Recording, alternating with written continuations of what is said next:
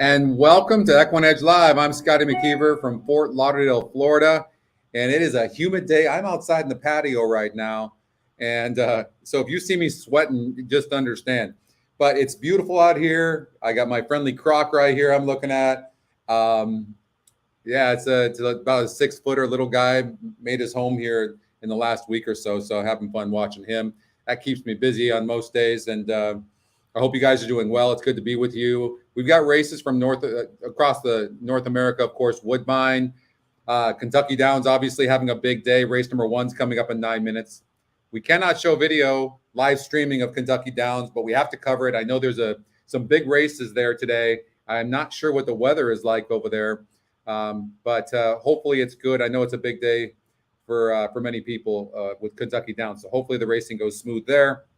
Of course, we're covering especially Goldstream Park and Woodbine. I hope to get the streaming from Pimlico. That has not come through yet, so we can show as much live streaming as we can.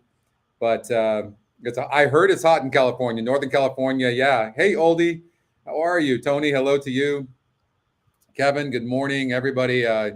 It's good to see you guys. So I love doing this handicapping with you guys. That's the most fun. You're looking at new race view right now. I look at what you're looking at and look at this, and you can see how much cleaner this is. And we've added the SOR and the GSR column. We're working on the handy view, which is our past performances right now as well. And on dashboard, we're adding a new feature that's going to tell you on dashboard when a horse is 14 points or higher than it was in its prior race in GSR, indicating that the horse should outrun what it did in its prior race. You can go there and you can get that information. So we've got our squares feature as well that you see sometimes with me. If you look, you'll see a square around horses that have a significant advantage in pace, in SOR, and GSR. You guys will have that as well. So that's coming. And then, we've got inner turf, outer turf on our past performances now. We're going to show you what the rail was out in past performances in the last race. A few other things as well. So some really cool changes to the site. You've got the lifetime tab. You can see that. It's very clean. Jockey trainer tab. You can see here that Sonny Leon got off at the 12 horse last time to ride this 1 horse last stream. And then this is the changes tab. First time occurrences are all in red. So if you're new to the show, thank you so much. Yeah, they're working on that. Surface changes being changed. That's the hardest thing that we're having a tough time with. That we've got 2 developers that are working on the back end side, Oldie. So when races, what you're talking about is when races are taken off the turf, and then changing all the metrics for that new surface. So we're working on that. Win percentages are updating very fast now. So we have made some improvements in the real time. So that's coming. Okay. So, all right, we got race number 1 at Goldstream Park. They're just on the track. And right now the favorite is the 9 horse. So let's take a look at this field. This is the ticket that the ticket generator gave. I think this 7 horse is a single. It's very, very fast. It looks really good, doesn't it, Aaron? We're really proud of it. Really proud of it. To put it in perspective, just to show you the improvement on the site, if you want to see the difference between the current version that's out there and what the version that I'm looking at, this is it right here. So you got race number 1, race number 1, and this is what race number 1 looks like on the new version with more information. You can see how much cleaner it is and more information as well. So this makes a big difference in readability, makes a big difference. All the little details that are done. I can tell you that I made a change today where I'm looking at this and I'm looking at the word other. And I noticed it just kept standing out. It was bothering me. And so then I'm like, I get my computer and I'm like looking like this. And I noticed that the other was a font size too big and it was right aligned. Well, now take about 50 different line items like that, font sizes, spacing, things like this. This creates cognitive load. These are things that I've been learning as I've been going on YouTube videos and stuff like that. And that cognitive load is brutal on you, and it makes you make betting errors, and you don't see things as well. You don't enjoy the experience on the side as well. So those some little things that we're working on. Yeah, we're going to do that as well, Oldie. Listen, you're just as hard as I am. I mean, but it takes time on this stuff. But I feel like I'm listening. I know what needs to get done. I know what I want done, and usually what I want, you guys want too. So we're working on that. But we've got about 2 or 3 minutes before they take off at Goldstream Park. You see Woodbine is coming up in about 36 minutes approximately. And so let's see if we can find a ticket. I think the 7's a single. The ticket generator came up with it, but I think it is a single. Let me refresh because I know it hadn't updated scratches, and I don't. Staging hasn't, and so it still hasn't. Oh, for sure, Oldie. I know that. And, you know, anytime you can get good handicappers, too, that are giving you advice on what you should do, sometimes they don't always have the best opinion, only because they don't understand the functionality of stuff. If we stay that long, if I stay that long, I'll for sure probably cover a few races. They're coming on to the synthetic course. This is the ticket that I'm recommending.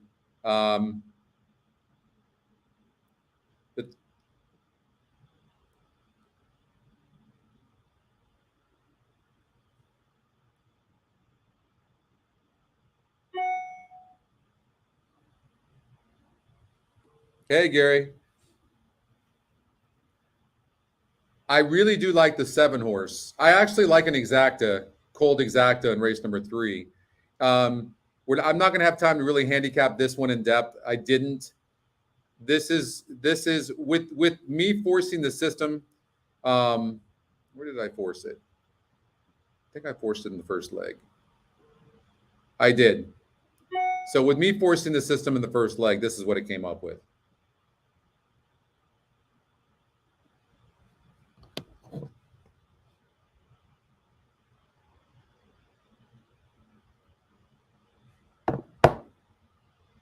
All right, don't mind me. Like I said, it's really humid here and hot in Fort Lauderdale. I'm actually in Parkland right now. I'm at Anna's house. I'm not even actually in Fort Lauderdale, but it's just, and I handle the humidity pretty well, but it's hot as hell here for sure.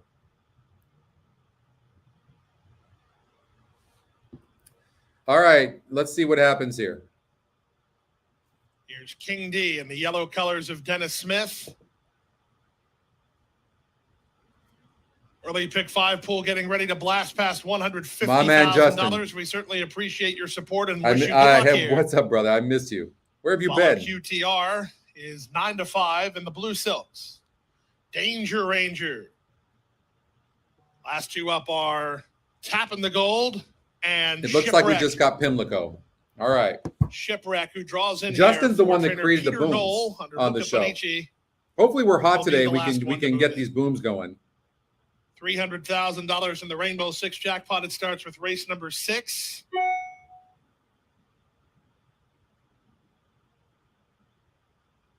Tracks are fast, and we're set for a start. Racing at Goldstream. Level beginning. Soon after the start, it was King D who went looking for the lead. Tapping the Gold is right alongside him. Up to the outside at Shipwreck, and in and amongst rivals is Follow QTR. In very tight, both Last Dream and Freddie's Music. Then to the outside, Poetic Code. He's about 6 lengths behind. Just ahead of him went Voice of Now. The early trailer is Danger Ranger. The early leader is Tapping the Gold. Tapping the Gold to the backstretch, leads a length and a half. King D is second. Shipwreck is third. Follow QTR races into fourth. Inside fifth and Last Dream alongside Freddie's Music. Silver Mat is 3 wide. 4 wide is Sydney's Bid. A gap of 3 to Voice of Now. Reserve 2 better than Poetic Code. And still at the back is Danger Ranger. The quarter speed was 24-2. They have less than 5 furlongs to run. And King D ratchets up the pressure on Tapping the Gold for the lead. Racing on the outside of them is Shipwreck, and held up between horses is the favorite, Follow QTR, fourth at the rail. Followed fifth by Silver Mat, then Sydney's Bid with Freddie's Music. 2 back to Voice of Now. Last Dream has steadily lost ground. Then Poetic Code, and the trailer is the only horse really coming is the 8 at 19-1. Nobody else is coming. He has the lead, and he tries to widen on him now. He moves to the top. Nobody's of the stretch catching on the top, 5, 2.5. first of all. Shipwreck is second. And 8's kind of leveling out right now. This Position. He's 15 now horse third. could hold Follow on for QTR second. got stuck in traffic. He's loose now while racing in fourth. After 3 quarters and 1:13 and 2, they're at the top of the stretch. It's King D and Jaramillo who threatened to blow it wide open. They wheel for home on top, 2.5. From the outside, Shipwreck. 15's running a hell of a race. Code with follow QTR. Shipwreck Wow. tries to gain on 5 King is D. stopping. King D not home yet. Shipwreck gaining Here comes some the ground. 2. Down Get the up center 2. in Poetic Code. King D trying Get to up get 2. home. Shipwreck trying to get him. Here comes Shipwreck at a nice price. Wow. Shipwreck won it, and it's very close for second. Poetic Code or King D. It's an 15. How is that, huh? 1% horse, 39 to 1.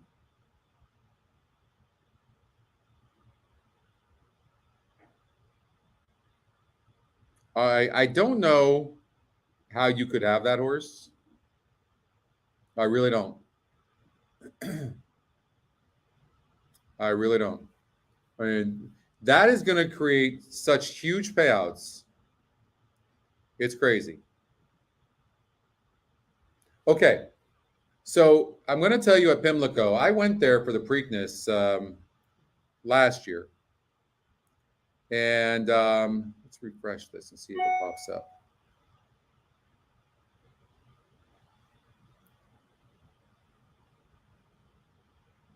Huh. It's not up.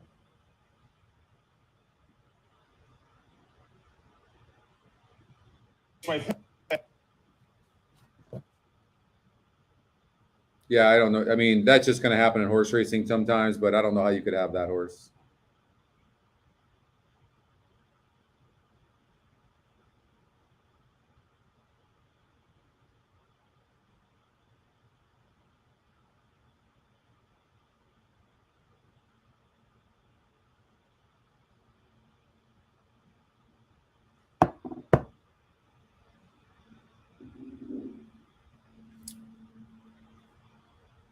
All right, so Kentucky Downs, I know went off.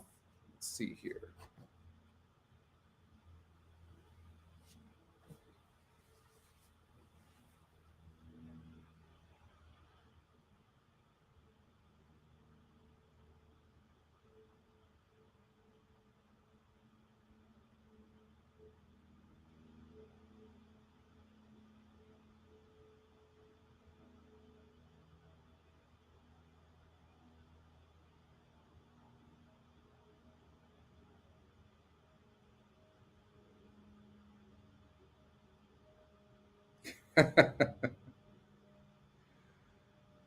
Such a rebel, Scott.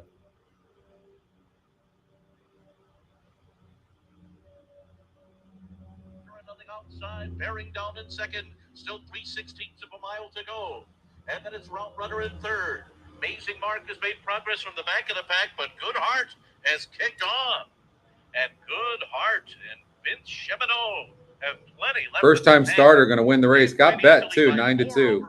Wins by 4 lengths in this field. Now, when you have a horse that's 9 to 5 favorite in the 2 horse, and it's only 24% to win, and it doesn't especially have a very good GSR, right? I mean, I think that these are the types of horses, second time starters, that get over bet so much. Woodbine has a pick 5 carryover starting in the second race.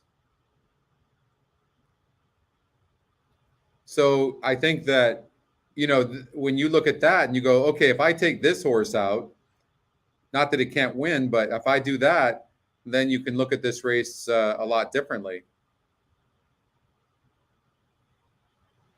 Right? And then all of a sudden this horse has an 8%. That's not any different than 14 or 13 in my mind. It's right there, right? And you can see, look at the workouts on this horse. I mean, they're pretty tremendous. It even started back here in this 3/8 work here. The first one on display, 5 of 22. Then look at this gate work, 2 of 84, 1 of 92. So this by the way, this jockey Cheminot, I don't know who he is. Vincent, he's good.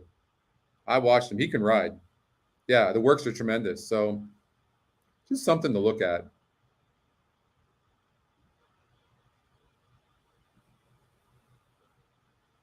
All right, Pimlico.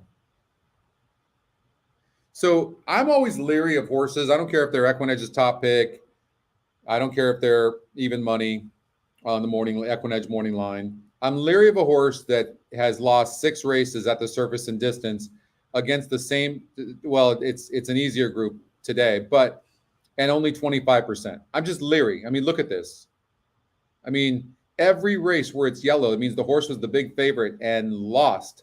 I'm just very leery of horses like that. So look at the trip the horse is going to get.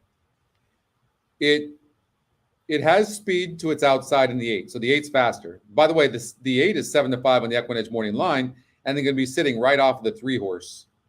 I mean, I would take this 8 horse over the 7 every day of the week. Every day of the week.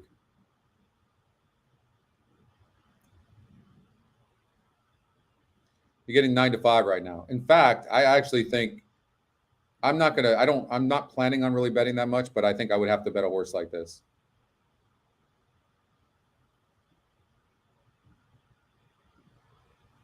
Because this is where the pace number, you need all the metrics together. But the pace number is like the leader of this one, if you will, right? Because you can visualize, okay, this horse is fast. There's no speed to the horses outside, so it's not going to be getting any pressure and being in between horses at all. And then, hey, Bob, how are you? That's been a while. Yeah. Oh, you have a hanger? Okay. See, even Bob said. So you can see with the 8 horse, it's just going to be sitting right off the 3. 3 is most likely going to have the lead, and the 8's going to be sitting right off of it. It's 45% to win. It's EquinEdge's second pick. It's 7-5 EquinEdge morning line. You can just see it's gonna get the best trip. Connection's good.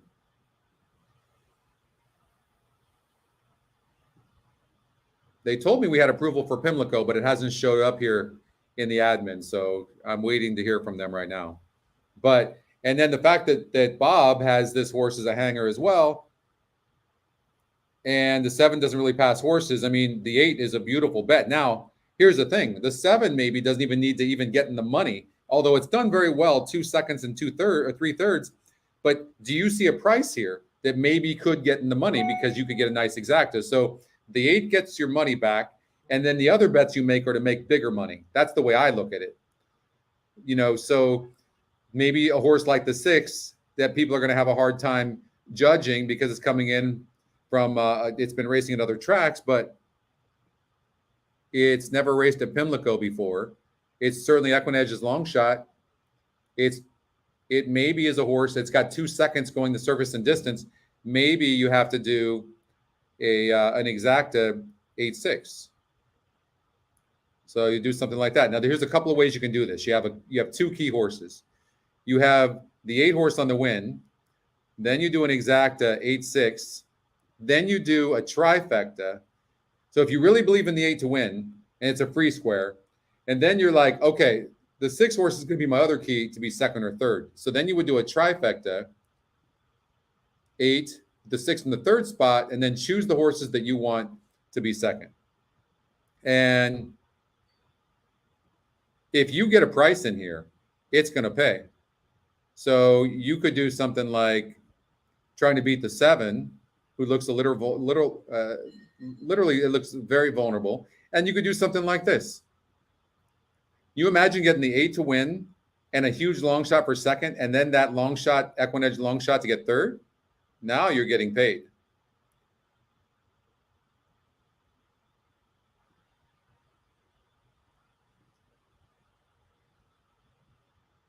Woodbine's coming up in 21 minutes from now. Eric's best bet. Thank you for sharing that, Eric. That's very nice of you.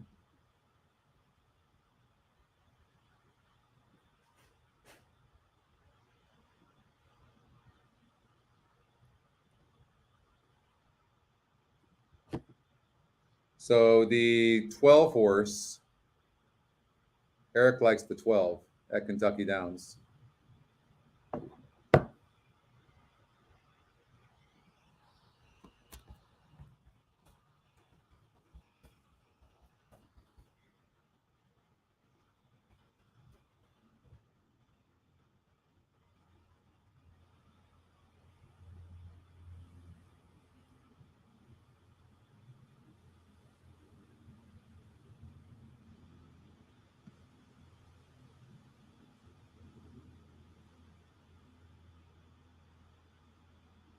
There's Pimlico.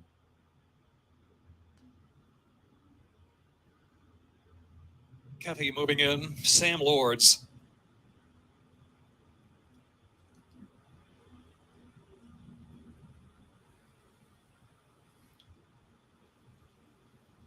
Oh boy. All right, let's get this 8 home. Slow Gin Biz. It's good to see you, Bob. Ooh, it's hot here. The reason I'm out here is I'm trying to stay away from the house cleaner who's Awesome cleaning the dynamo. house here. And so I'm outside, but Blame it on the fun. as soon as she's done, my ass is getting back inside. I'm going to carry you guys in the house. Bliss this. Crimson Rocket now 6-5. Yeah, I was going to say. 7-5. Bliss this.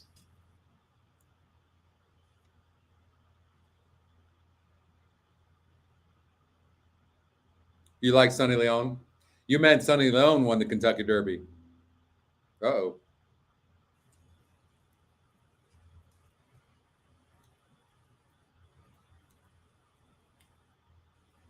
I think we'll get better reception inside either, or as well. All right, let's see what happens here. This is the opener from Pimlico.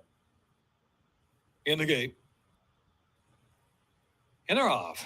The 8 hind legs hit the. Awesome Dynamo going to fire out to I the early did not lead. expect the Bliss 7 this to be and Slow there. Gin Biz The right 8 there. hind Big legs three kind of right hit across the the track, and Crimson Rocket gate. moving forward into 4th. Blame it on the fun. Travels in 5th position. Sam Lords, Keffy back at the pack end. Oh boy, trailing the field. Oh boy, last now some 13 off that pace. Heading on with It the just far goes to turn show drawn, you, and like, it is Bliss when you this. guys Bliss handicap, this how working often on do you the lead actually from Awesome handicap Dynamo back second on the a inside. And horse Crimson breaking Rocket on the and how a outside horse in the breaks, clear. right? Crimson I don't believe Rocket the just 7's maybe ever just broke like second that. now, but coming back And for I don't know that the Awesome 7's Dynamo. even really They're been on still the lead chasing like Bliss that. this. Here next is Slow Gin Biz is racing on the inside in 4th position. Outside is Sam Lords. Blame it on The the 8 fun, and followed The by 8 definitely its hind legs hit the back of that gate, and that's gonna Keffy we're trying gonna to struggle to improve win down this toward the race. inside with a quarter to go.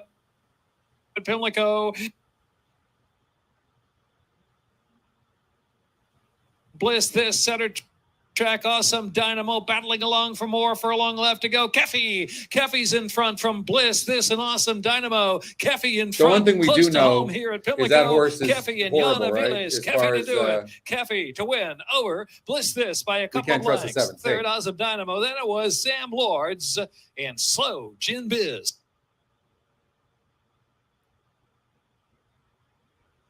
If I need the what? Oh, I'm gonna go inside. It's brutal out here. Yeah. Okay.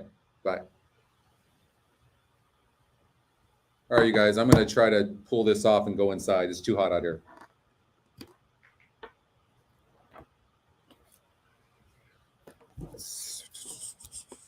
Minute 11, 3:50. It's the running time, and it'll.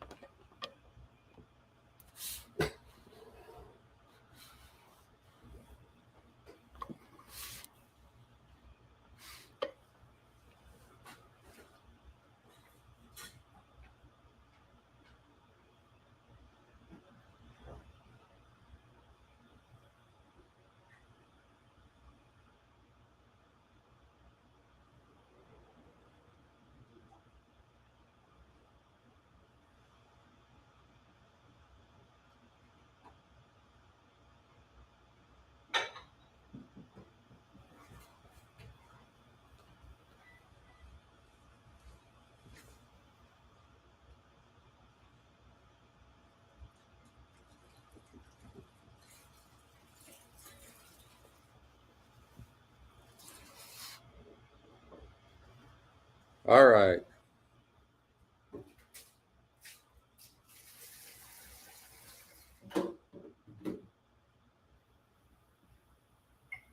So you obviously, I don't know if they'll catch that, but this horse hit the gate, right? So you should put that note there. Because many people that see the running lines can't see stuff like that.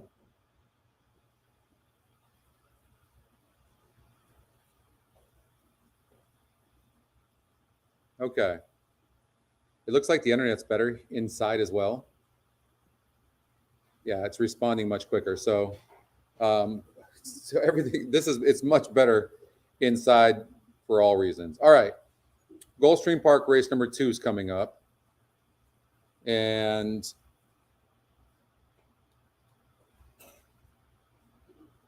let's take a look at this.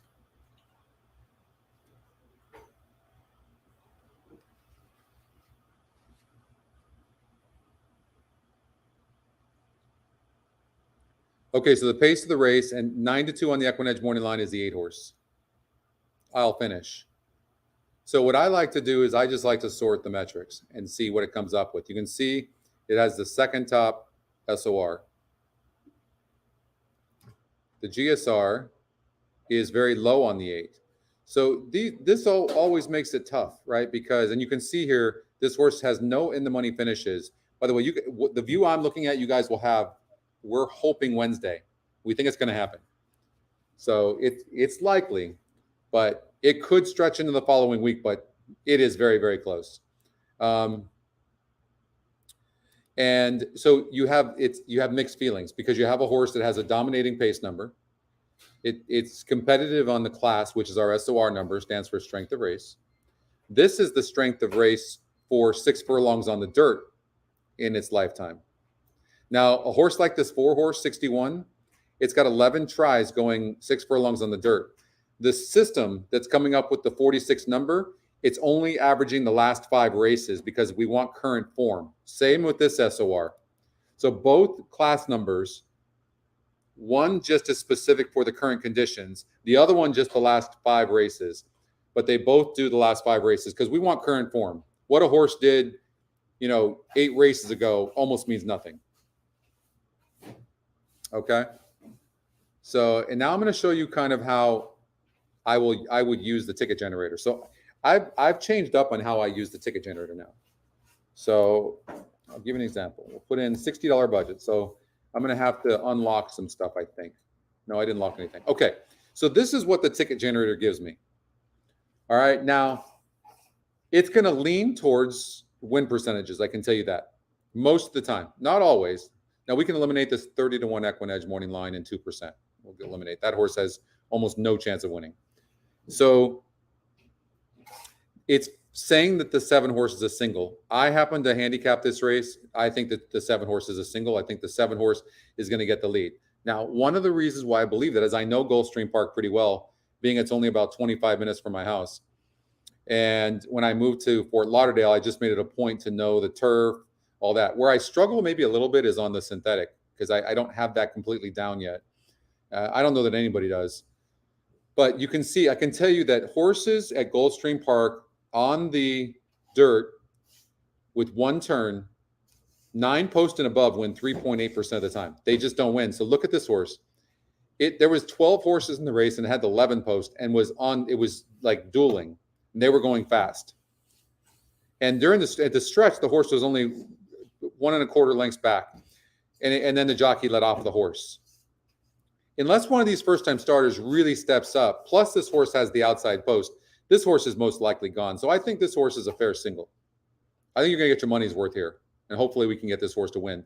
You just don't know if one of the first-time starters is really going to step up. Now, I will tell you that this 2 horse seems like a runner to me. I know it's only 4%, but there's some indications here that maybe this horse can run. So, okay.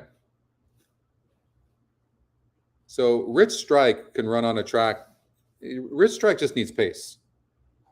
That's it. I mean, the horse has some class to him, but I mean, they were lightning fast in the Kentucky Derby that set the horse up perfectly.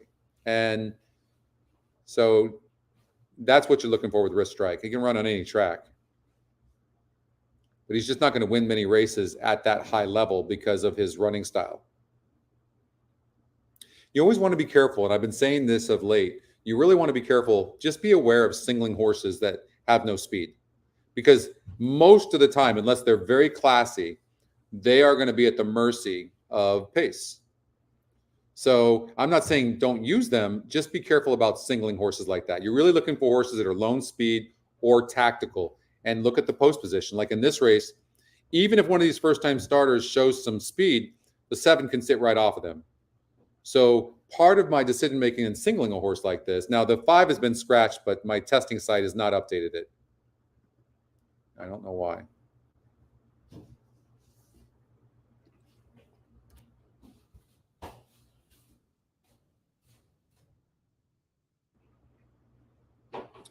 So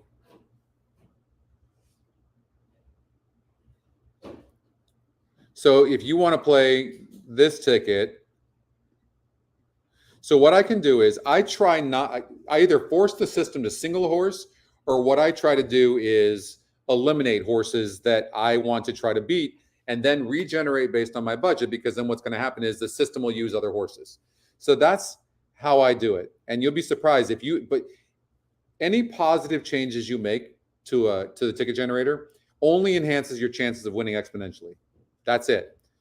So in here, let's look maybe based on pace or whatever at horse that is not likely to win.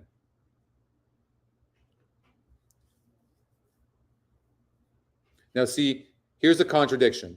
You have a very low, very, very low strength of race for the 2. But the system's already calculated that, and the win percentage algorithm has, and the horse is 19% to win. So if you just eliminate this horse, that could be a big mistake. Now, if you saw it was more on like a 9% and it had a 37 SOR, then maybe you would eliminate.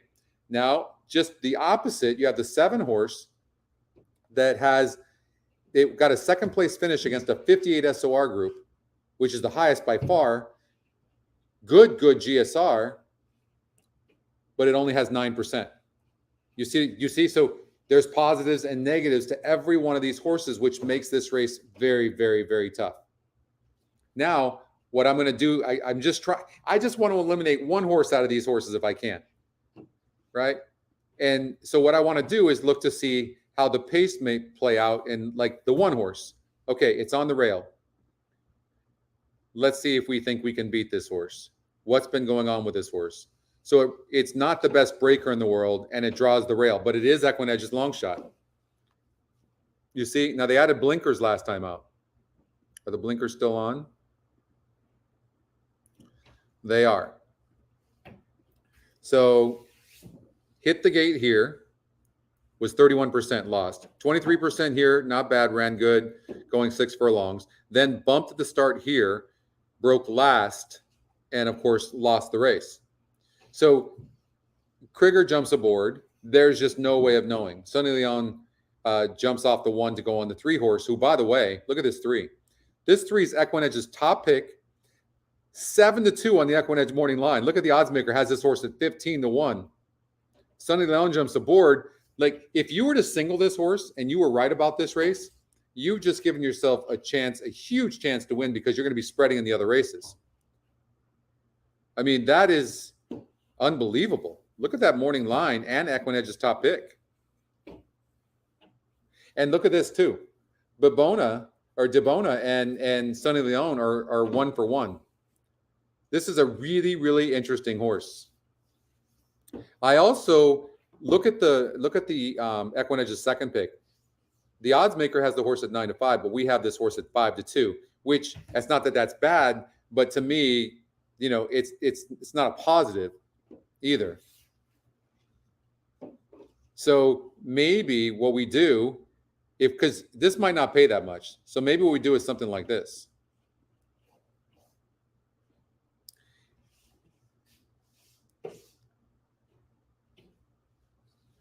Spreading out here and spreading out here. So maybe no, because we think I think the 7's a single. So we do something like this. Hey, Cindy, there you go. $17.50. I mean, so you're not spending that much money to win some money with the. You could here's how you play this. You can do a 3-7 daily double. You can bet the 3 to win and then plan on betting the 7 if it doesn't, just to get your money back. So you can do a number of things. But I think this horse has a really good look.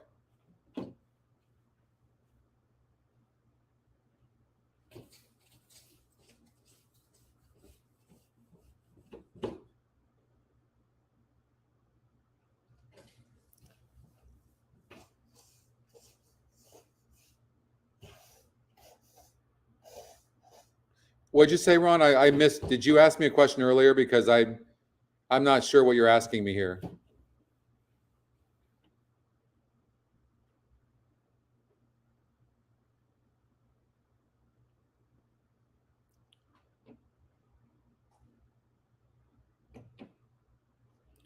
So you know what's going to happen with the 8, right? They're going to send this 8, but the 8 needs a lead. Going to be wide. Going to get pressed.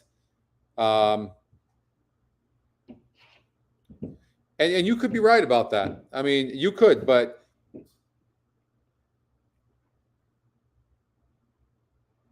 the 8 can take them a long way, for sure. And 5 is just going to be sitting off of them.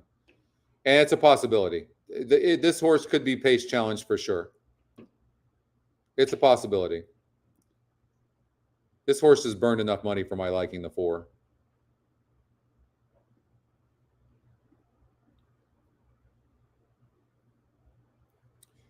All right, so Cindy likes the 5. Cindy's single to the 5. Leanne's Warrior.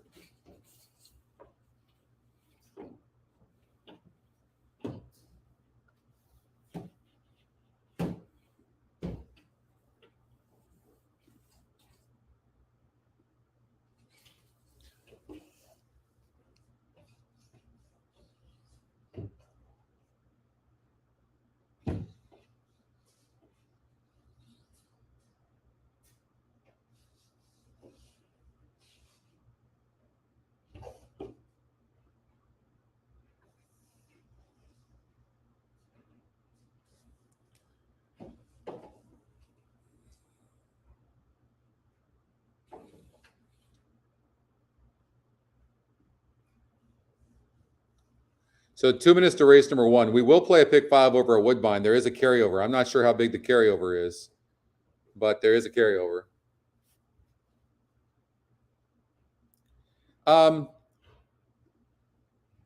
Again, I don't want to play a big ticket because I think the 7's going to be the favorite and it might not pay that much. So, okay, well, take care. Thank you.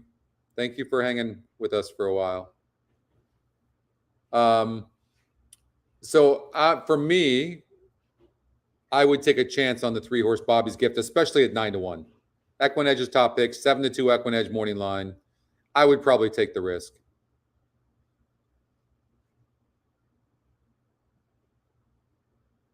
It's 100,000, Stephen? Okay. Well, we'll have to play that for sure, won't we?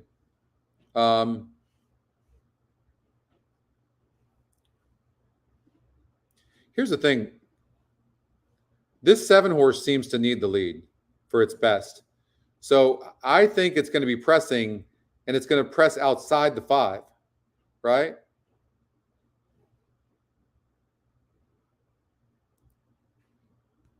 Yeah, I would agree with Justin on this. I think that 7's going to get the lead because the post it had the last race, Cindy, was the 11 post going on the straightaway. That horse is a single. Unless for whatever reason that horse has issues. Ladies and gentlemen, may I have your attention for a moment, There's please, for a gonna be late a scratch scratch here in the second race from Goldstream Park. Acting on vet advice and by the order of the steward, scratch number 1, Awkward Pause. All right, so number one's been Awkward scratched. Pause is a late scratch from this One second race. So in the this 1 race was your here, choice in the daily double, you will get paid on a consolation. If you have the 1 in the pick 3, you'll get paid on a consolation.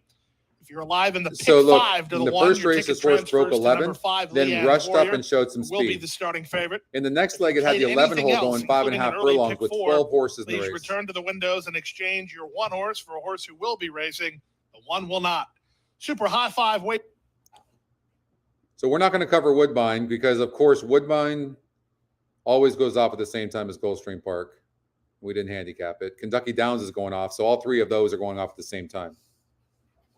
The reason, Cindy, I like the 7 so much is because if you look, broke 11th here, showed some speed, and then let up. Comes back in 5.5 furlongs, and then look what happened. 11 hole, showed some speed, and the stretch was only a length and a quarter out. The jockey let up. Now gets the 7 hole, no speed to its outside, looks like the fastest horse in the race by far. Now, could this horse have a breathing problem? Possible. I'm going to give it one more chance, and I think it's going to go gate to wire.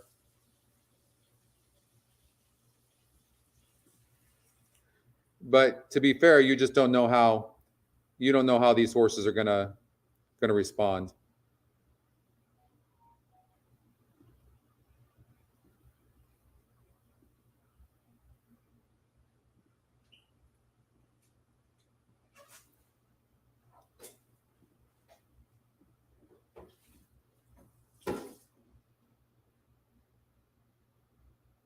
There's some decent breeding on this 2-horse Breakout Star. I'll say that. And it's got the top GSR, this first-time starter. So of the first-time starters, Cindy, the one that is interesting to me is the 2.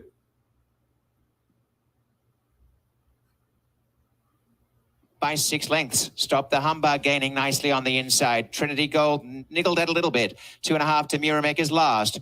And How they're good in is 2 that divisions favorite running? still You as see they how much race to the horse the 3.5 6 and horse has sharing here, it on the Green Fleet? inside. It's Ultimate Really a Storm, lot the of outer horse. Coppensay, who's going up to put the nose in front. Little between them, a length and a half. Green Fleet, the rest of the pack's coming. Stop the Humbug coming What's home up, well. Linda? Muramek starting to wind up. Trinity Gold's had a tough run, has pushed along but making ground. In front, Coppensay from Ultimate Storm. We got a Green nice Fleet release coming at coming them next 3 week, wide. Linda. You're going to like. Stop the Humbug coming up in the center, and Muramek goes to the inside, and now the Now, I'll race tell you what, the changes as jockey on Green the Fleet 6 got a breaks little away and impatient dashes and moved clear. too soon, a Raced little out bit. in front. It might Muramek still be trying to good get up enough, on but the it was inside a of very Stop the premature Humbug and move. also Ultimate Storm. Stop the Humbug And into if it second, loses, and is it's coming going to be after because Green of that Fleet. move. Green Fleet's lead down to a length and a half or 2 lengths still. Green Fleet holding. Stop the Humbug But and it down to the looks wire. like it's Green gonna hold Fleet's on, too but- strong for them, and Green Fleet goes on to win. Green Fleet by a length and a 6-1-3. quarter. Stop the Humbug. 3.5 to Muramek was third, and a gap away fourth.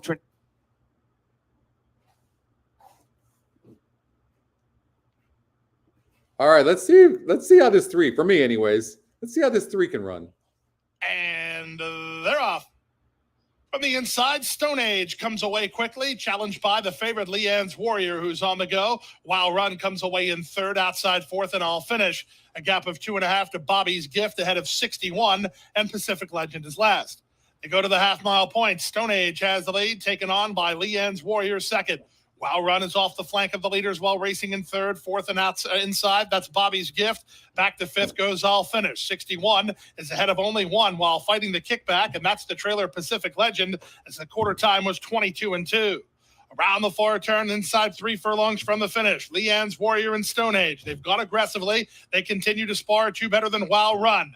Up to the outside, it's All Finish into fourth and starting to gain some ground. Running home a touch from the back is Pacific Legend. The other favorite, 61, has taken no part in this. He's last to turn in as the leader is Leanne's Warrior, battling back Stone Age. Stone Age up on the inside. Leanne's Warrior to the outside. Their heads apart. All Finish charging to challenge in 61, loose for a minor placing maybe. Final 16th of a mile. And still plenty of chances here. Down the center, 61 is erupting late. Wow. 61, minor placing, nothing. Oh, the 3, look at that race. 61 5 of them at the wire. What a race that was. 12-2. 4-horse wins the race. The 3-horse was, I thought the 3 was going to come back and get there. There just was, oh my God, that horse needs more.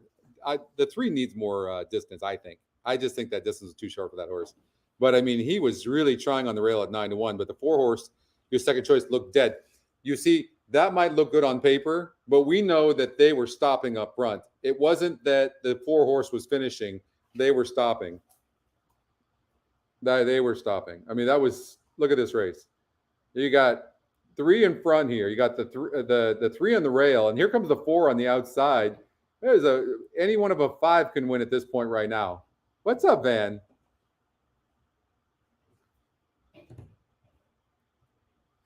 Absolutely, Kentucky Downs. Big racing today. No question about it. No question. Wow. Well, Hey, that's why. Listen, you get a 9-1 shot home and you single it, and then you get the horse you like a lot to win. You're looking good. So, but that's why you don't spend a lot of money on stuff like that. You bet 10 times, you win 2 or 3 of them, and you make money. Really comes down to that. Kentucky Downs.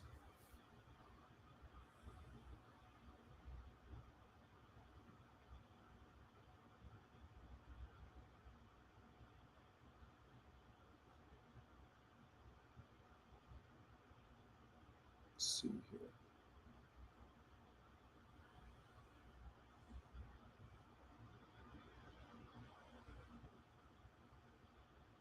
Oh, thank you. So the 7 ended up winning over Kentucky Downs. The 12 horse disappointed.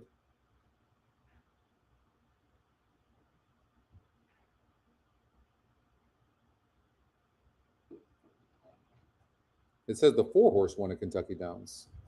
Oh, that was Goldstream, excuse me.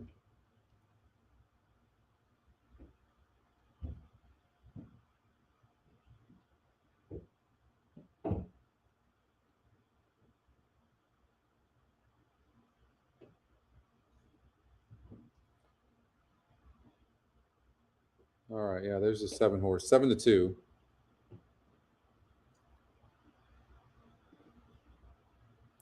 What do I always say? I always tell you, like, well, first of all, I'm not a Rosario fan, but second of all, look at the second time starters, especially the ones that run good first time out.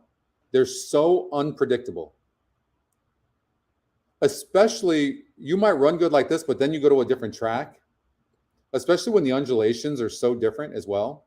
Plus, this horse ran like this on inner turf, right? And now goes to, I mean, that is such a risky bet at 9-5.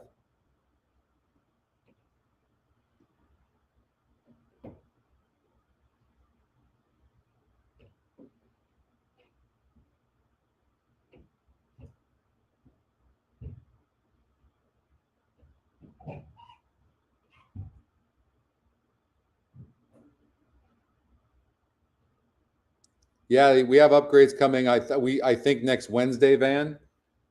It's happening. Thank you so much.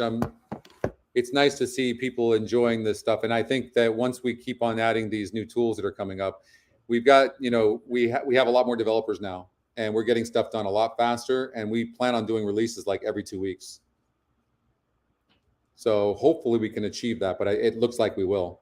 Like we're hoping to have Ticket Book up by the end of the month. So you'll be able to save your tickets.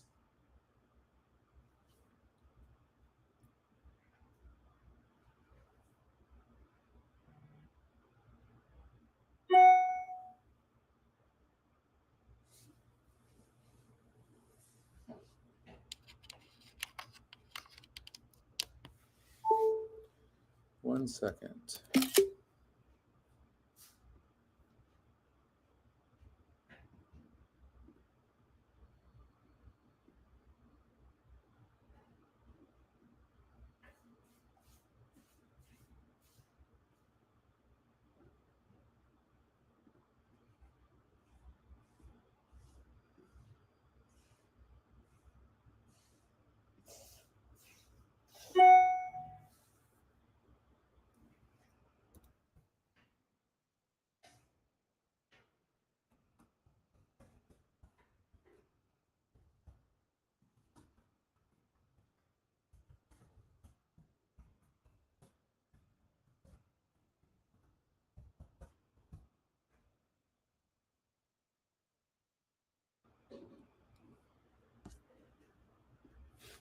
Okay. What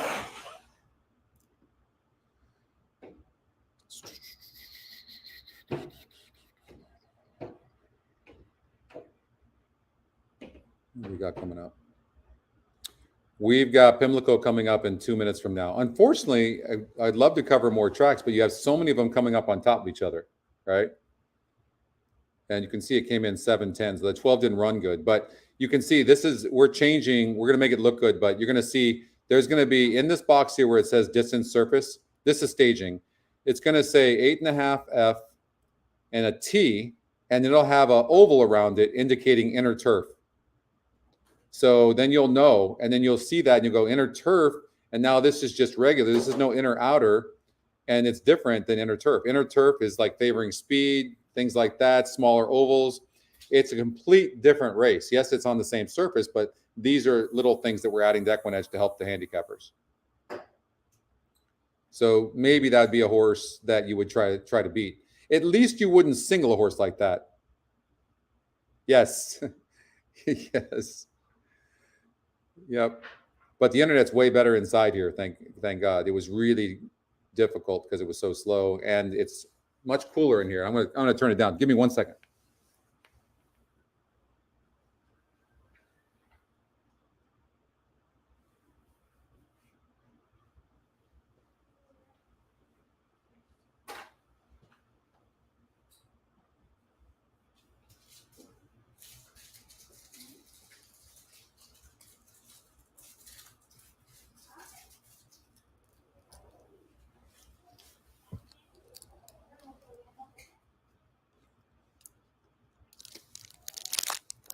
Okay.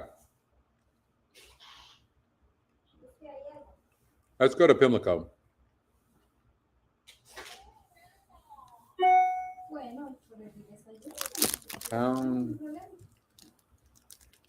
Thank you, Olden.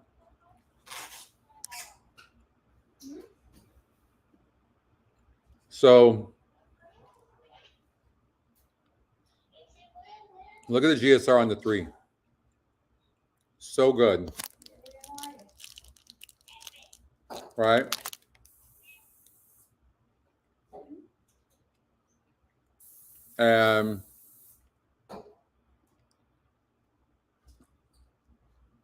Look at the percentages. So I want to show you how you can eliminate with EquinEdge so fast.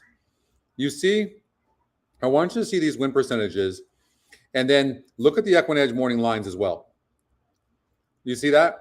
So it really starts right after here. You get 10 to 1, 15 to 1, 20 to 1, 20 to 1, 35 to 1, and all low win percentages. You see that? So watch what we can do. We can just go like this, eliminate those horses. The chances of one of those 5 horses winning are very, very low. They can, but now look, instead of handicapping 10 horses, we're handicapping 5. That's how fast you can handicap. At least we've eliminated the amount of horses that we have to handicap in this race. And then if you were playing a pick 4, you would just go from race to race right here. See that? And then you can eliminate. We can sort the win percentage, 1%, 40 to 1, 45 to 1 EquinEdge morning line out. Horse can't win. Here, sort. Low win percentages, EquinEdge morning lines, terrible. Get rid of those horses. Chances of them winning are just really not likely. There we go. And look, at top win percentage is only 15%. I will say this, if one of these horses is going to win, it would be in a race like this where the top win percentage is so low. But look at the pace, 75 on this one. It's 9 to 1 EquinEdge morning line, 15%, has a very good GSR. This is the type of horse, the one that could surprise.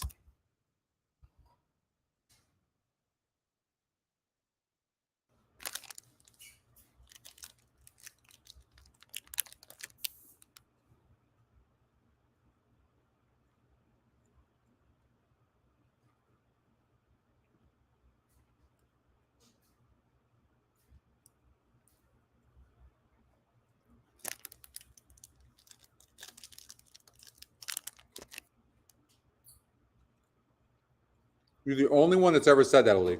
Only one. You don't have to use it. The thing about the elimination feature is you don't have to use it. I can imagine being without it, especially on horizontals.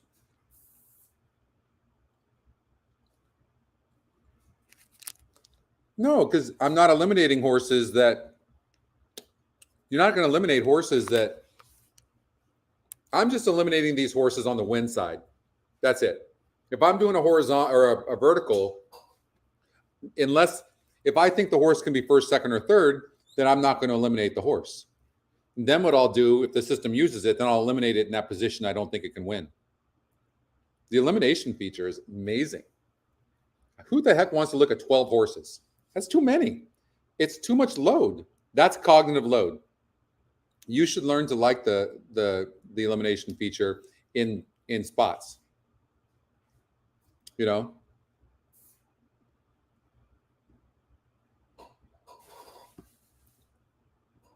I mean, that's just my opinion.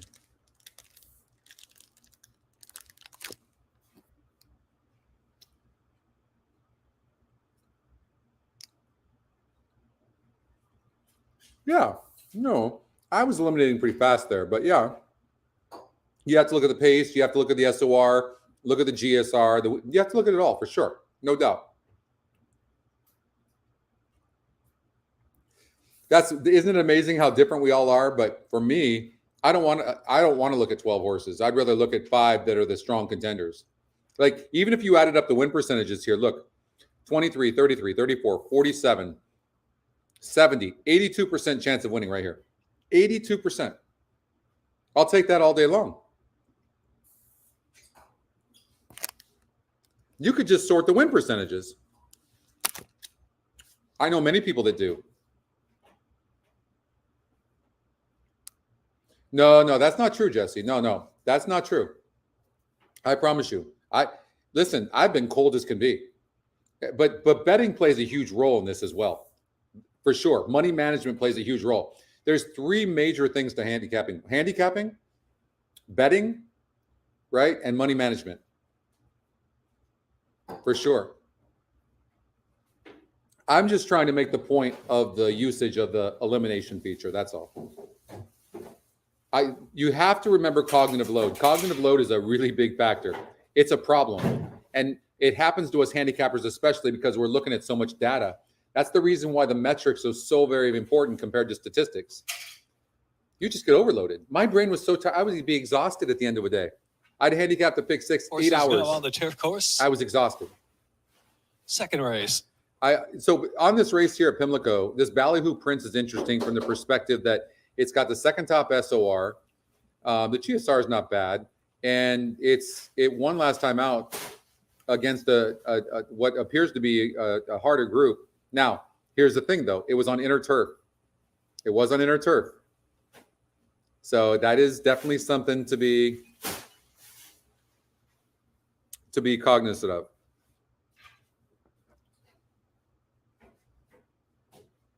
Excuse me 1 second. The horses have reached the starting gate. I'm going to show you what it's going to look like. It's so good. Horses have reached starting gate, but you guys got to see this with me. Look how good that looks. That's what it's going to look like. A T, inner turf, outer turf, or just turf. How good is that?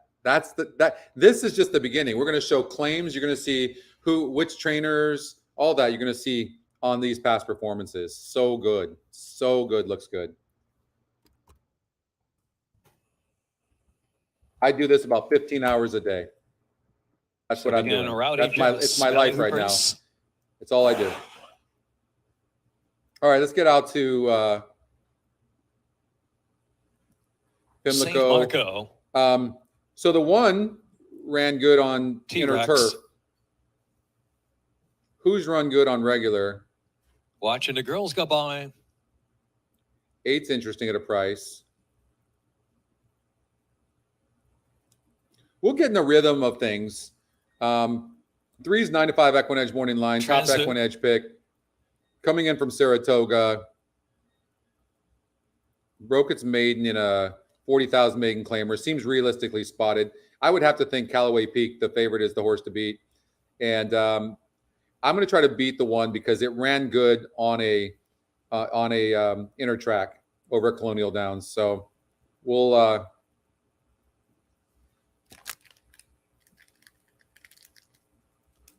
stick with Wes the 3 horse. Newton moving in. Pursuing pace. We're going to go to Woodbine because I want to play the Divine pick Law. 5. There's a big carryover.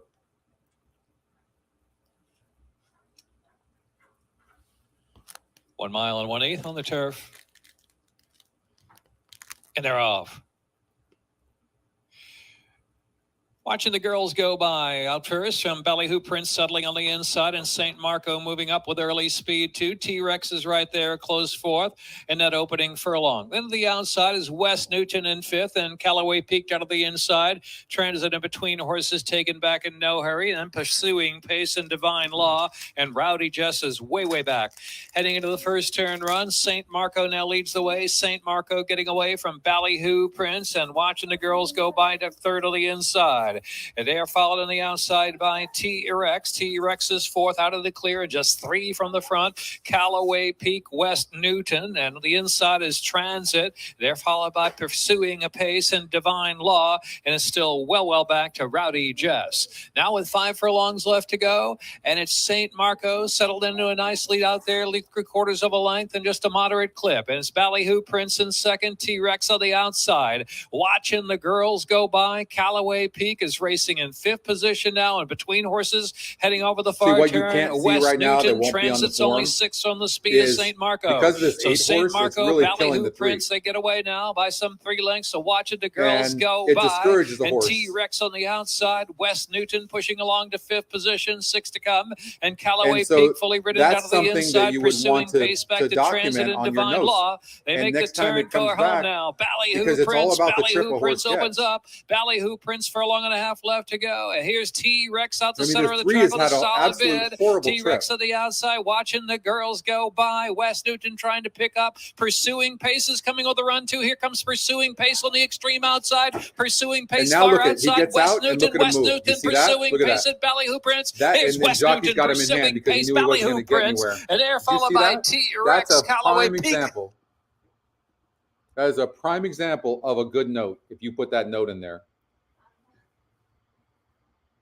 This horse at the right level will come back and win next time out. Did you win? Who won? Boom. Nice, Justin. Our first boom. Okay.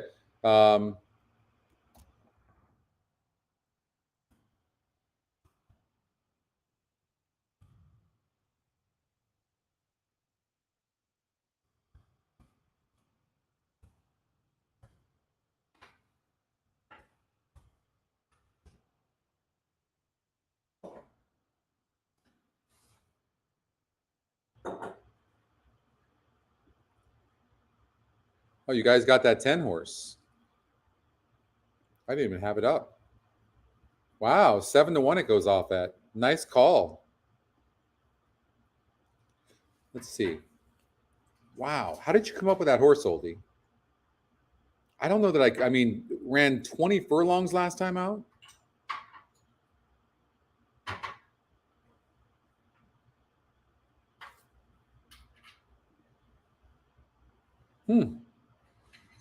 Great call. Really good call.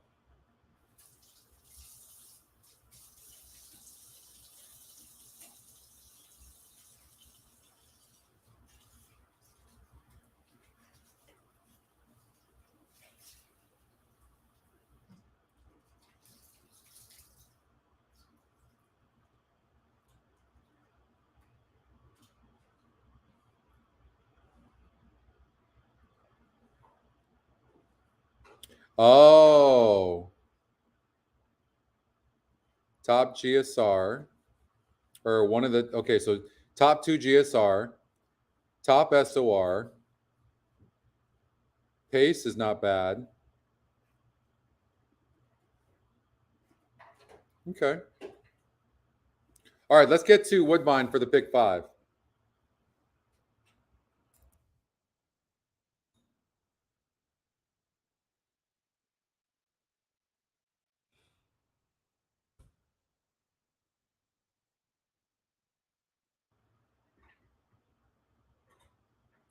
So how is this 5 horse so dead on the board? You guys see this? Really dead on the board. Should we try to beat this horse? Let's go to the other races and see if we can eliminate anybody.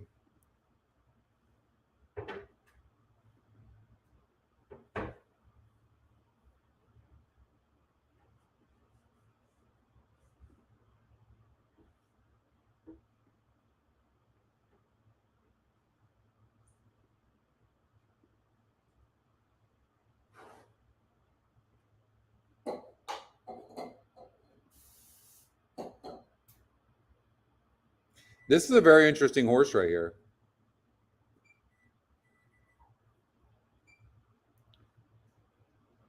Beat the system.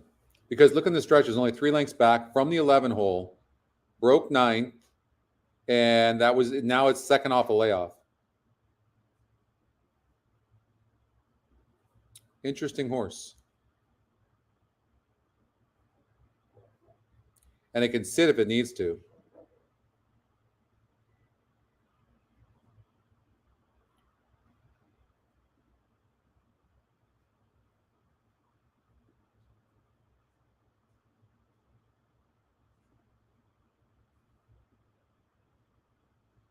All right, so if we really want to, we need some help here to be able to eliminate some horses. The system's really spreading here.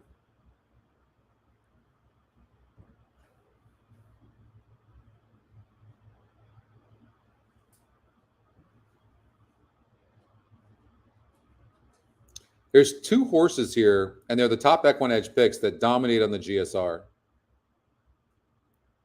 And the EquinEdge morning line as well. I mean, these could be horses that you...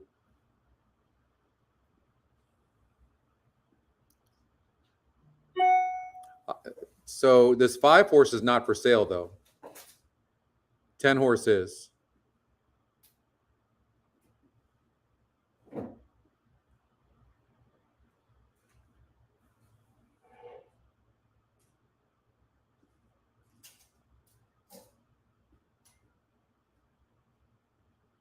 Anything can happen in this race.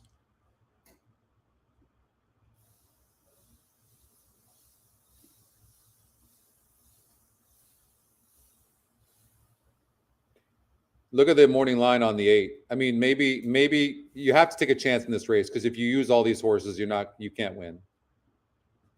So watch what I'm going to do. I have to take a chance.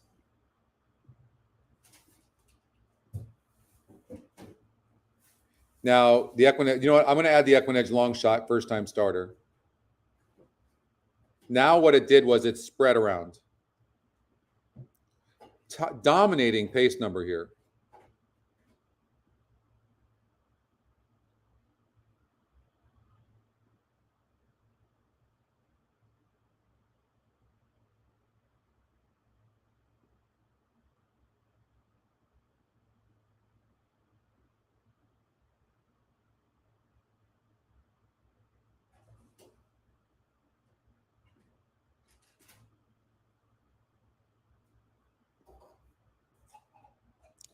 So look at the inner turf. It's on the inner turf.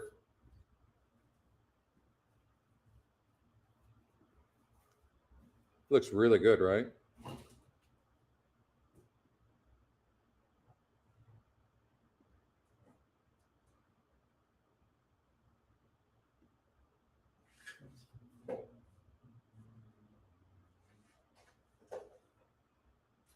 Wow. Really progressing nicely. I mean,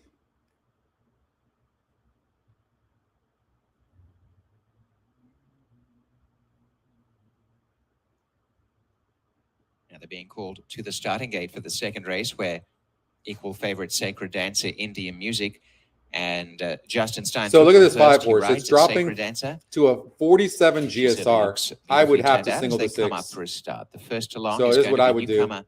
I can't use a horse that's dropping that much in GSR, and it's already been burning money. And trainer here, so I would take the other horse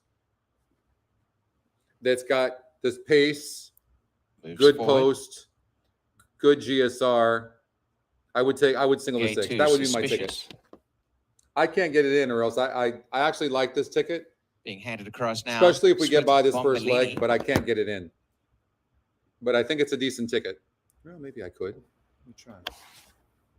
Goes to gate 3. The other first-time starter in this field is Lady in Red, who's now coming to the line. Gate 4, the Chestnut. 6, 1, 2, 4, 6, 1, 2, 4, 6, 2, 3, 5, 6. Sacred Dancer touching into favorite now, comes to gate 5. 6, 10, 5, 8, 9, 2, 3. India Music following. Let's do this all. And to the outside gate, Royal Chrome with blinkers on. Final runner to come up, Royal Chrome.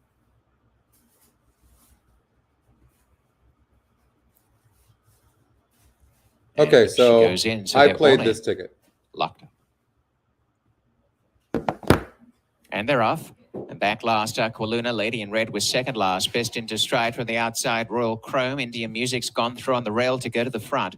Two to Now, Sweet hopefully the Bombolini, 7 Sacred relaxes Dancer, and chills off of suspicious us the a little rail. bit, A which length would and a be half, nice. Aqualuna. And a length away last, Lady in Red, being rated nicely. Indian Music, Royal Chrome, a half away in second. In third placing, Suspicious. Right there, the Sacred jockey was Dancer able to coming give up that on the 6 a outside breather. strongly. I can't tell you how A length huge behind that them, is. Aqualuna, Sweet And you can see Bombolini the back to 5-7 second last. And the check up a trailer, little Lady bit. in Red. At the 5/16 in And front, the Indian 7's Music done. quickens now. Now we Suspicious have to hold railing up off on the the inside 2. of We have Royal to hold Chrome off the and 3 5 wide that's already Sacred all out. And the Dancer. 4 is going to be Lady very Red wide. deeper on the track on the We have a inside, shot Aqualuna. here. I Sweet think I'm worried about the Bombolini 2 a little last. bit. Indian Music turns in And the front. 5 is Sacred coming. Dancer pouncing on the outside. And they But, I go mean, on. it's- Sacred Dancer joins Indian it's Music to take the GSR is lead. like down. Hopefully And the they're 6 out has in got front, horse. battling away. Come on, Indian 6, Music come on back. the inside, trying to This fight 5's back and breathing does. fire. Come Indian on, come Music back, coming 6. back on the inside of Sacred Dancer, stride to stride of the wire here. Come on, Indian 6, come Music, back. Sacred Dancer. I think Indian Music narrowly from Sacred Dancer. Third Sweet Bombolini, then Lady in Red, and on the inside Aqualuna referred her for the win, 56.96.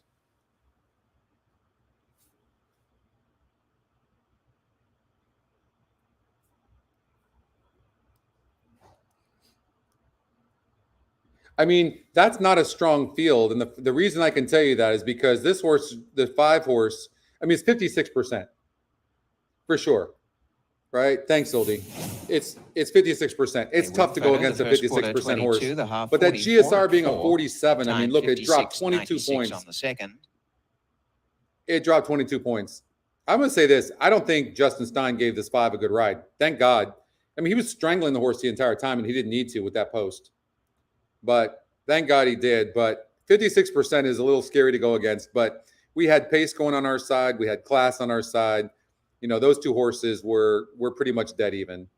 But we got there. I mean, you know, maybe because of the GSR, maybe the 5 horse was breathing fire at the end, and the 6 horses breeding came through and let the 6 hold on. Thank you so much, Juice. Indian Music, 9 to 5. Music over 5. Gets Sacred the Dancer, win. 3 Sweet Bombolini. Wow. And 4 Lady in Red. That's nice. I mean, Unofficial that's order a is 6, really 5, nice 3, ticket that we 4 have on now, the right? Second race. All right. Good start. 6 on the inside. Don't come out anymore.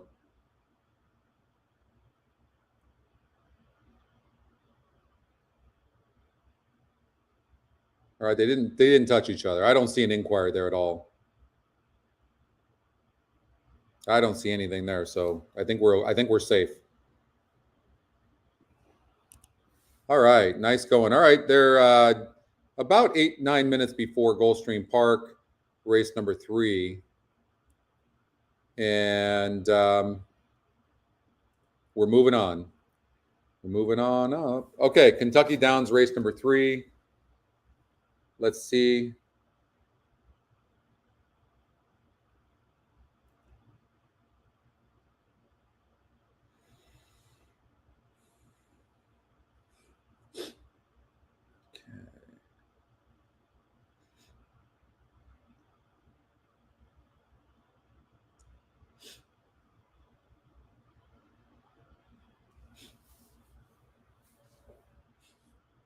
So we'll sort the win. $160,000 purse in this allowance race. How great is that?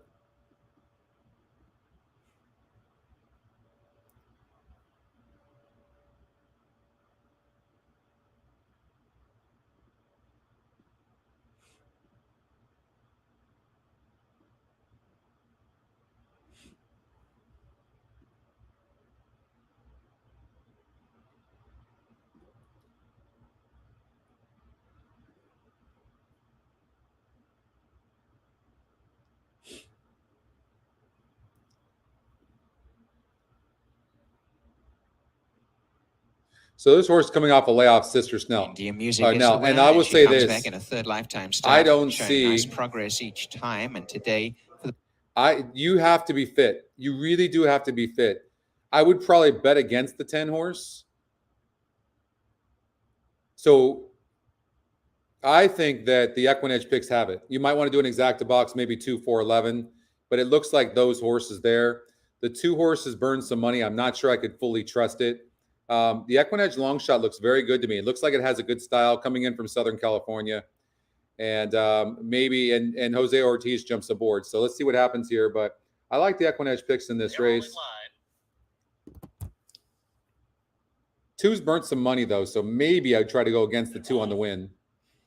Good even start there as Daisy B goes out to lead them early. Lady Traveler is out fast as well. And then it's Golden Sights and Street Jam on the outside. Berate and She's Gone down toward the rail. Social Engagement is next, and then Miss Maddie B.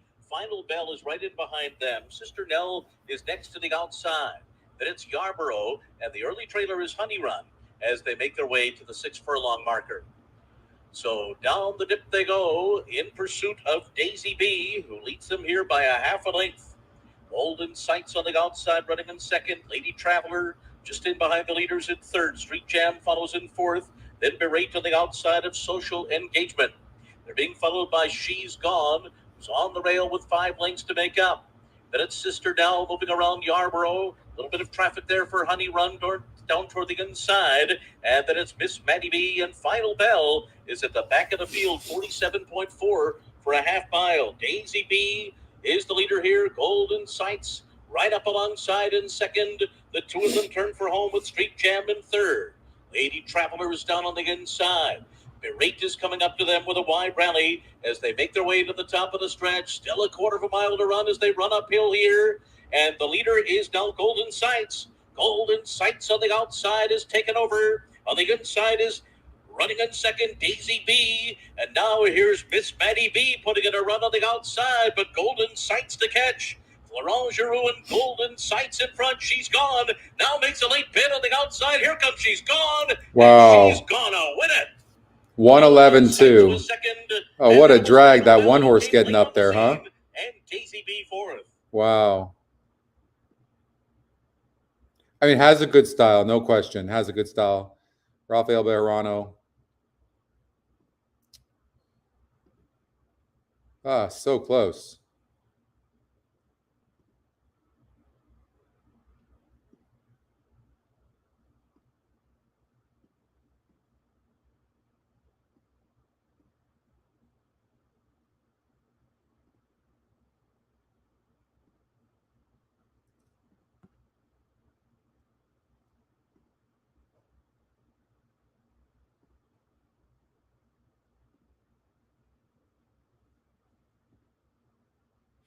Okay, so they added that. So you can see here this T with a circle means when you guys see this next week, that means inner turf.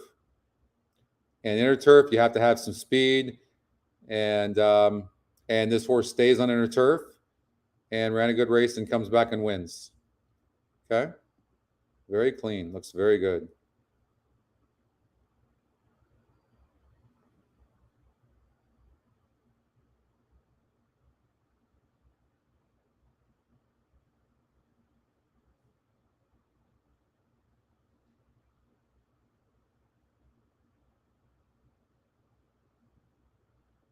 Number 1, She's Gone was first. Number 11, Golden Yeah, very Sights nice. was second. Number 2, Final Bell was third, and 8, Daisy B was fourth. Oh, so close. Okay, Goldstream Park race number 3.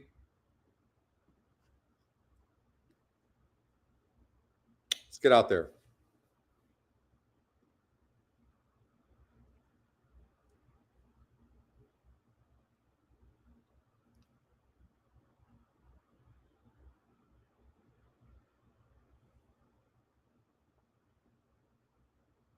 So, yeah, and the horse is 3 to 5. I was, I was obviously not hoping for not 3 to 5, but it's interesting that the 1 and the 2 are the same trainer. And the 1 is getting bet. They were both 7 to 2 EquinEdge morning lines. And you can see that the 1's getting played and the 2's not, but the 2 is EquinEdge's second pick. Now the 2 has the top GSR. I love the 7.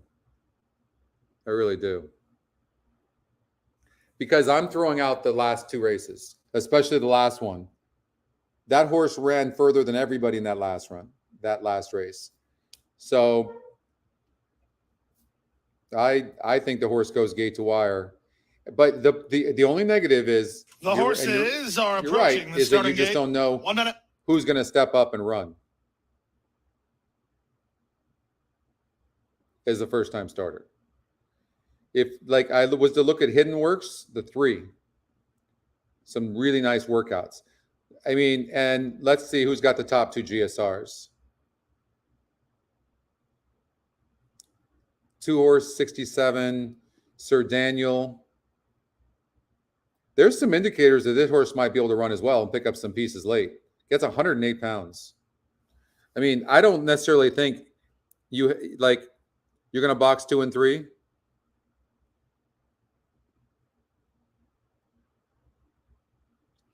I want to take a horse that I think is just going to pick up pieces in the end.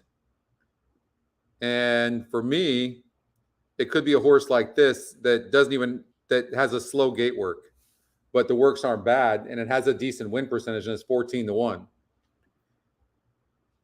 And the same thing with the 2. So for me, it's the 2 or 6.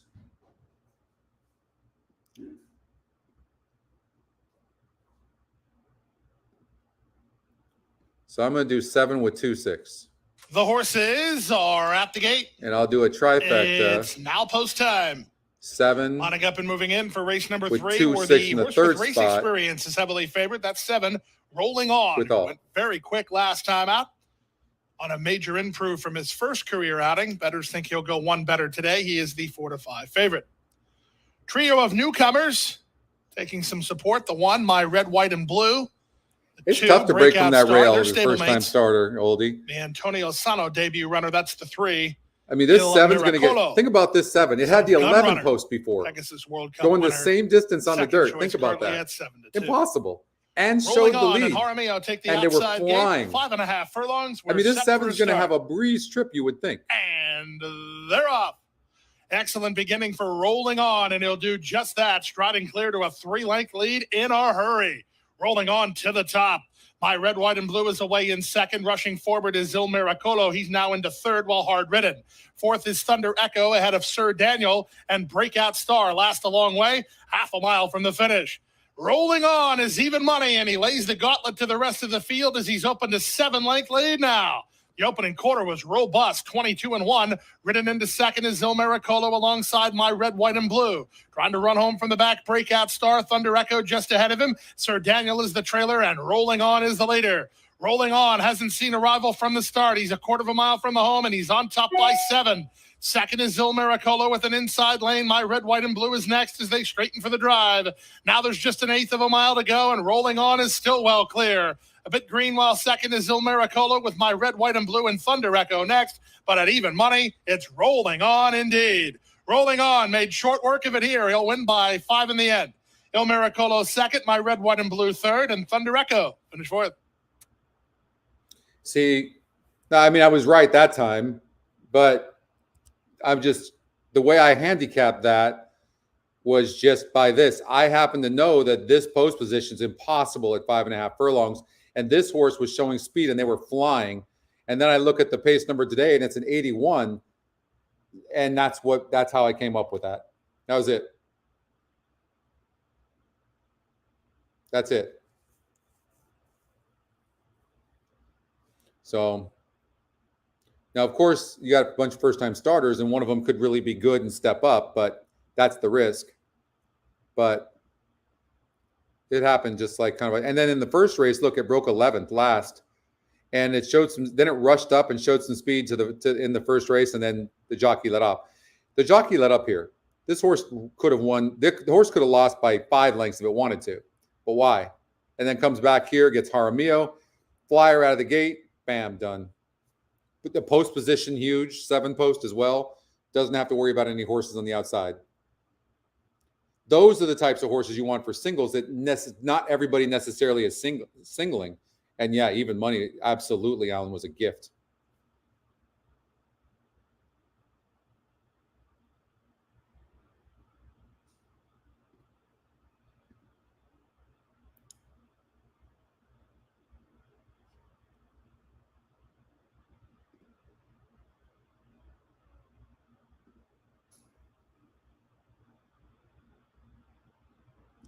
All right, let's check out Pimlico.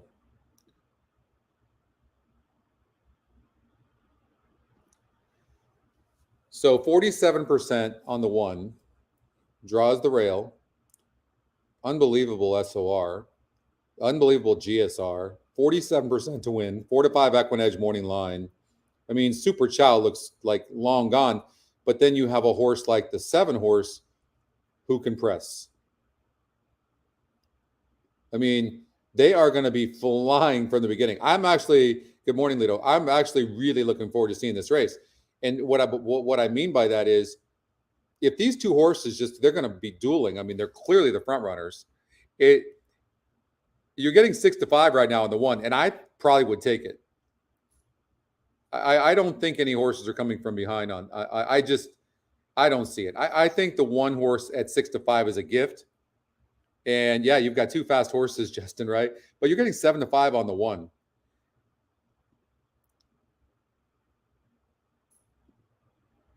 I mean, it showed speed against a 78 group and veered in and had issues in a grade 2 race. I'd have to take the 3 minutes before the race. Even though the 7 horses on the outside, even though the 7 is going to probably duel with the 1, they're going to go flying. Unless they set 21 flat fractions and kill each other off. And the 7's a good breaker, and so is the 1. 6-1 last time out. I mean, if there's a horse that's closing with that post, it's for sure going to be it's not going to be this one. That's for sure. Not likely here as well. And not likely here. So here's the scenarios then, and you have to bet accordingly. 1, 7 stops. So 1 wins, or the 6 wins. So you could do an exacta 1 over 6-7. And the 1's drifting up in odds right now. Everybody's assuming that the 1 and 6 are going to duel, and the 6 is going to get them.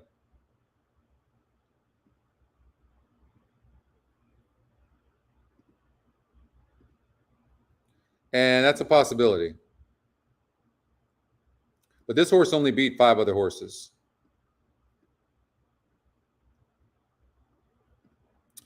Listen, Delgado's a 26% trainer, and he thought this horse deserved, after a maiden win, by only a length and 3/4.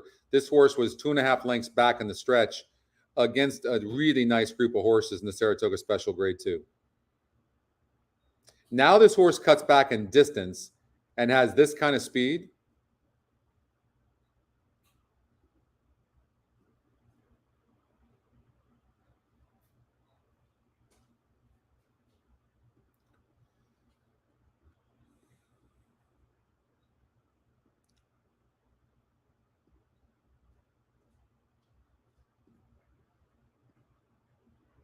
I don't like the style of the 3, Justin. This horse needs to be near the pace. It's not going to be near these horses. I think the 3 is just going to stop. So this just really comes down to your decision making on how you want to play it. For me, at 3 to 2, I think the 1's a gift. So here's how you do it. You can either do a 1 over 7 exacta, and then you could do a 1-6-7 tri. Oh no! So you could do a 1-7 exacta big, and then you could do a 1-6 exacta box. Now, depending on how much money you play each one and what it's paying, will depend on whether you make a profit or not. The only thing I'm betting against is that the 7 wins.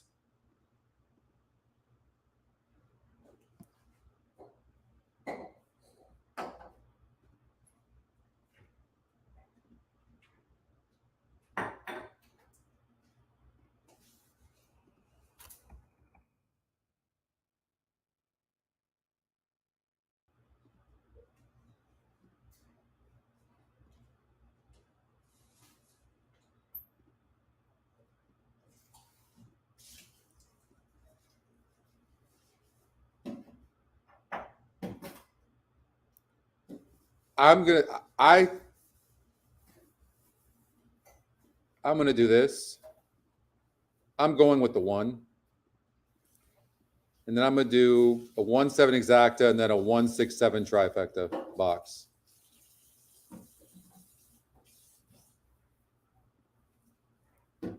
I think the 1's going to get the lead. Hope shot put out of the gate and put this 7 away early. And I'm hoping he's going to discourage the 7, the jockey, into just rating. That's my hope. That's my hope. And 7 drifted out. And 2 really showed some speed, and so did the 6 for that matter. It did take a little bit of prodding for the 1 to get the lead, which could hurt the horse late. The 7 broke bad. And the 6 horse is really pressing the 1. I mean, maybe the 6 horse can win this race. I don't think the 7's winning.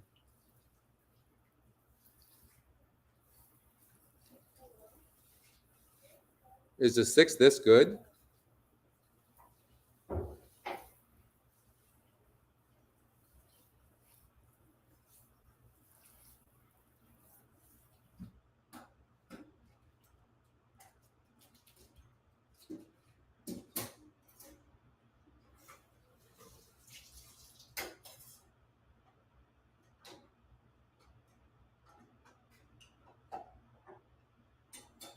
If the 7 gets up for second, we get the 1-7-6.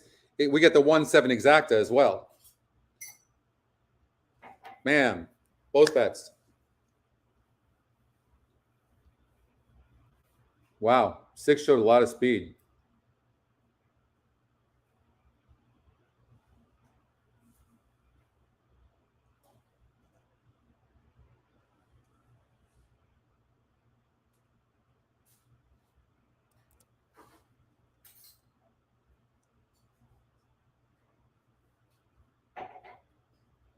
All right.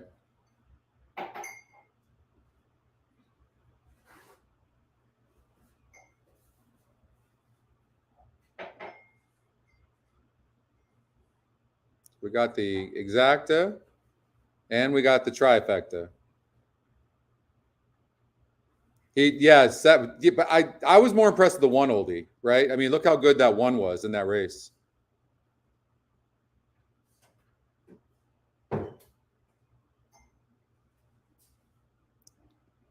All right, we got Woodbine Race number 3 coming up. I'm having a little bit of internet issues, so hopefully they'll go away.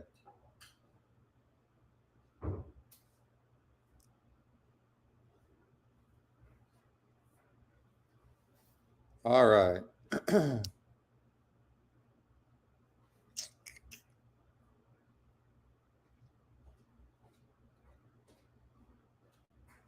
Yeah, no, that's true. That horse can rate.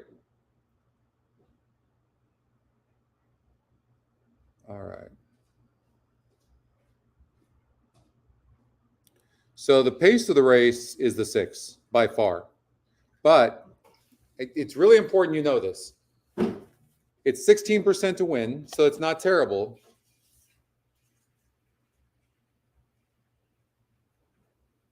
Let's see here. Bear with me 1 second.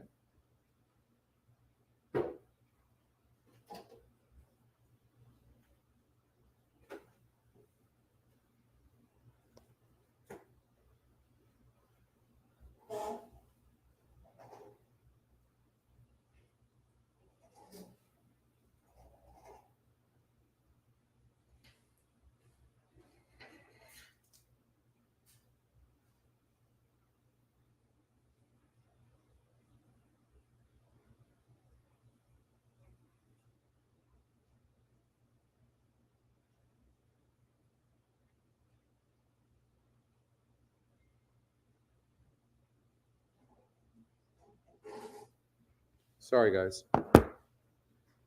Okay. But what you need to know is that that's a 44 SOR.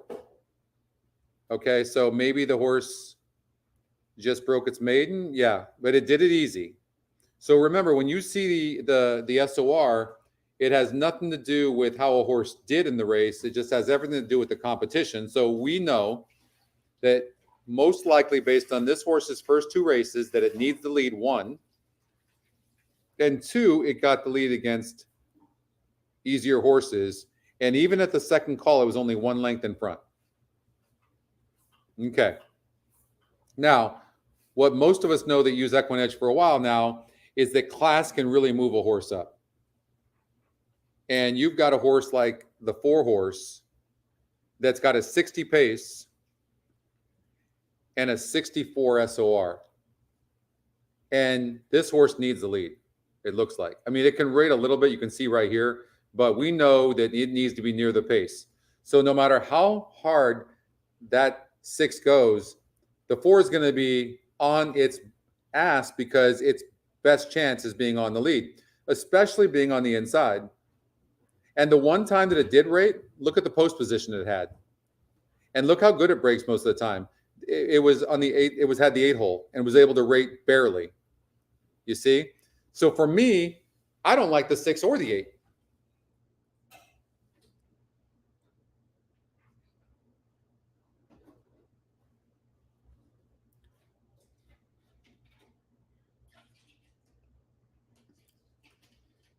For me now,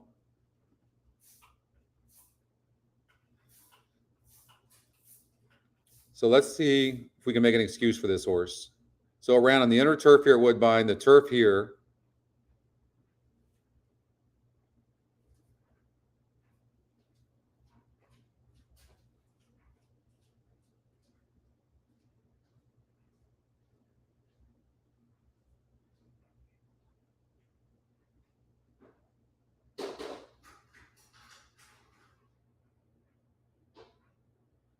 Last couple of races, it was the favorite, lost. There's no apparent excuses. And this horse is really coming into this race, dropping in class, gets a new jockey, and comes to this race poorly. I'd be all over the 2 horse in this race at Woodbine. For me, on the win.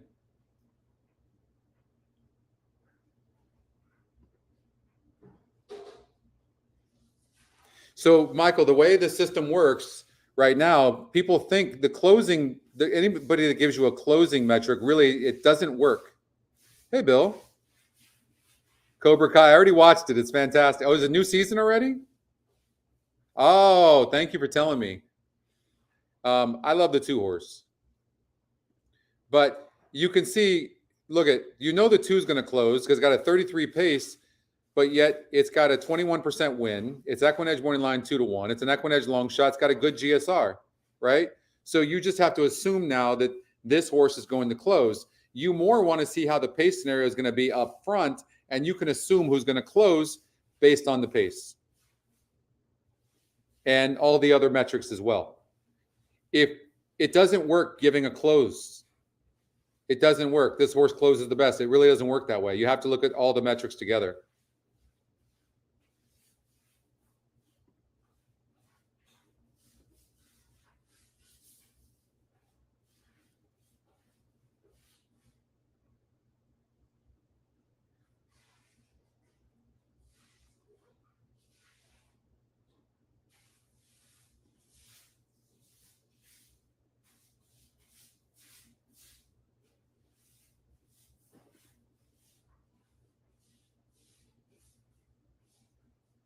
So my internet's really slowed down.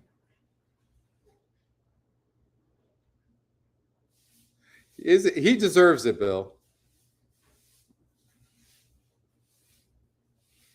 Oh, man.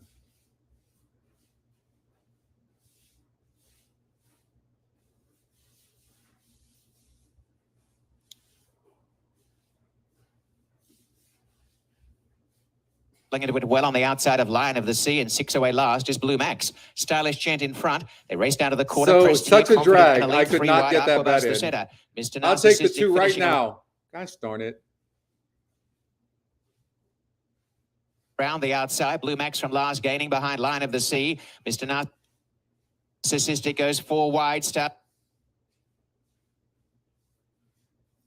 Yeah, sorry guys. I'm really having a lot of confident and a leader. Mr. problems. Narcissistic head on the side, ranges up now, and Mr. Narcissistic has gone to the front. Blue Max the danger, and coming from last, Blue Max is a beautiful ride. Blue 1-2. Max first. Well, I second, paid money. Mr. Narcissistic third, confident and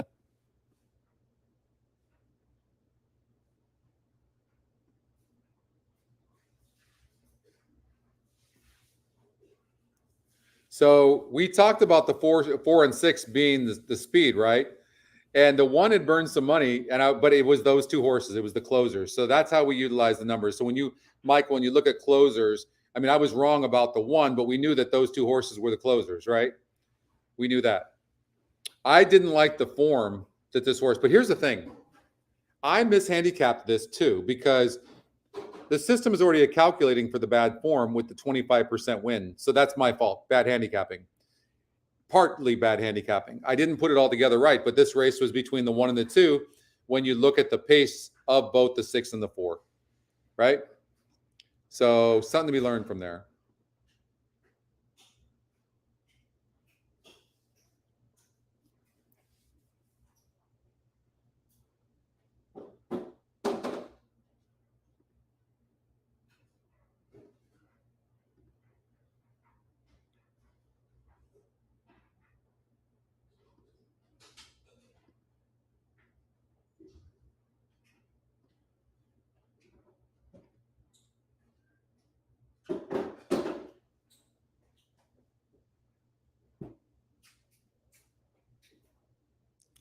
So we had, that's right, in the Woodbine. So we're alive because we had the 1, 2, 4, and 6. Too many horses. If I would have had time to really handicap that closer like we just did there, I'd only use the 1 and the 2, not the 4 and the 6. And so that's a mistake on my part. I used 1, 2, 4, 6 in that race. And we singled the 6 and got through. But the truth is that we could have spread more in those other races if I didn't use the 4 and the 6. So you can put as much time as you want to put into handicapping a race or a card. And in this case, we might still win this late pick 5 at Woodbine, but we didn't need to use the 4 and the 6. And by doing that, I cost myself positions and more horses in the other legs. Make sense?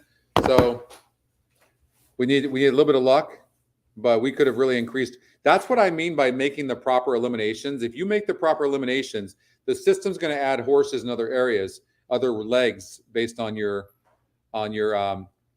budget. And if, like I said, if you're right about your eliminations, you just really increase your chances of winning. Okay. So I missed that there until after the fact.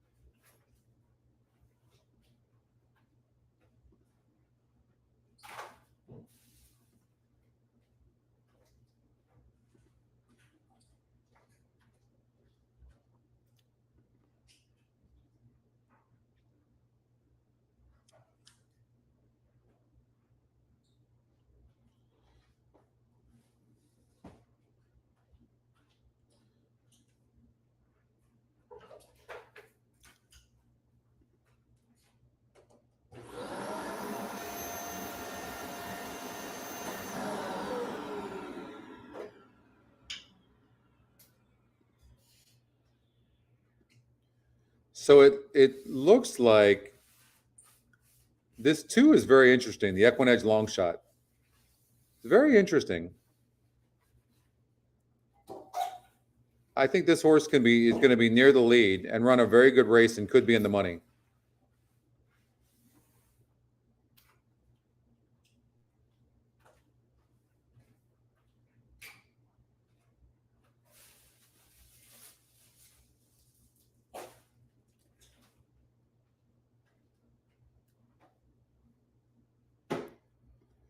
So that's correct.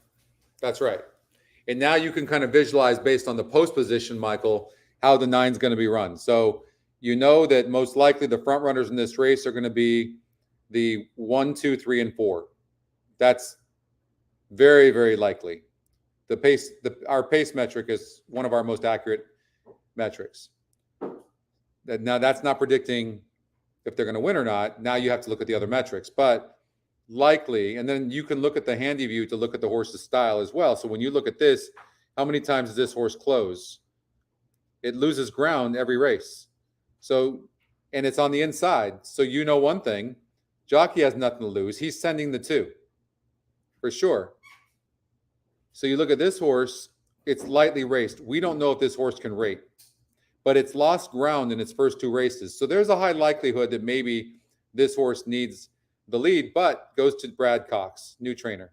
And it hasn't raced since November, so we don't know. This race,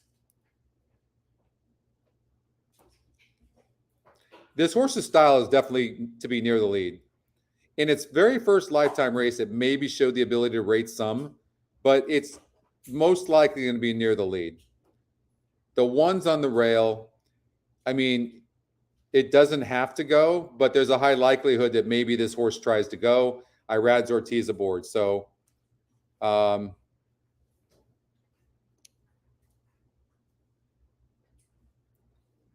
you know, the other thing is that you really want fit horses.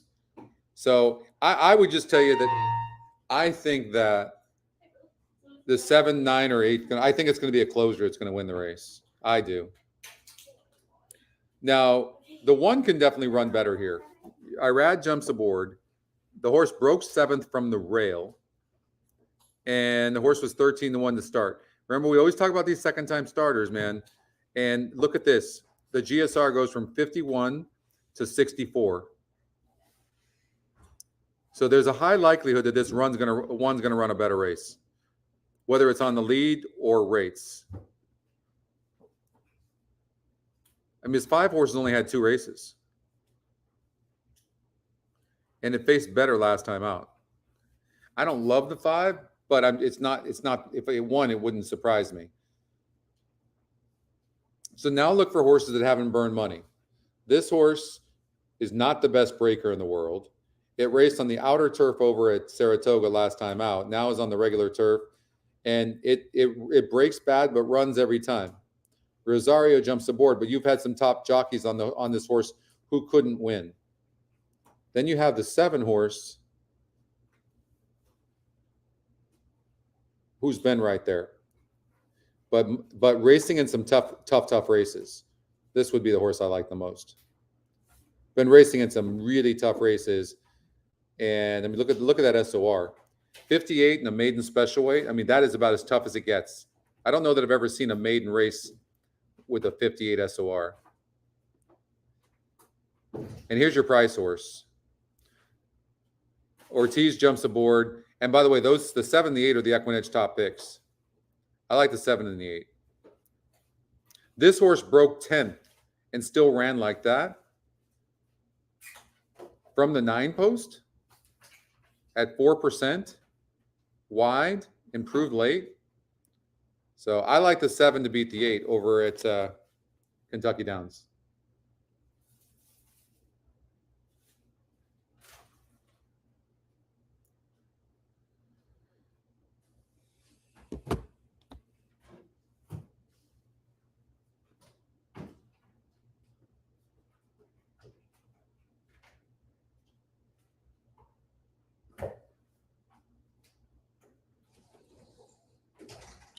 Oh, they'll both get it, no problem.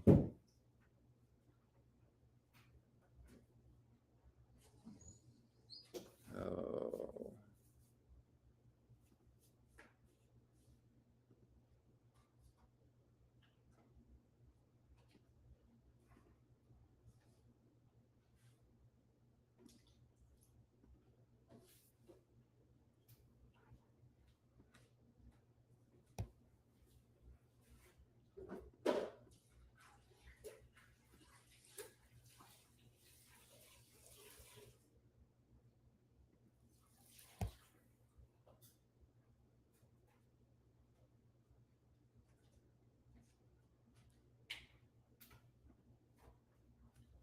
All right. 1 horse to load on the outside. Good luck.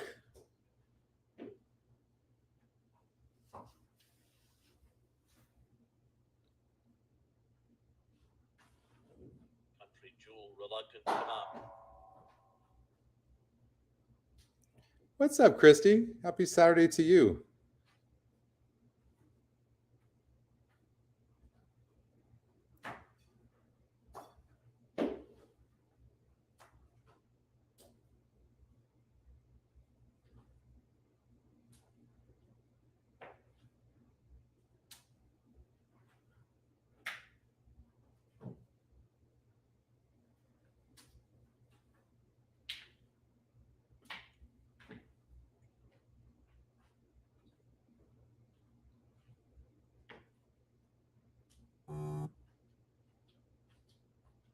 Country Jewel still not in the gate yet.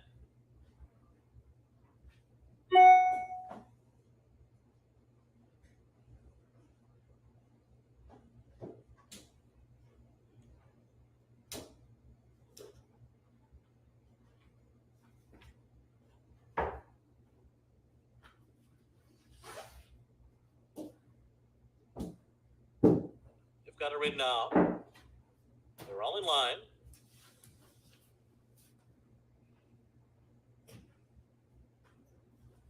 They're off. 8 broke Arrow Blue was last. slow to start. Hetty Lamar had a good beginning. She's all class goes with her. Fascination moves up on their outside to stick ahead in front. And then it's Course Runner, followed by Harrington Rocket. Ballycuta is next. And then Lead Me, Classic Coin on the inside. The Sweaty Fox and Country Jewel are next. And then comes Wings Like Eagles, who's near the back of the pack early, from slow starting Arrow Blue, who trails the field with about 6 furlongs to go here. So they make their journey down this hill. Fascination on the inside, battling for the front end with Course Runner. The two of them are right together on the lead. She's All Class tracks them third on the inside. Harrington Rocket moving up alongside of her, a length farther back. And they're being followed by Hetty Lamar in fifth with 4.5 lengths to make up. And it's Ballycuta, a ground-saving trip for Classic Coin, who's 7 lengths off the lead. Sweaty Fox is next on the outside. And then it's Lead Me. Wings Like Eagles still about 9 lengths behind here. A ground-saving trip for Arrow Blue at the back of the field, and a wide run for Country Jewel. The half mile was 46.44 seconds, and Fascination and Course Runner take them to the top of the stretch in front. With a quarter of a mile to run, they come uphill here, side by side on the lead. Outside of them, Harrington Rocket is coming up to challenge now. In between horses comes Classic Coin, who's right in behind them, and then Hetty Lamar on the outside. Harrington Rocket steadily coming up alongside of Course Runner, who fights on. Course Runner and Harrington Rocket down to the line. Harrington Rocket, a half length on the wire to Course Runner. And then it was Classic Coin. Unfortunately, the 8 horse broke terrible, but we did get that 7 to win. Perfect trip, tactical, Tyler.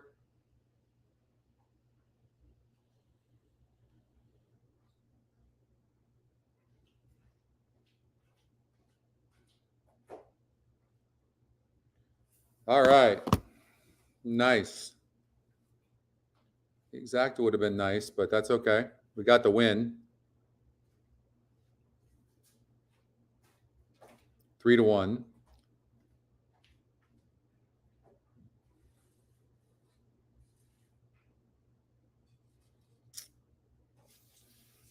All right. Even with internet issues.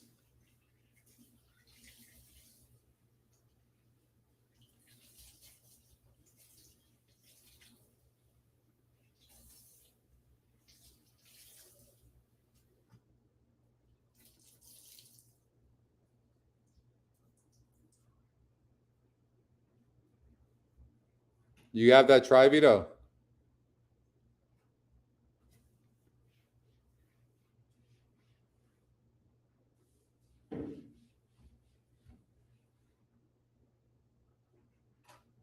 Bit here and let.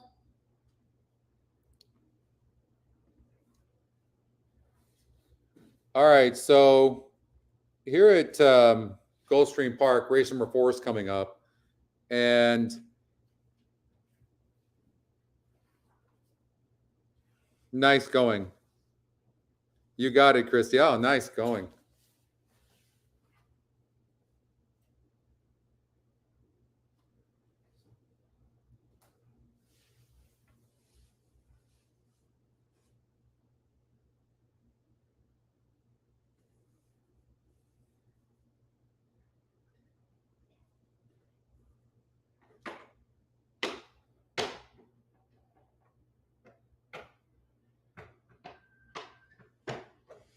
Wow, the EquinEdge long shot ended up getting third, huh?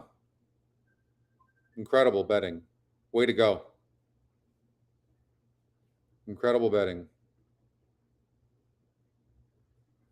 Nice.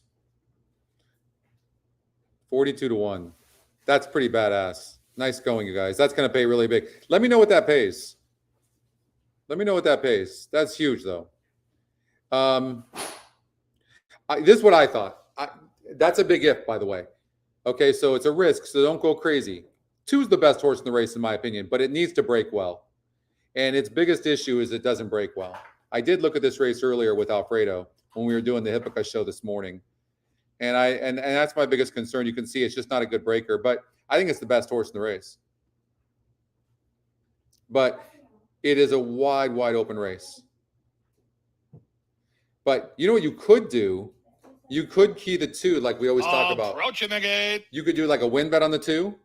You could do an exacta with the horses you think can win to the 2. And then you could do a trifecta keying the 2 in the 3rd spot. You could do that because there's some prices in here. And I don't think the 9 necessarily needs to be in the money. Okay. So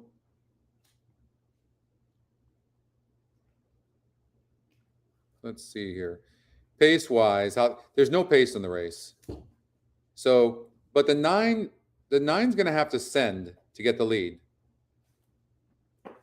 The horses are at the gate. It's now post time. And when it did get the lead and won, it was a 38 for group. race number 4, starting leg of a I don't love the 9 as much. Deep and competitive betting 2, board. 3, The 6, lukewarm 8. choice at the moment is Okay, the 2 part so in just my bet heart. it right. But there's let's host just of hope betting that the 2 gets a good break. Including 7 Semiramis, who's 3-1, and 9 Dancing D. I don't have also time to get my bet in, 3-1. or else I would bet draws this the as well, outside like gate. this. But I just want to see Fourth the of 2 break 11 good, on and the I think Goldstream the Park 2 program wins. today. I hope I'm right on that. Yeah, the EquinEdge long shot. Oh no! Oh really, Vito? Holy! No, tell me. Nanette, no. Tell me who. Tell And me from what the that tri outside, pays. Dancing Wow, that's going to pay huge. And the 7 wasn't even the favorite. The 9 was getting over bet.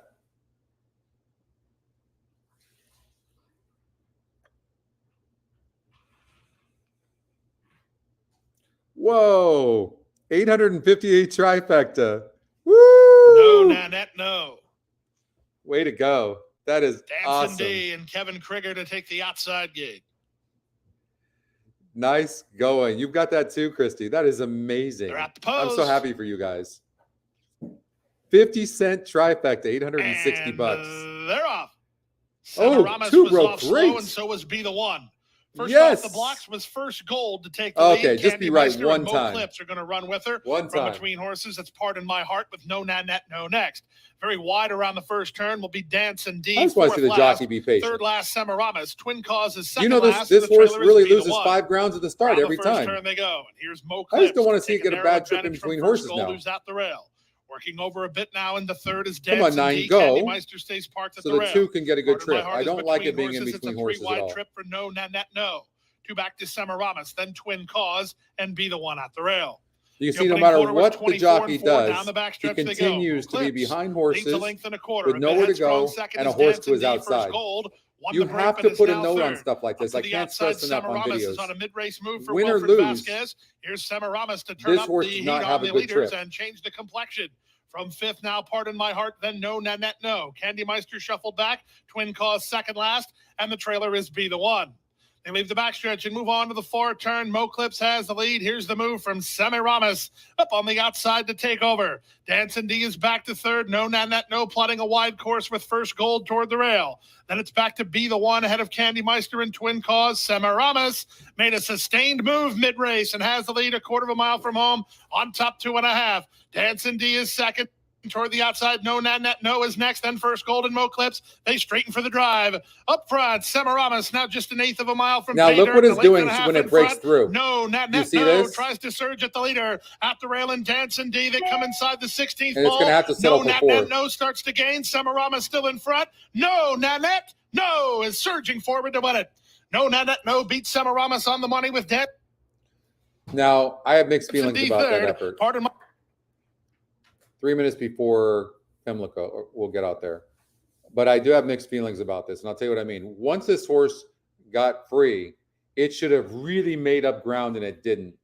So I would just say I think that this horse is a money burner based on what I just saw there. Hard one to trust. Tries, but hard one to trust.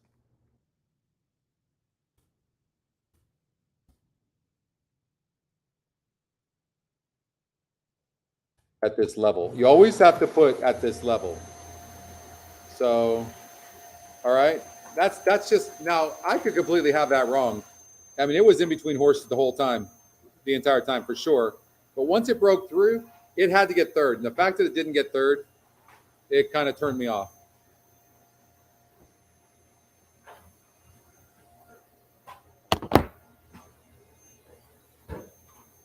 Okay.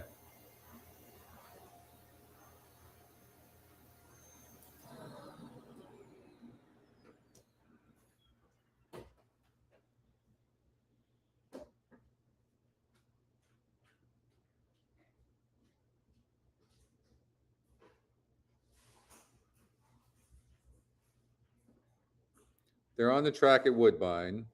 I would love to see this internet. It's so hard sometimes to do this when the computer's so slow.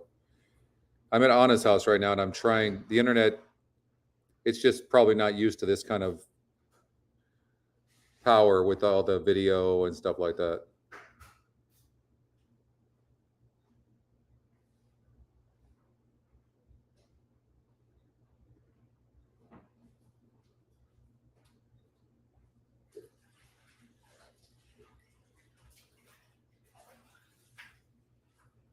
You had that, Richard? Nice. Lito, we just watched Kentucky Downs. We had the 7. I haven't looked at any of the races. We're just looking at them as they're coming along. I didn't have time to handicap. Well, I did handicap the late pick 5 at Goldstream Park, which starts in race number 7. But I haven't had a chance to look at any of them. We're handicapping as they come up.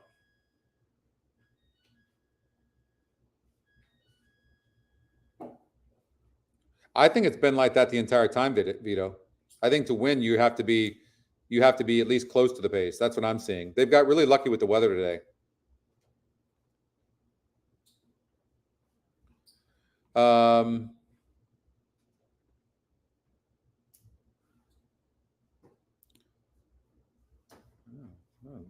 Internet just got good right now. Okay. What happened? That makes it nice. Okay. So if we sort the GSR, the SOR here, starting gate, you can see that, I mean, this is really a wide open race. I'll show you the pick 5 in a bit, Lito. Over there.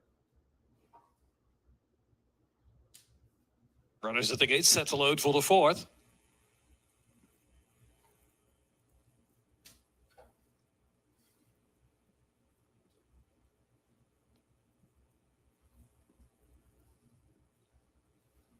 Excalibur. I think the 6 is doing very well. I would probably have to lean towards the 6 horse. I'd have to lean towards the EquinEdge picks, the 6 and the 8 for me. Bernie's on fire. I think you still get paid. Next up. But it looks like those 2 horses to me, 6 and 8.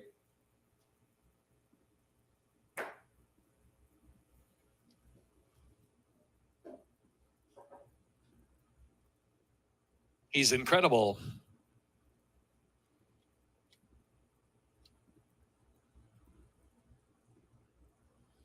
Substantial. Nova Boy.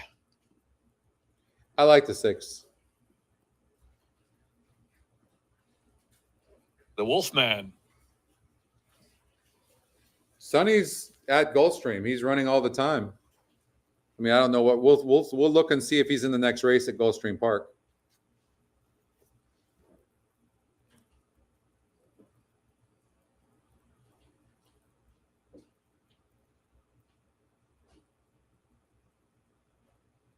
And they're off.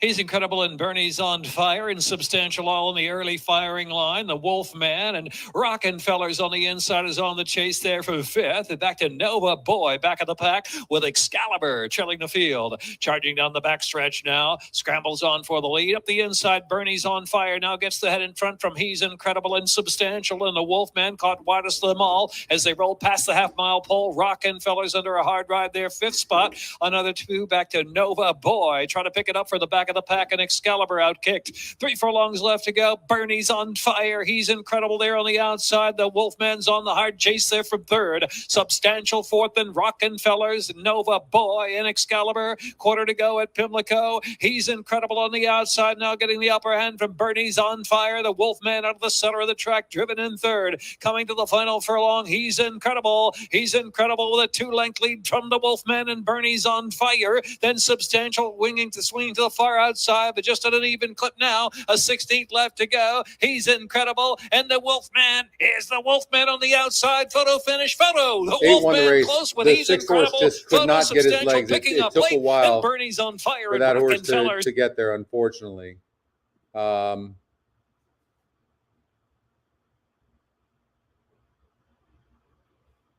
got a little aggressive in that race.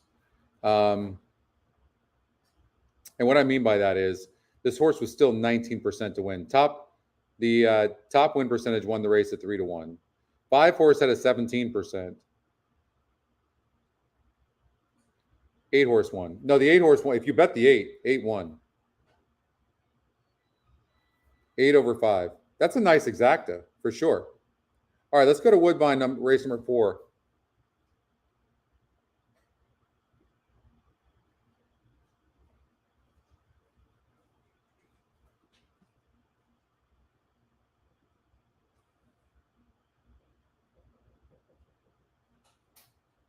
All right, solid pace on the 5.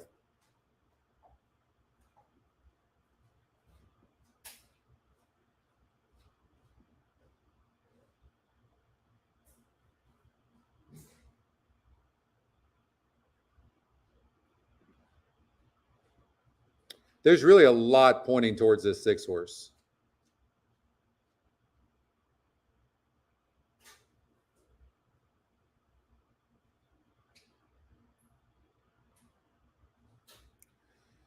So here's what you look at with the 6. You see, it was a 63. It was going 8 furlongs in the turf, 63 GSR. Today's 69. Win percentage in that race was 5%. Now 32%, and only lost by 3 1/4 lengths. The SOR, the field it faced, was a 70. Today it's a 56. 4 wide in that race. That's why you have to expect that the 6 horse is going to run a much better race.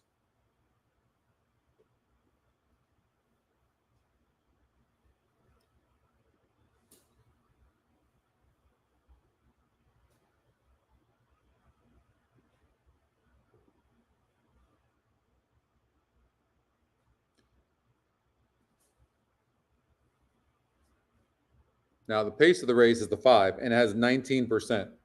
That's and it's SOR going this surface and distance is really, really solid. And the horse can rate some. It's not even going to need to. And so what's going to happen is there's nobody faster than this 5 horse, so it can let a bunch of horses on the inside go and just sit a really good trip. So under Declan Carroll. So I would really look at the 5 strongly in this race. And then a horse like the 10 and the 6 come from behind. But you could see the 2 and the 3 come from behind as well. But I think the 5 wins this race.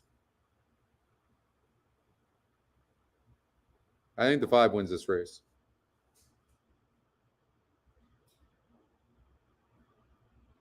Four to 1 right now. Controls everything. I think the 2, 3, 6 maybe for second. I don't love the 10. 5, 2, 3, 6, something like that.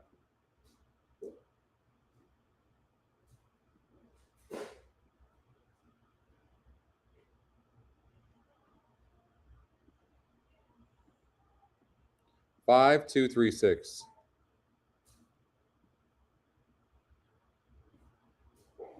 On the way to the start, runners for the fourth in the first leg of the $100,000 guaranteed pick four, headed in the betting by number 6, Efrata at 7-5, then 4-1. Yeah, you could number do 5, something Beat the like System, a and trifecta 5 with 9-2 for 2-3-6 with Destinique. 2-3-6 as well. Odds of double figure odds for all of the others. 5, 2, 3, 6, 2, 3, 6.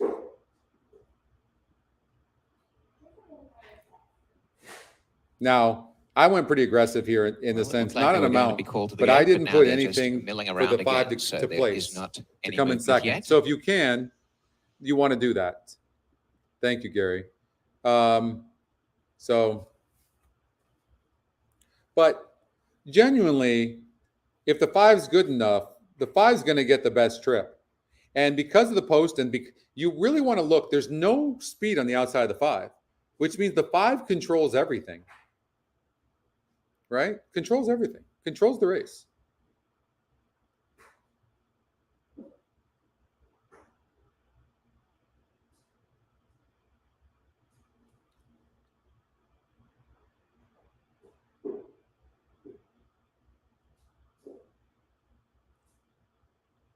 What are you talking about, Richard? And now they are headed to the start.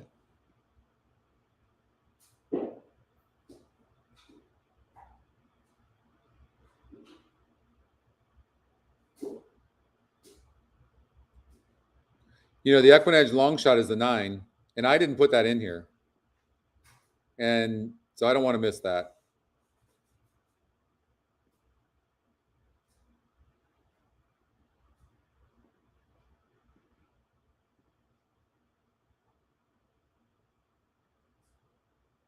Now the first round is Hello Friends, who's out to big price, 16-1. As they come forward for Sonny a start. is racing at Goldstream Park, not at Woodbine. Jason Hoyt and Hello Friends going in now. He's next up is Twister Alert, Antonio he's Gallardo. not here. This track is Two in greys Canada. alongside each other. Spider Bell and Starlight Ridge are following as So let's Twister see if it Alert plays out like I'm hoping.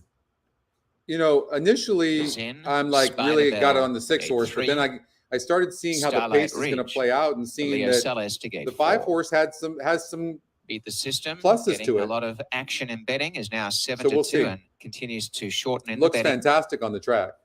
Let's see if we can get Efrata. lucky. Trying to get back to the winners list today as the favorite. Now, Sky Chanet's and I'll Take the Gold go up. Out wider, Marais.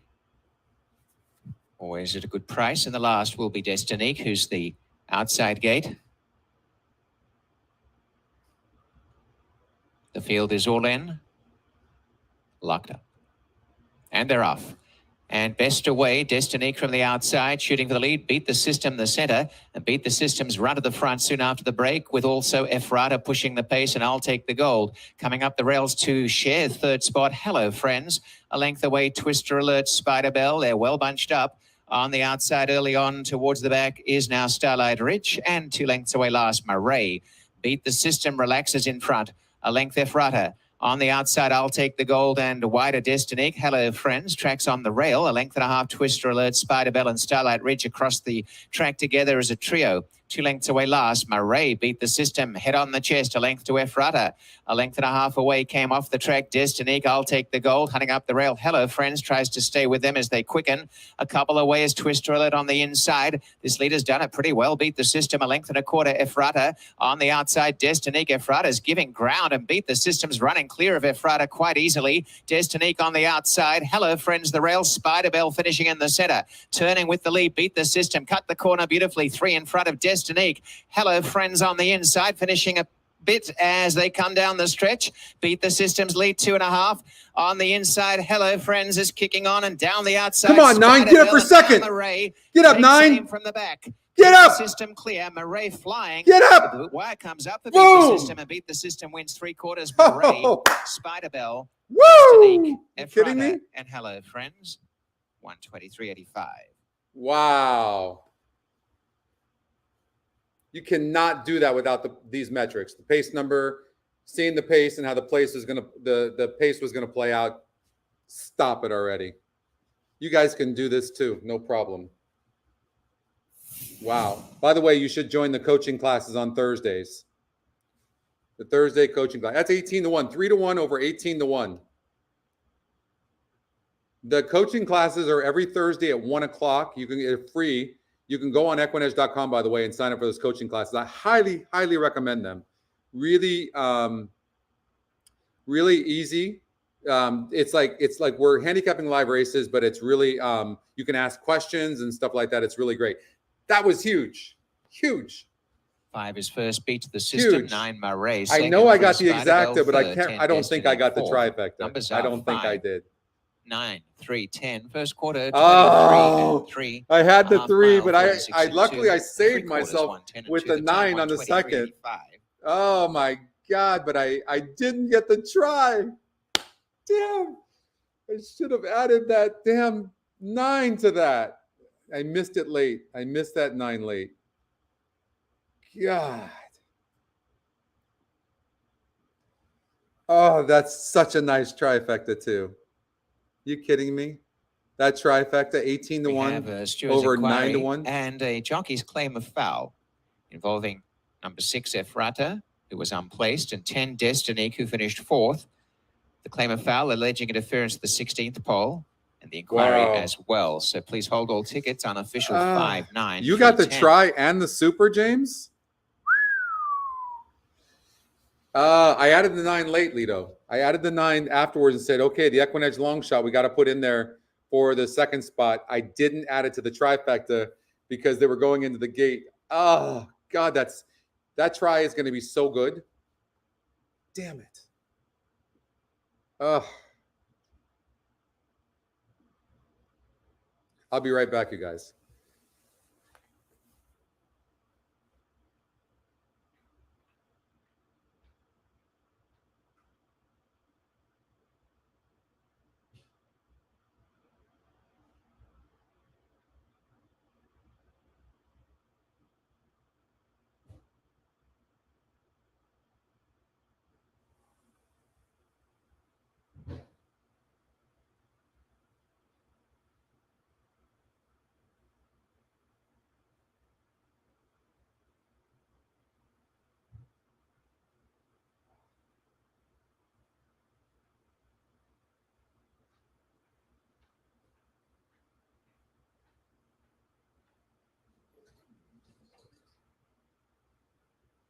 A nice performance by Beat the System and beautifully read by Declan Carroll in a win on the front end. Bruno Schickedans is the winning owner.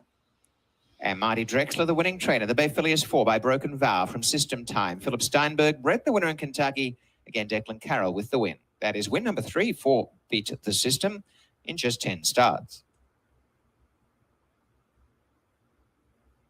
Hold it right there. Thanks, Bigwell.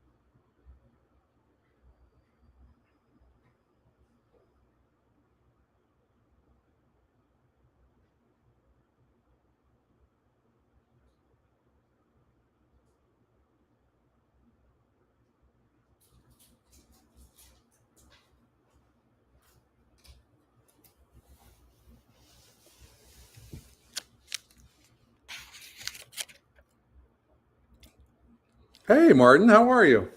Thank you very much. I'm happy for everybody. There's an inquiry between the 6 and the 10. So it doesn't involve the first 3 place finishers. I missed initially when I did my bets, leaving out the 9. And so luckily I added it for the exacta, thank God. But that trifecta is going to pay good. And I know a few of you said, I think James said he had the try and the super, which is unbelievable. Unbelievable.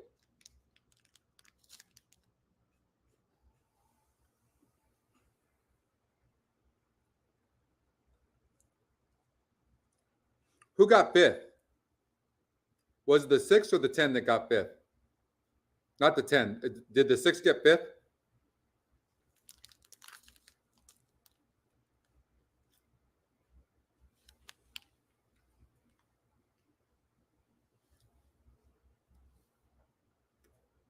One, 5, 8, 9, 10, 12. Steven's alive. 1, 5, 8, 9, 10, 12. Inquiry concluded, no change. The claim of foul not allowed, and so the order 5, 9, 3, 10 will become official.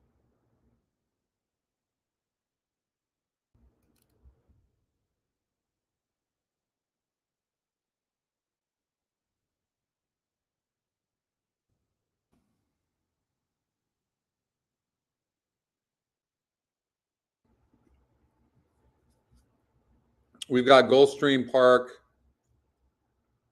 coming up.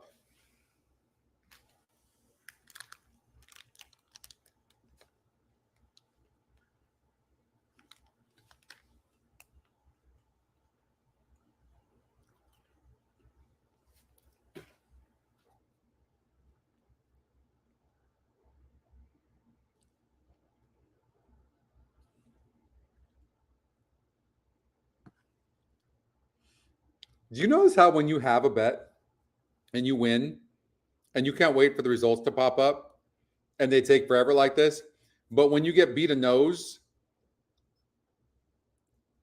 the results come up immediately.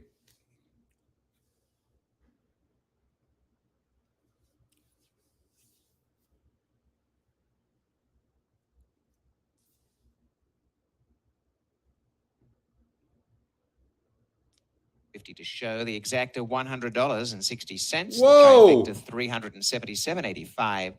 A super of $1,093.80. $50 exacta. 10. The one Look at this, guys. You ready for 26.40, this? the pick Watch 3, what my 615. $200 exacta paid. You ready for this? Watch. $5.50. $10,000, I believe. $10,060 for a $200 exacta 5-9. I can't even imagine what your guys' trifecta paid. And the superfecta. That's unbelievable. That's unbelievable. $2,200 back on the win on the 5 as well. How incredible. Wow. Wow. So happy for you guys. And best away, Destinique from the outside, shooting for the lead, beat the system. That's awesome. That try was huge too. Okay, what do you guys want to do? So we can't show live streaming for Kentucky Downs. I don't particularly love anything in this 5th race at Goldstream Park, but we can show live streaming. Do you want to cover? And there's not a lot of time at Kentucky Downs. Do you want me to handicap Kentucky Downs real quick, or do you want to stick here with Goldstream Park? I'll leave it up to you guys. Thanks, Oldie.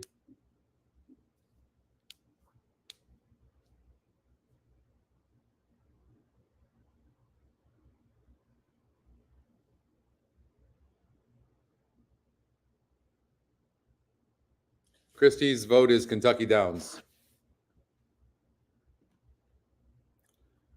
We have 2 Kentucky Downs and 1 Goldstream Park. Okay. I hear one. Get one more.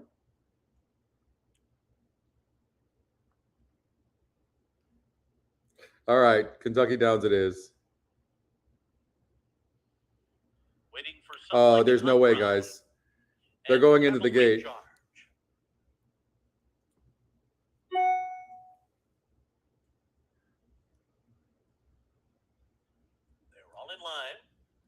Yeah, they already took off.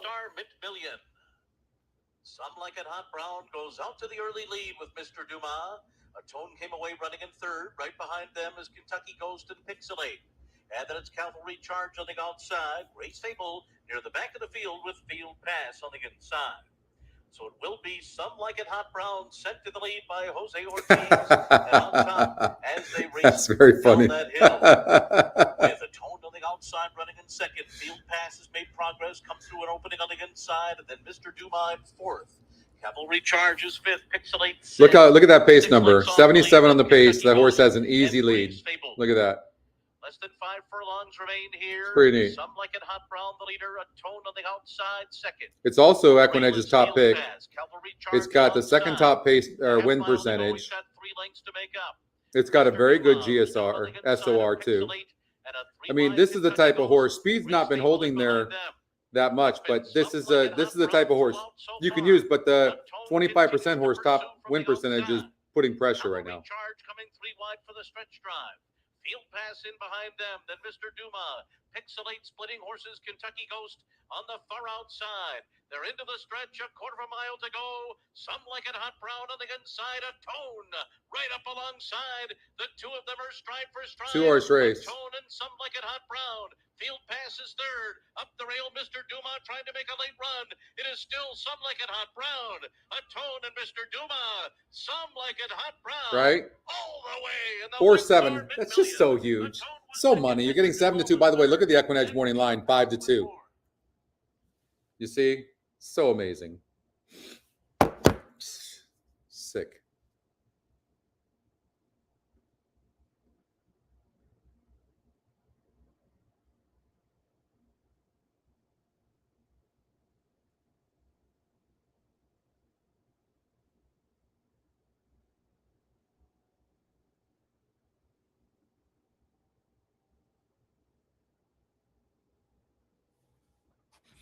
I can't remember. We played Woodbine. How are we doing at Woodbine? On the pick 5.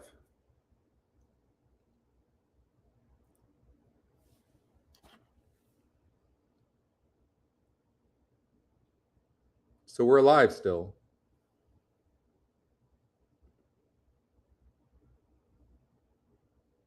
2, 3, 4. So we're live.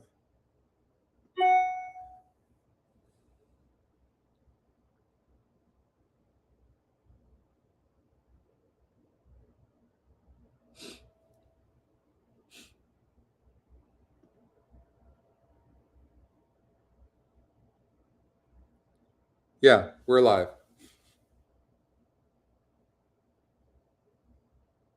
Did it really finish at 2-1? Wow. Yeah, our on staging, our live odds are off by about a minute. Prod's fine. Just staging is off. Okay, Goldstream Park. Let's get there. Multiplayer. Make sure we're showing the race there.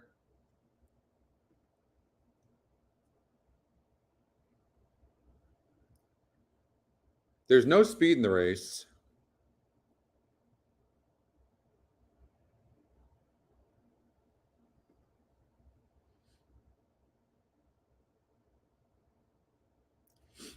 So this horse is stretching out. This 6 horse, look at this. And the GSR drops to a 47, but it's EquinEdge's second pick.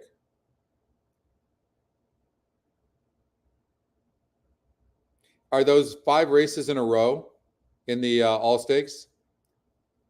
Pick 5? Well, we for sure have to do that. I agree. The pool is going to be enormous. So this horse hit the gate in its first start. It's the EquinEdge long shot. Okay, perfect. I saw that, Oldie, earlier. I saw that. And so what Oldie's talking about is right here, where the genetic strength rating was 50. So meaning it's not that well bred to go 5.5 on the dirt. And now it's a mile and 70 on synthetic, and it's a 60.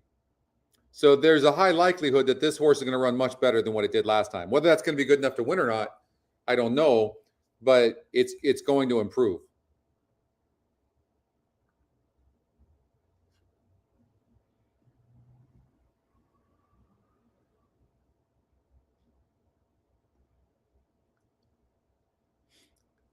these races are so.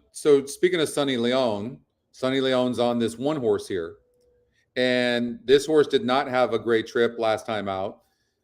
It's now 29% to win. It's 3-1 EquinEdge morning line. I mean, would imagine this horse is going to improve.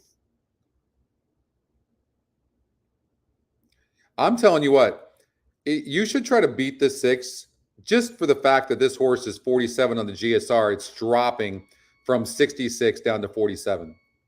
Just that alone. Excuse me. Approaching the starting gate. Last chance to wager. It's race 5.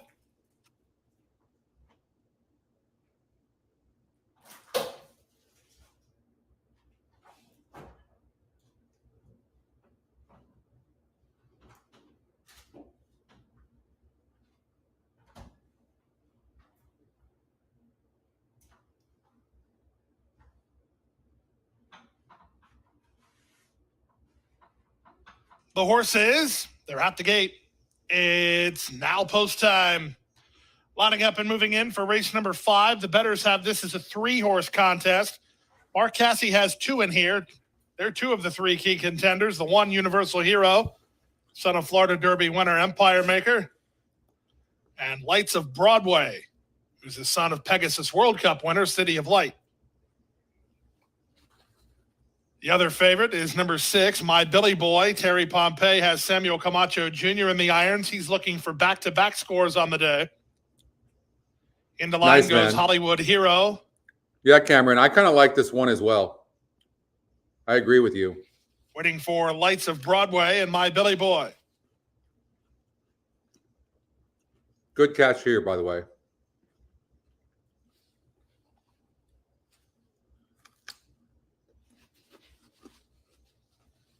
My Billy Boy on the outside to complete the line. Mile and 70 on Tapeta track.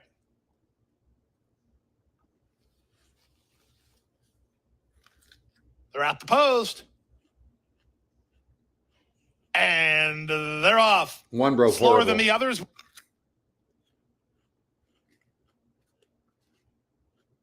Was Universal Hero. The others line up for the early lead, and Amnestic is driving through the rail to take the advantage. In hand is Lights of Broadway. He wants to land third and lets My Billy Boy march ahead of him. Down at the rail, that's Sachs from 4th, followed 5th by Hollywood Hero. Universal Hero. Last of all, My Billy Boy clears for the top.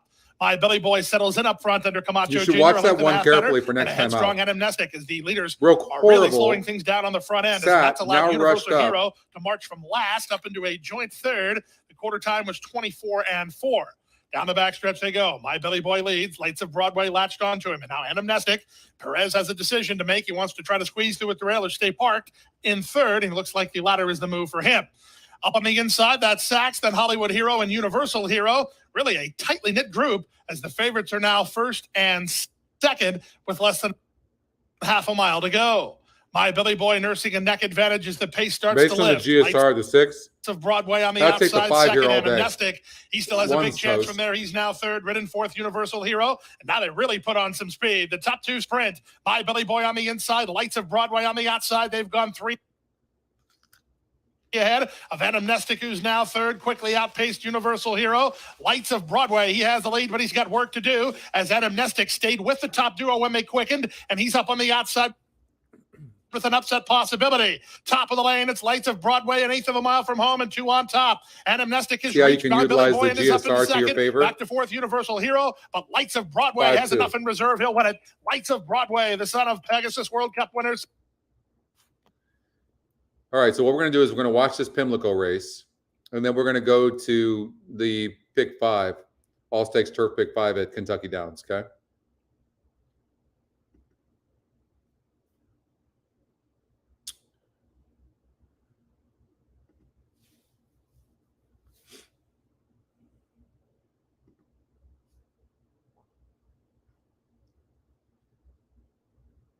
So Steven's alive in the pick 4 that ends here. 1, 5, 8, 9, 10, 12.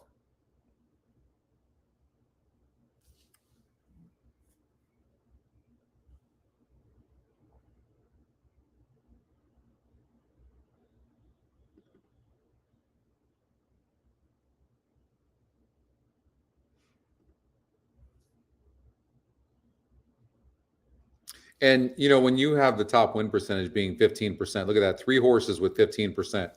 I mean, this is why we have the other metrics besides just a win percentage. What's up, Aaron, my man?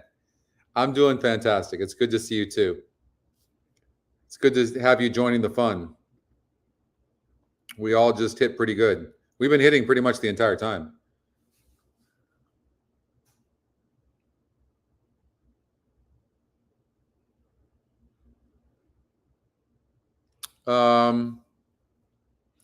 So anyways, first of all, the one horse has a pretty nice pace advantage. All the metrics here are pretty decent on this horse, but the horse that's really interesting is the 5.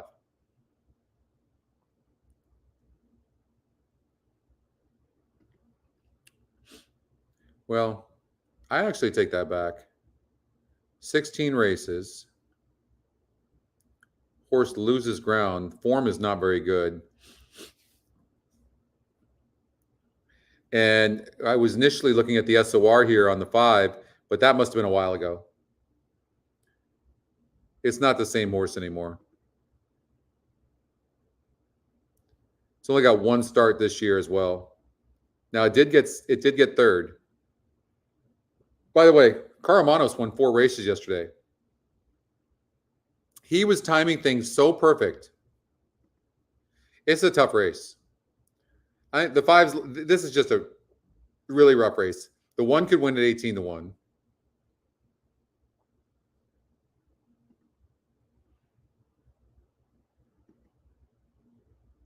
So what I'll do is sometimes is when I'm having a rough time with a tough race, I'll look and visualize, okay, how's the race going to play out?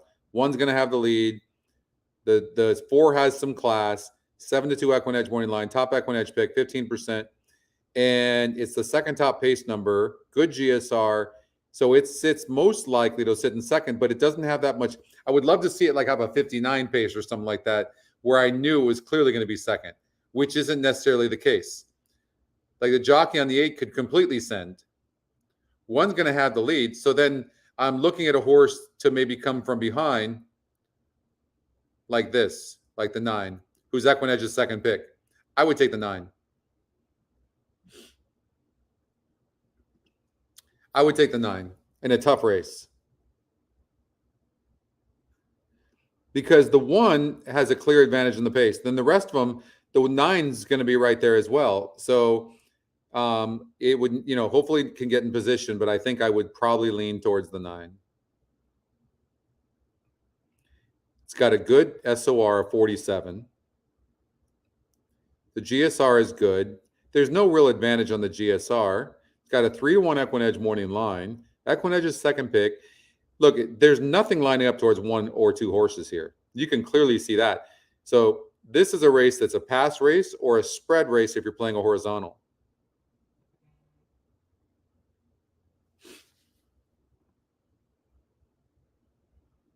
All right. So at Kentucky Downs, is the pick 5 coming up? Not here. When is it? Oh, it's here. So we've got time.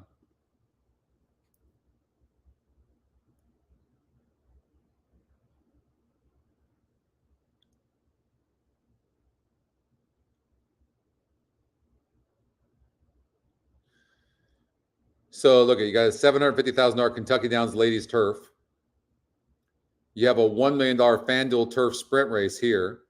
Look at these races. $1 million Kentucky Turf. They got so lucky with the weather. Thank God. 600,000 Mint Ladies Sprint.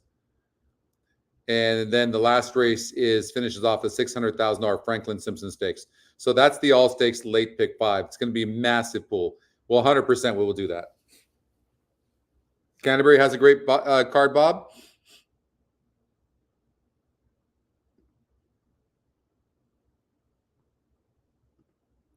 They're loading into the gate over at Pimlico.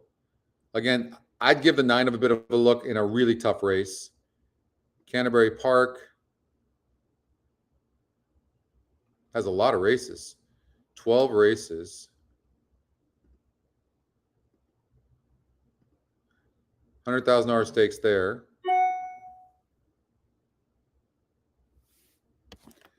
$100,000 stakes there. Another one. Yeah, very nice card. Bunch of $100,000 non-graded stakes races. 12 races in all. $70,000 Minnesota quarter horse stakes, and then $60,000 quarter. And by the way, if you've not seen how good we do at quarter horses, just utilize the pace number. It's insane. It's so good. But quarter horses we kill as well. All right, Pimlico. So we have time to do that late pick 5, but we'll hit it up a little bit at a time. But let's see if we can get this 9 home in a wide open race. Let's see if we found an angle anywhere.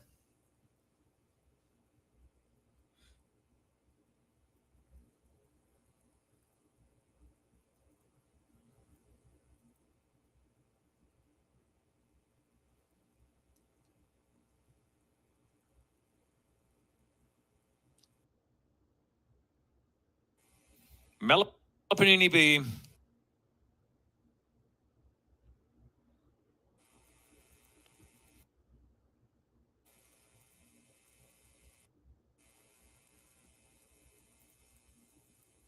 And they're off.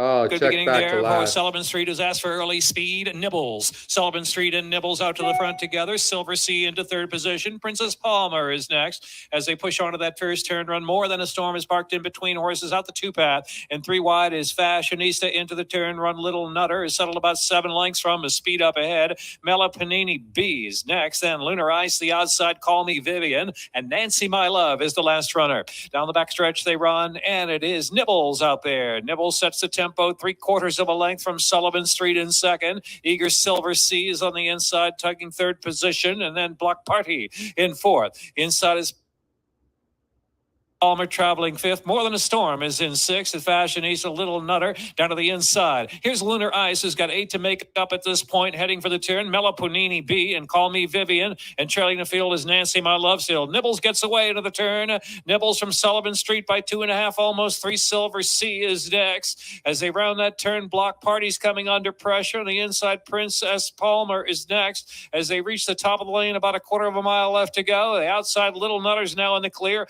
Little Nutter swing to the outside in the clear fourth and trying to charge. Furlong and a half left to go. Little Nutter way out the center of the track trying to bridge the gap now along with Silver Sea. Very tired. Nibbles trying to hold on there in Sullivan Street. And Nibbles 1, 2, 3. Down to the line. Little Nutter did it. A photo second. A very game. Nibbles in the So photo the with 5, Sullivan Street. second off and was the Call Me layoff, Vivian. actually ended up winning the race in a really tough race. But little Nutter. So that was the top SOR horse, and then I'm like, it must have been a long time ago. It ran pretty good first off the layoff, and then came back and did good. So I was wrong about that. You had that, Stephen? Nice. Well, you had the pick 4, so nice job on that. The horse was 6-1 on the morning line as well.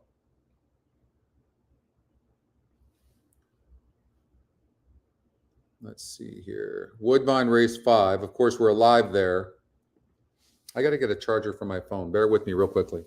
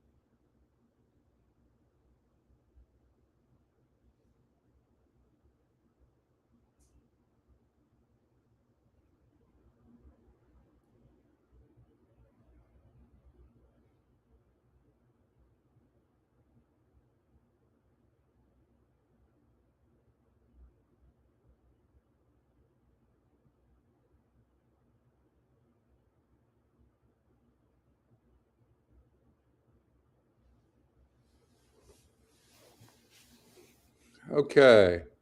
Way to go, Stephen. Okay, we've got Woodbine. We're alive at Woodbine. And who are we alive to? We're alive to the 5, 8, and 9. 5, 8, 9. Many first-time starters. We use the EquinEdge long shot. We use the EquinEdge second pick, who's your current favorite right now. And the 9 horse. Actually, if you look at the horses that are getting bet, they're all getting, almost everybody's getting bet here. The 10 horse has a really good GSR. It's a top EquinEdge pick. At 5.5 furlongs, I just didn't like the post. Only reason, trying to beat that horse.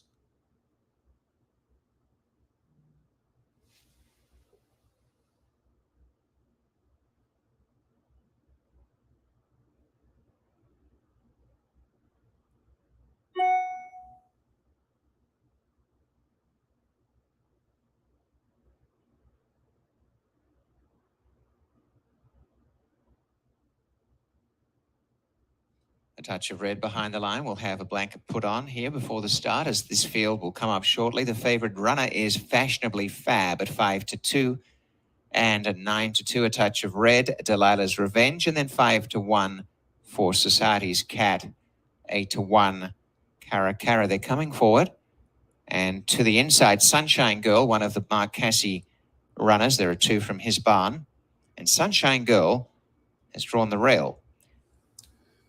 Sorry, guys. Distance here, 5.5 furlongs as they are asked to load. One of my developers on Sunshine Girl walks up. And he's waiting for me to answer him before he can program some stuff. So I don't want him to have to wait until Gate I finish 2, here. Seattle Okay, so Signal. we need 5, 8, or 9.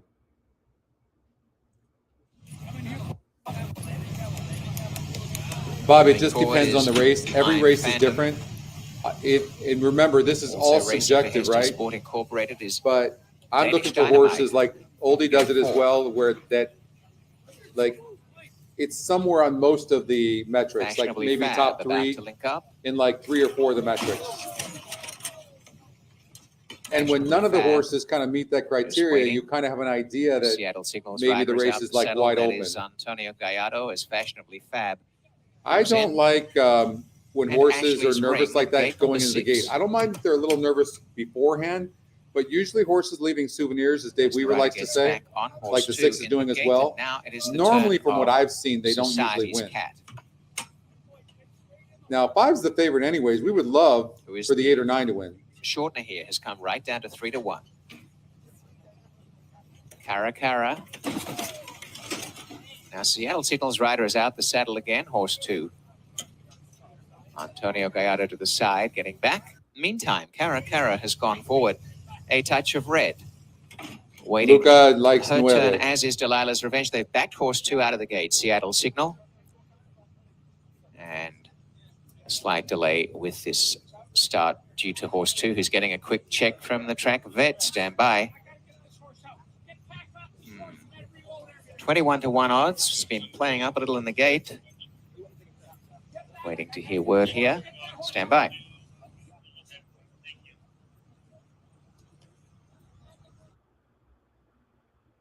Please note number 2. Seattle Signal is out as a vet scratch. A late scratch. 2. Seattle Signal is a late vet scratch at the gate. Please mark your program. There will be a delay.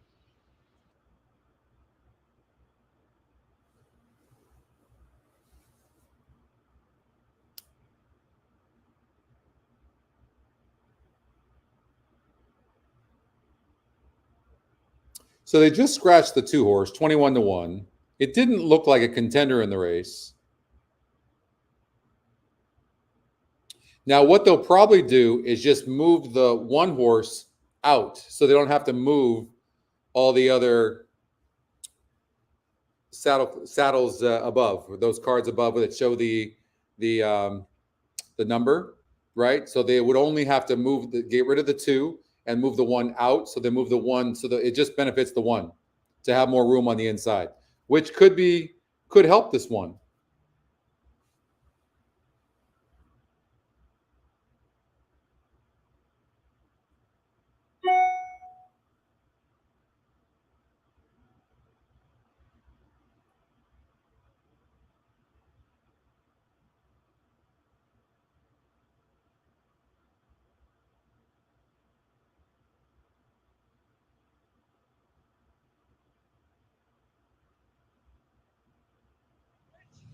Now they're reloading for the start with the late scratch to Seattle Signal, a vet scratch. First back to the line is Sunshine Girl. I'm Phantom, who is the other Marquesi runner, is alongside now due to the scratch of horse 2. And Danish Dynamite moving forward. Fashionably Fab walks forward again, and pulling back a little bit here is Ashley's Ring. Was fine going in the first time, taking a moment, but is on the move. Ashley's Ring, gate number 6, has gone up. Society's Cat to gate 7 for S1 Flores. Pushing for favoritism at the 5-2 quote right now. Fashionably Fab, 3-1. Society's Cat. Cara goes right back to the line. And now a touch of red is called forward. Cara I think right, this a delay touch of helped the red coming 5. up.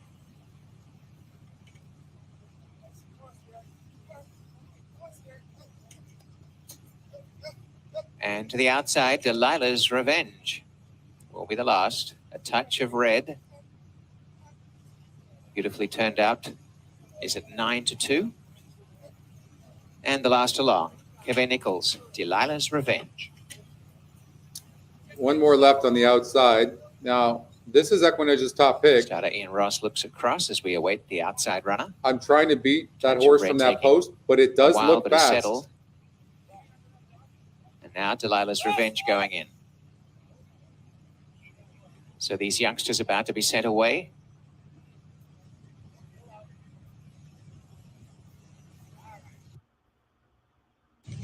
Getting a little frisky. I'm Phantom. Outside runner Delilah's Revenge. Goes up and goes in now. They're all in, locked up. And they're off. The touch of red began the best and goes to the front from Delilah's Revenge. Pretty slow is Danish Dynamite. Going to third is Fashionably Fab on the inside. As out in front, Delilah's Revenge from the outside gate. And a touch of red, So slightly huge squeezed and advantage length away, that 10 coming horse forward. breaking Fashionably like that. Fab and Cara. Then Society's Eight's Cat. got Fighting the horse. rider early and on the We inside would going love through for is the 8 to Sunshine win. Girl. A length and a half away and making ground is I'm Phantom. Second last Ashley's Ring and about 10 lengths to Danish Dynamite. Out in front is Delilah's Revenge, a length, a touch of red. Fashionably Fab. Society's Cat finding room up the inside. Going into third, Eight's past done. Fashionably Fab. And about 2.5 away, Cara. We're going to really need and the 8 to behind come them and is run this Sunshine Girl and I'm 10 Phantom as down. they corner. And a it's touch of running red, good. Getting serious Wow. now as race to the front. Wow. Race past Delilah's Revenge Wow. easily. In third placing, Fashionably Fab, hard at it. So too is Society's Cat. Oh, we're and home. a touch of red. We're home. Very impressive Huge. in the post parade. Very impressive in the way Only used 2 this horse horses, is going too. to win.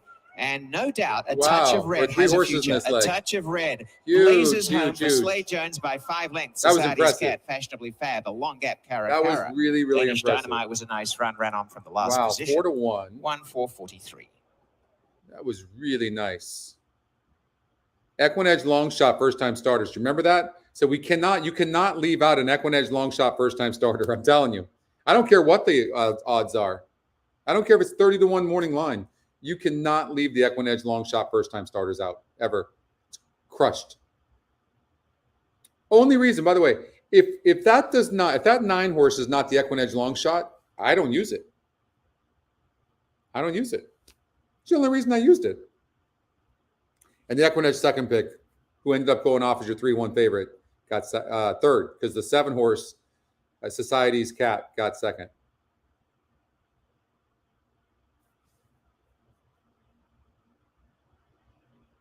Really nice. Really nice.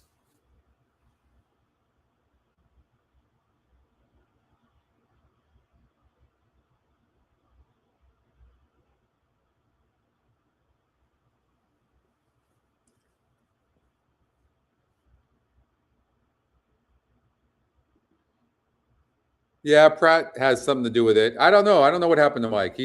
I'm glad he's doing well. Good for him. I was pretty critical of him that he should have retired because it just seems like, from what I can see, Mike just sits on a horse and then makes a late run. Yeah, Bob, right? Scotty Firsters. Sky or the Scotty Long or EquinEdge long shot.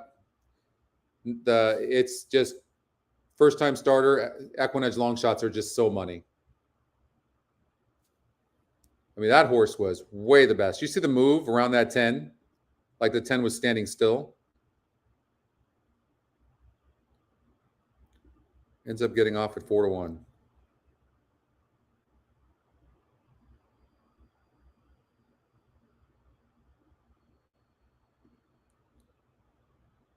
Okay, what do we got coming up?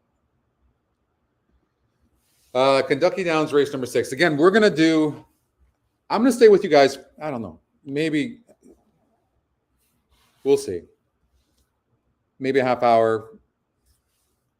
But I definitely want to get in that late Kentucky Downs pick 5 because I want to play it as well. By the way, how many horses do we have in the last leg?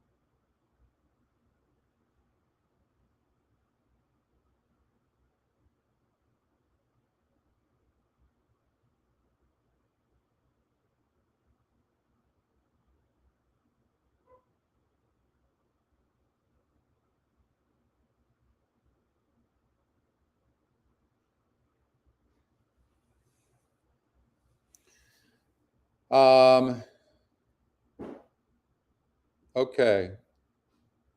So we're going to do this pick 5 for sure. And all right, let's see here. 0 minutes to this race. Let's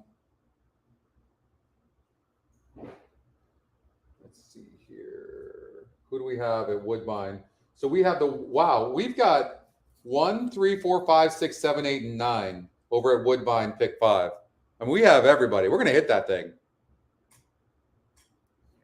Do you have that? You can turn it on.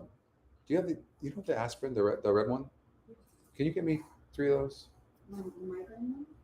Well, yeah, the red one. It's not in there. Yeah, if you don't mind. Got a little bit of a headache. You just hit that, Richard? $6,700. Congratulations.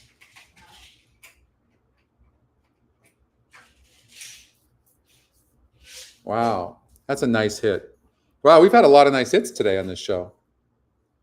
Congratulations to you. That's fantastic.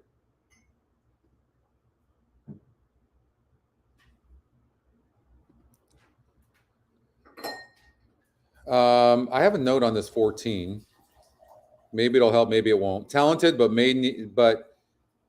needs to run straight. Okay, so it's all over the place, but it has some talent. It's EquinEdge's second pick as well. It's 5-1 right now. You might want to look at that horse.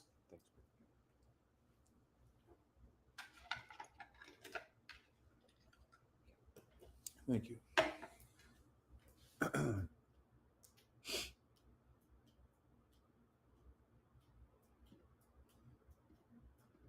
I think you can confidently probably get rid of these horses.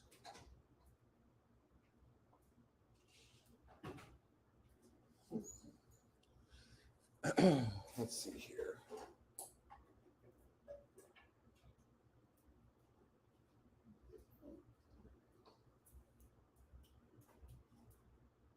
So they're in the gate. They're off. Celerity was off to a slow beginning. Quickmaster goes off to the front. Current has some early speed too, as does Girl Dad from the inside. Jace's Solitude away running in fourth. Slickback is fifth, and then a Journey to Freedom as they make their way into that turn. A little bit of a wide run for Alejandro. Even farther out is Reigning Spirit as they make their way around that turn. So it will be Girl Dad to lead the way to the backstretch. Just a neck in front of Quickmaster on the outside second. A length and a half farther back to A Journey to Freedom. Current on the outside, fourth. Slick Back is fifth, 3 lengths off the lead. Then Jesus Solitude, followed by Decision Maker, Mud Pie on the outside. In behind them, McLovin, hard held at this stage at 8 lengths off the lead. Then comes Raining Spirit to the outside, then Celerity and Alejandro. 25.21 was that first quarter mile as Quick Master and Joe Talamo take charge here. They're on top over Girl Dad on the inside. These two vie through a 49.81 half mile. And then A Journey to Freedom, Current in behind them, and then it's Slick Back on the inside. Mud Pie has 4.5 lengths to make up as they make their way to the 5 furlong pole. After that comes Jesus Solitude, Celerity to the outside of Decision Maker, Raining Spirit between those two, then McLovin and Alejandro. There's a half mile to go here. On the outside, it's Quickmaster. Girl Dad has the rail, the two of them hooked up with Current to the outside. I don't know, Jotham, if there is or not. Is moving 5 wide with Mud Pie 4 wide, and now the 5 of them are right together as they come toward the top of the stretch. Then A Journey to Freedom, followed by Slick Back to the inside, and they're turning for home after 3 quarters in 1:14.07. They're into the stretch, and Girl Dad still fighting for the frontier, holding on to the lead inside the final 3/16. Here comes Mud Pie to the outside. Current is in between those two. Look at that wall of them. Decision Maker down toward the inside of the far outside, Mud Pie and Jesus Solitude too. Here comes McLovin from the back of the pack. Wow, look at that. Horses down to the wire. What a race. Oh, I think McLovin got there. It looked like the 8 to me. Mud Pie right together on the wire, then Decision Maker.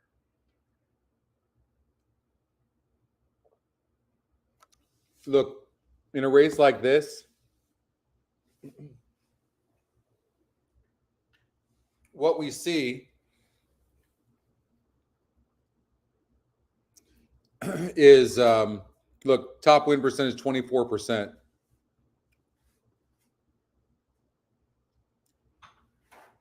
It's got a low GSR, right? So you got pluses and minuses. Top EquinEdge pick. The EquinEdge morning line is only 7-2, so it's higher than the odds makers morning line, which is a negative to me. They win, but it's still a negative. So there's nothing really lining up towards one horse, and we saw this in the race, did we not? Look at those horses. It was like 8 of them coming down the wire. And so, yeah, and of course you're going to get that too. You're going to get horses in races like this. They're just because the good horses are going to find a way to get better trips usually.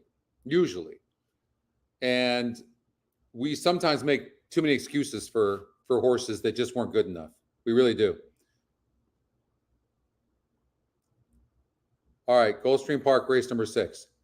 I really want to do, obviously we're going to watch that race at Woodbine, but I really want to start the late pick 5 at Kentucky Downs. That's just going to be an absolute beast that we're all going to want to be a part of. I have a note on this 7, 3 races back, wide throughout, tries every time, and then look, it wins 2 in a row. That's a good note. By the way, you guys haven't seen this yet. You want to see our stable? This is being built right now. So you're going to be able to not only put notes on horses, but you're going to be able to save horses to your stable, and it'll show you your total amount of horses that you have here on the right. Then the entered horses that were just entered, racing tomorrow and racing today, and then you can go and see each one by clicking on the tab. And then you can click on it and go straight to the race. And then if the race is coming up, you'll see the ticker here. Date added. Anything you added as far as a note goes, you can change that. And that's going to be really cool. The other thing you're going to be able to do is save. You're going to be able to share with friends your notes. So you can choose your friends, look to see if your friends are on, and you'll be able to share your notes with them too. And there'll be chat rooms in the website. So you'll be able to chat with people. That's just a few of the things that are coming up. The ticket book's going to be probably done before the end of this month. Me and Brad have set the end of September for the ticket book. The other thing we're working on, that'll be a little bit later, not too late, is going to be Scotty's spot plays. So basically working on this site right here, I'm going to have the ability to put notes on horses, choose who I think my best bets of the day are, give tickets that I like, things like that. That's going to be on here, and then and that's going to go to certain people. We'll see. We haven't decided how we're going to deliver that yet. It might be an add-on, but anyway, that's just a few of the things that are coming.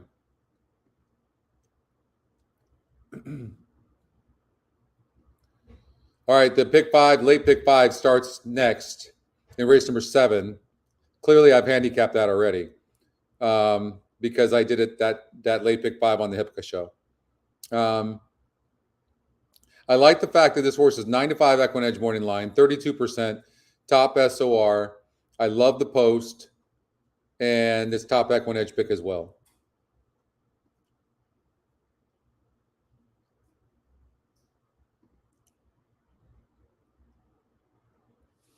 I like the EquinEdge picks.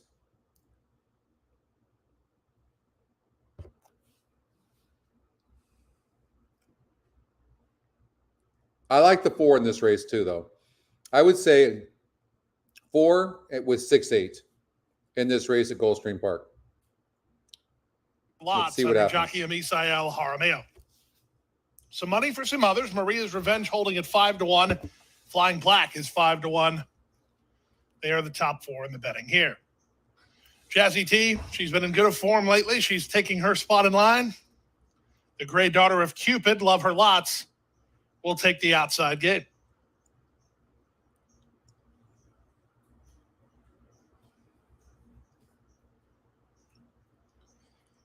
Love Her Lots, not yet ready as Jazzy T's yet to walk all the way in. She's kind of playing around. So this is the one that's won a couple of races in a row, but now its win Wagering time percentage for drops late way Rainbow low. 6 plays. And then it's acting like this as well. I'm not loving the 7 in this Starters race. Working with Jazzy T.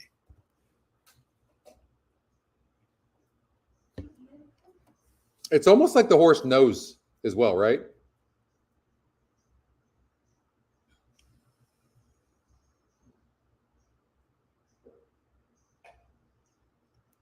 Jazzy T, bit stubborn today.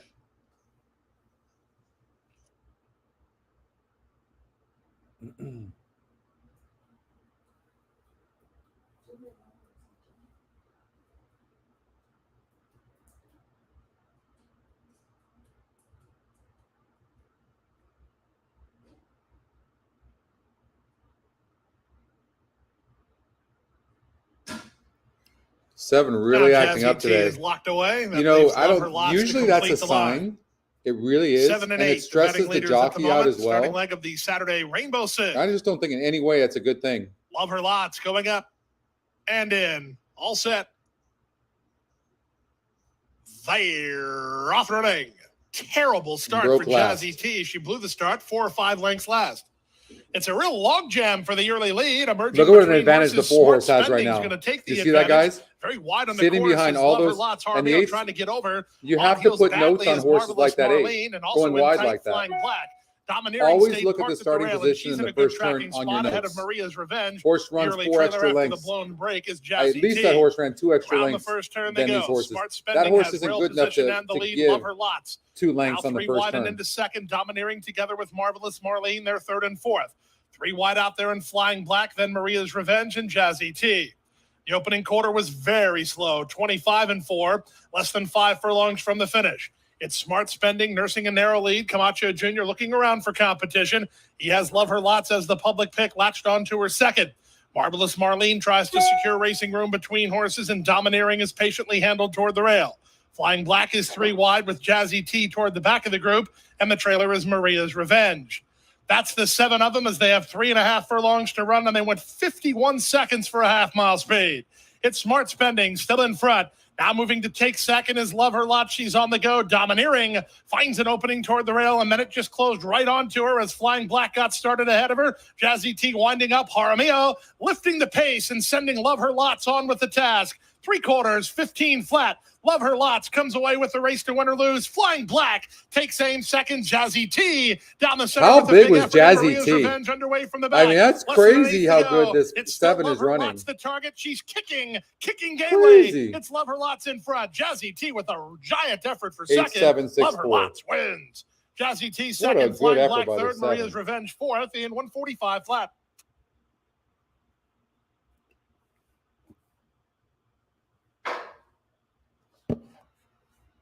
Okay, I'm not even going to do Pimlico, although I have a note on this horse. If you're playing this, the EquinEdge long shot, who's 7-2 on the odds makers on the EquinEdge morning line, and I've got a note on there, had a bad trip in the last race. A lot of big hits, Tony. You missed out. You definitely missed out on the. We've had a lot of big hits on so far on this show. Oksana breaks wide. Not a good place to be, honestly. Especially, well, it has speed, but this 9 horse might really run a good race. It's EquinEdge long shot, but I do worry a horse like this. Like the 9 and 10 could be dueling, and the 3 on the inside dueling. So this might not. This might not. The way the race is shaping up, I would love if the 9 was tactical or had the pace advantage without seeing the 10 on the outside with that kind of pace, and also so much speed with the 3 and the 6. There's so many horses with speed that it could set up for a horse like the EquinEdge second pick, believe it or not. Has the class here, has the connections. So based on the way I think maybe the pace is going to play out, even the 9 didn't have a good trip last time out, I'm kind of thinking this 5 horse might be a horse at 16%, good SOR.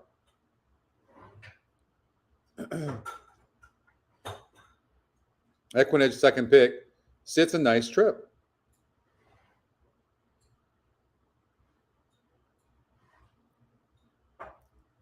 Had won 2 prior races. Interesting horse, the 5. Maybe worth a little bit of a bet.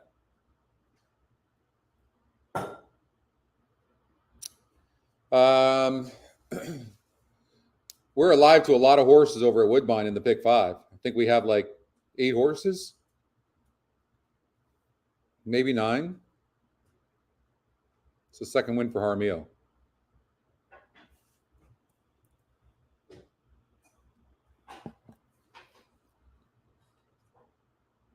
All right, so I'm saying the 5 at Pimlico to get a good trip. Maybe win in place, right?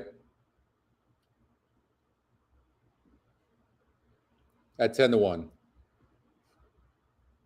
Or you could do like a trifecta. We can play this 5 to be first, second, or third. Just get rid of the horse you don't think can win. So 4 and 6, get rid of that. And I'm going to play against the 10 because the 9 is fast as well. I'm going to just play against the 10 on for the win. That's all.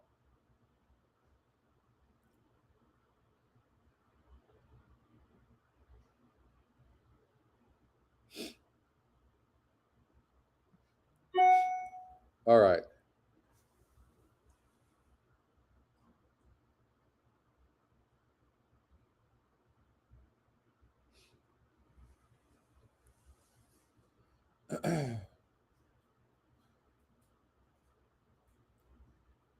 All right, since they're at the gate, we'll watch this race, and then we're going to go to Kentucky Downs.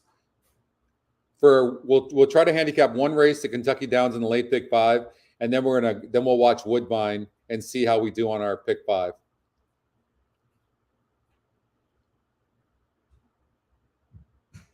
There's a lot of speed, Michael, though. That's the thing.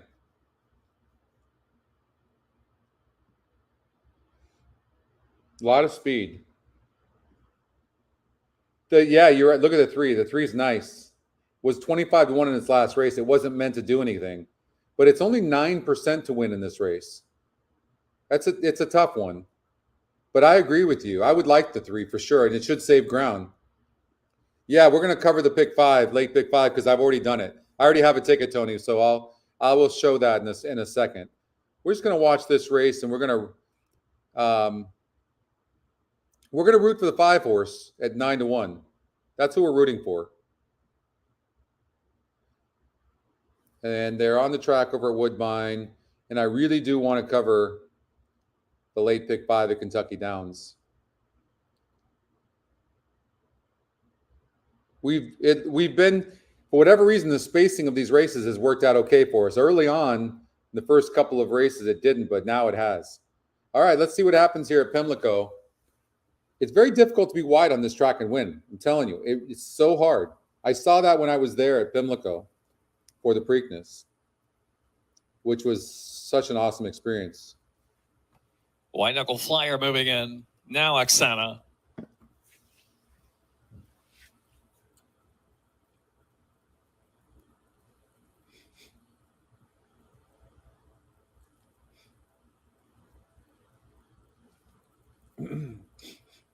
And there, off they shine again. Swaying to and fro, Oksana on the outside, firing up early speed, and no more mask with a sharp break too. White Knuckle Flyer takes back just a little bit there. Passed by Matitude, Page and Elizabeth up close, only a length and a half for the front, racing from the rail. And then back to Deco Strong, very tight between horses. Canoodle and White Knuckle Flyer now take it back to last position. 5.5 lengths will cover them.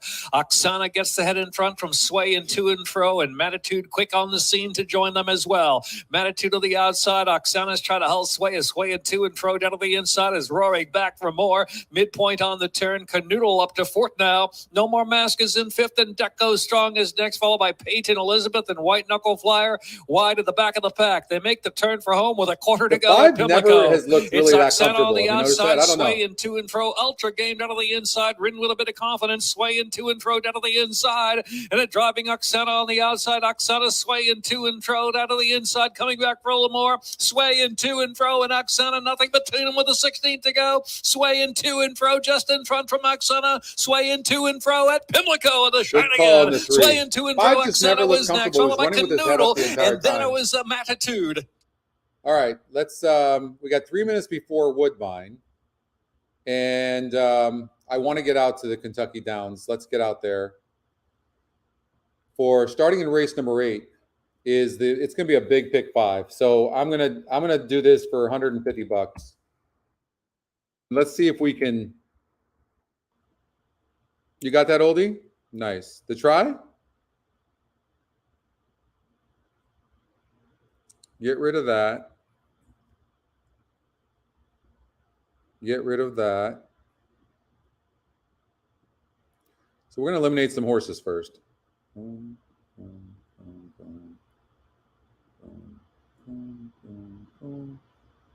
Okay.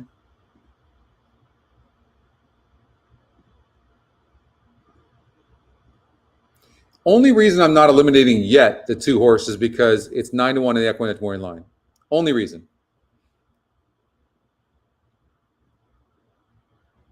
We've got a note on Jouster, but that's an old note. And my note is can rate, but we already know that. All right. So that note's not needed anymore.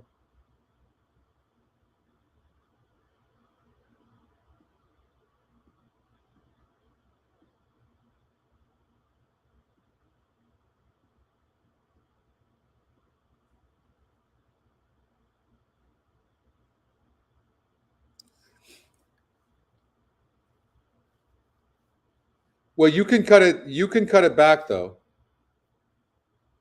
There's no way I can do a $24 pick 5 in a race like this. But you can. What you have to do is listen to me carefully, Anthony, and then kind of read between the lines on maybe horses you might want to single. Okay, how's that sound?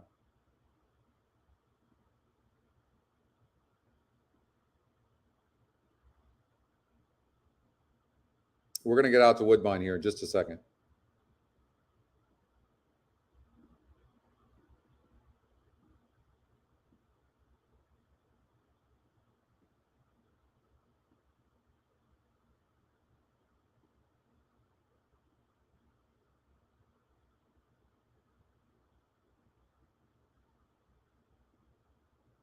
Whew. Ay. I mean, you have to take some risks, Anthony. I could play literally $1,000 ticket. Honestly, with as much money as I won, I might. Oh, for sure, Michael. Yeah, good call on that, by the way. You'll get better at that. I'm better at that now. Yeah, we're alive to a bunch. So let's see here. They're going into the gate. Mrs. Barbara.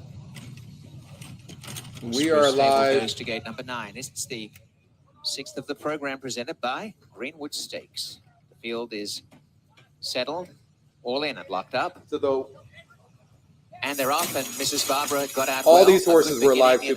Everybody but the two. Il Malocchio joined the dance, comes up on the inside to go to the front from Il Malocchio, Saratoga Vision, Dreidel, and on the outside, Millie Girl. Seasons is a little worse. I know we've been on fire pretty much the entire day. Is Mrs. Barbara and Ready Lady going out in front, joined the dance, got to lead by almost 3 lengths. Il Malocchio second, third Saratoga Vision. In the center, Dreidel relaxes. On the outside, Millie Girl is about 5 behind this leader. On the rail, Silent Causeway, a half to Seasons. Ready Lady tucks up the rail second last, and last is Mrs. Barbara. Trying to slow them down, join the dance. The lead down to a length. Il Malocchio second, Dreidel moving up 3 wide, and Saratoga Vision the inside. A length and a half, Millie Girl is inching towards them, and on the inside, Silent Causeway from Seasons. Looking for room is Ready Lady, and last of all is Mrs. Barbara. Racing along to the half mile with the leaders, still joined the dance by over a length to Il Malocchio. In third, Saratoga Vision from Dreidel. And then came Millie Girl, Seasons on the outside, improving. Silent Causeway, the rail. Ready Lady second last, and Mrs. Barbara. They swing into the turn and shooting the lead. It's still joined the dance, and Il Malocchio as they go faster again. 2 length Saratoga Vision. Millie Girl's finishing on the outside. Then Dreidel. Seasons is wider. Trying to run home is Ready Lady between horses, and then Silent Causeway and Mrs. Barbara. And still in front, joined the dance, but leveling is Il Malocchio. Il Malocchio on the outside, joined the dance. Il Malocchio's gone to the front narrowly, and then Saratoga Vision, Silent Causeway, Millie Girl. Silent Causeway needs room, is coming, needs to get through, and is coming for Patrick Husbands right now. 14-1, get up. To the front from Saratoga Vision. Silent Causeway. Stay up 5. Saratoga Vision. Silent Causeway narrowly. Silent Causeway. Silent Causeway. Woo! Saratoga Vision game in second. Wow. Only horse we didn't use. Ready Lady Almost beats us. 14-1. That's the one we needed. 44-32. Oh shit! That 2 scared the crap out of us, didn't it? 5 horse. How's that at 14-1?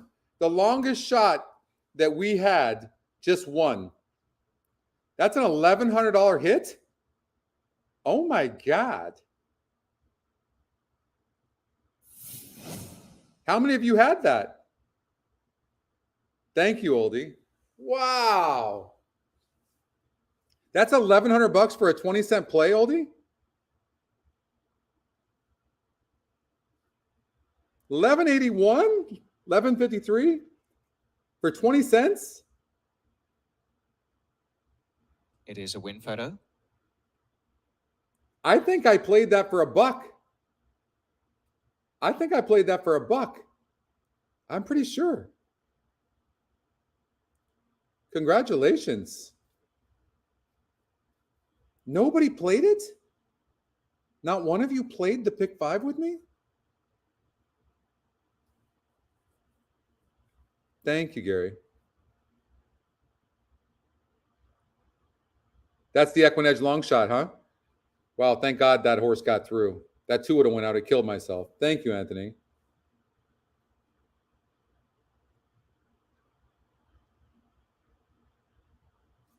Wow. Wow, I'm so sad nobody played that with me. I'm celebrating all by myself right now? Oh, you did get it, Michael. Okay. Nice going.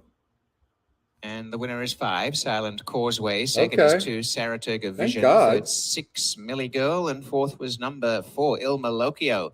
Lighting up the board there, the top 2, 5, 2, 6, and 4.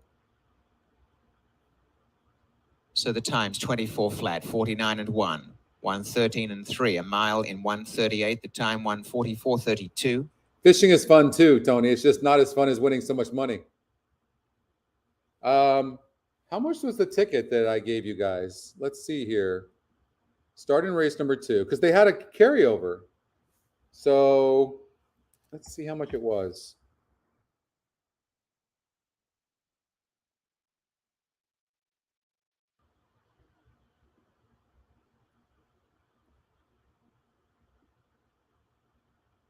Well, hold on.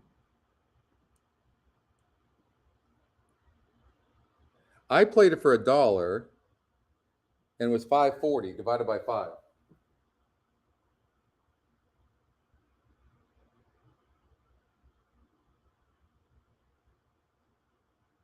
It was $108, $180.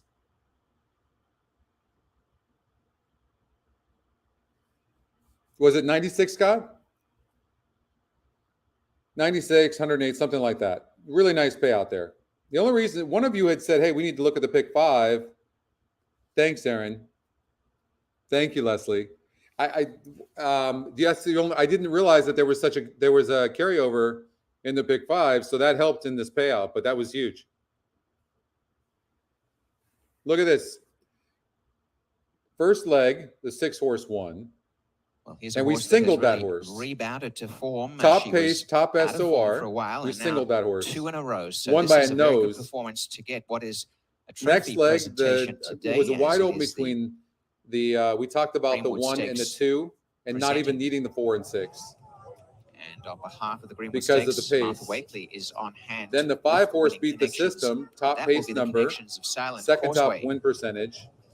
Next one, EquinEdge long shot. Silent Next one, Causeway. EquinEdge Very long nice shot. performance today. The Crazy. Dark Bear Brown Mare is a 5-year-old. 20 to 1 on the Silent morning Name, line with the Good 5-horse. Religion. Michael Deegan bred the winner in Ontario. Crassus So Guidey good. Racing Stable Incorporated winning owners.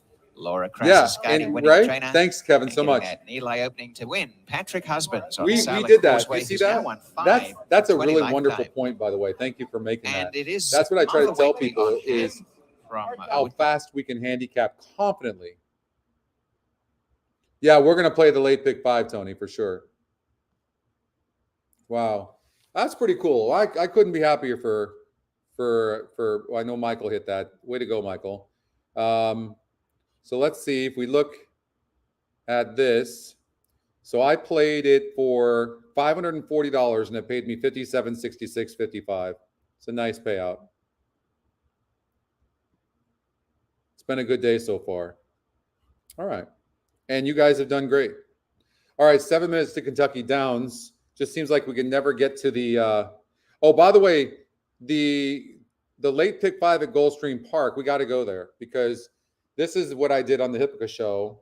And my ticket was, I believe, $108. Let's see.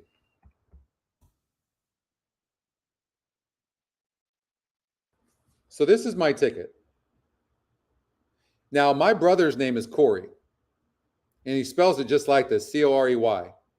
Now, that's not the only reason I singled this horse, just so you know. But it's a hunch play for all of us. But I'll say this horse is tactical. It doesn't have any speed to the outside of her. And it has class. So look at top GSR, top SOR, top pace, top win percentage, 9 to 5 EquinEdge morning line, top EquinEdge pick. That's the type of horse you're looking at with a K, Korey. Okay, oldie, there we go. We got hunch plays here. My brother spells it just like this. So I genuinely actually think this horse is a single. And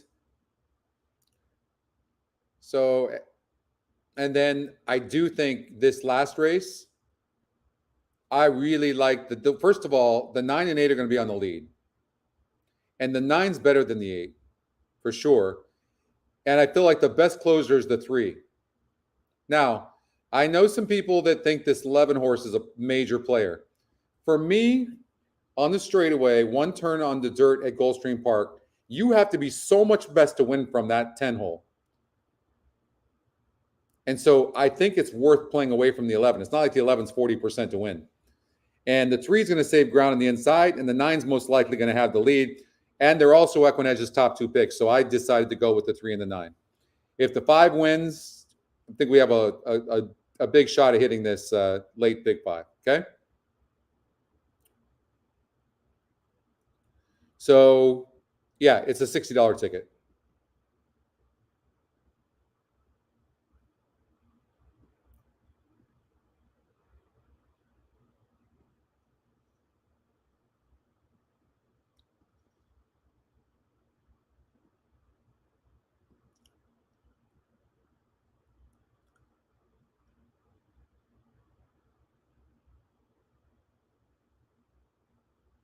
All right, $60 play. No, it's not my type of horse only because of the post, Cameron. That's the only reason. It's not that on paper the horse isn't decent. It's just that on paper or on the post position, the way the race is going to play out with the pace, do you know what percentage of the time horses win going one turn on the dirt over at? No, I've got two people I respect a lot that think the 11 is going to win. I have a bet with one of them that the 3 horse will beat the 11. I think the 9 horse will beat the 11 as well. But only 3.8% of horses that break from the 9 hole or over going one turn on the dirt at Goldstream Park win. 3.8%. I'm going to take those odds. I'm going to take them. That's all. That's the only reason, Cameron. I wouldn't want to take anybody off of the horse, but I think I'm going to try to beat those. I've made a lot of money beating the horses like that.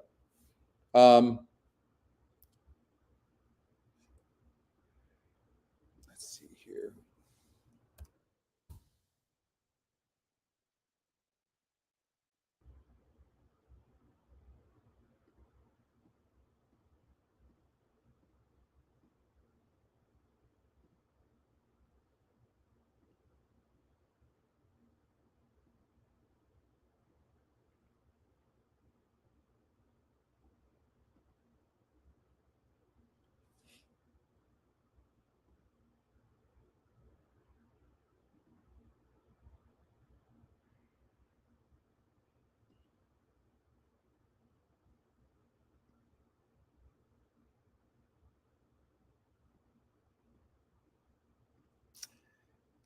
Honestly, I'm not even going to give you anything in this race. My heart's not in this race right now because I'm thinking about the late pick 5 over at Goldstream, and I'm thinking about I'm not even thinking about Del Mar. I'm thinking about race number 8 in the pick 5. I'd rather put more time into playing this late pick 5 than screwing around with this one race, honestly. So I'm going to do the pick 5 here in race number 8. And then we're going to go to Goldstream Park to see how the pick 5 goes. If you guys want to help, like people on this, like Imran, like the pick 3, Kentucky Downs, if you guys have one you like, give that to him, please.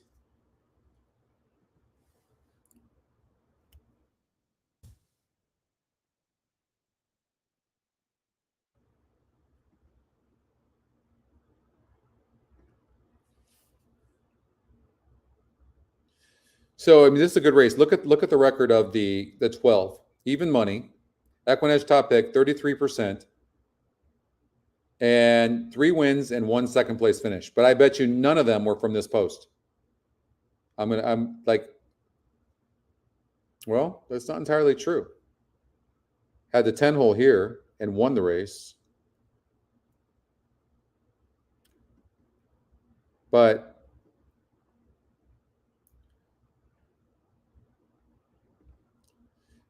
the 13 is here's the thing though. The 13 is faster and going to put pressure on the 12 from the very start. Right? So you could see a bomb in here. You could see the 13 go all the way. I'm just going to use these horses. I'm going to spread in that race. Regenerate. And that's what I feel has to be used in that race. From my handicapping style.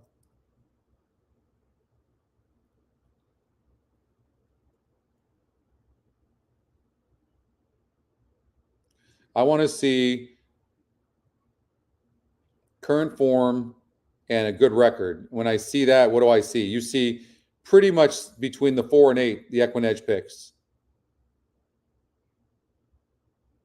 Right? So now what I want to do is I want to go on the past performances and make sure that there's still current form.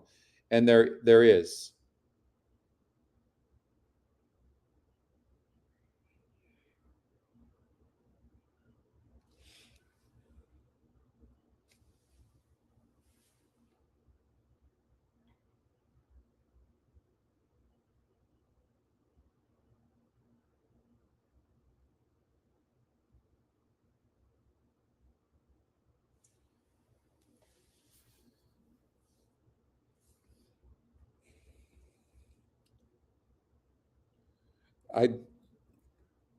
when you look at this, and you even look at a horse like the One Red Knight, 3 wins, 3 seconds against a 70 group. The truth is, the 8 or 4 should win this race. But for whatever reason,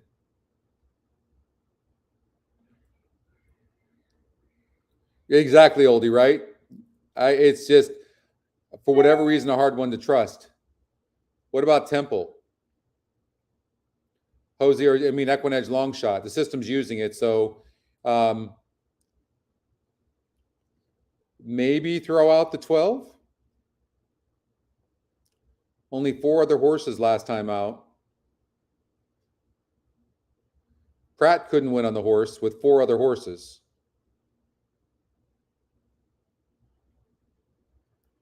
It has 1 win against a 68 group. I'm going to say don't use the 12, and then we're going to lock the race.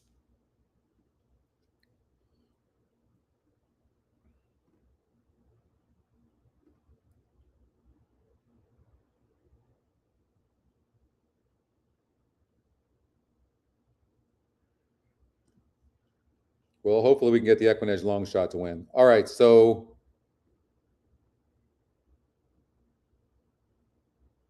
Goldstream Park, race number 7. So late pick 5 is coming up soon.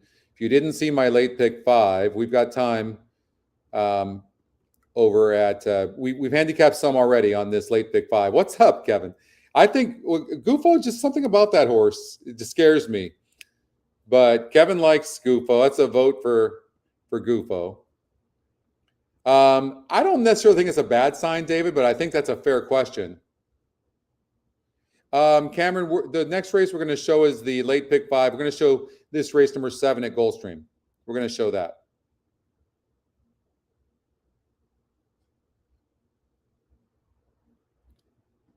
Nice, Matt.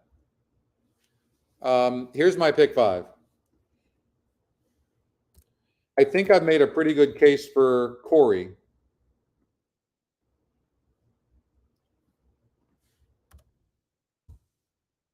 The 5 horse in race number 9. That's the sheer drama stakes. It's just a non-grade stakes race for fillies and mares, but I like the fact that this horse controls the pace. You don't see this very often. EquinEdge morning line 9-5. Top win percentage. Top EquinEdge pick. Top pace. Top SOR. Top GSR. You just don't see that often.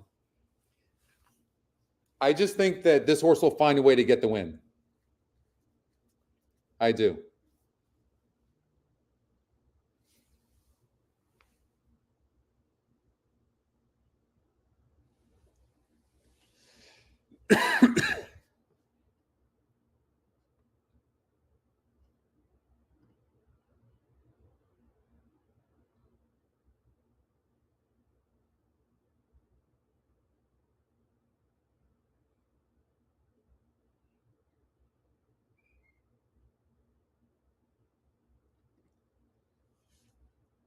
Anyways, it's a $60 play. I think the 3 or 9's winning that last race, although I've heard a lot of handicappers I respect, a couple of you that think that this is the horse to beat here. But I don't like the 11 post, and this horse has burned a lot of money. The only race it won was when it went gate to wire. And it's not going gate to wire here.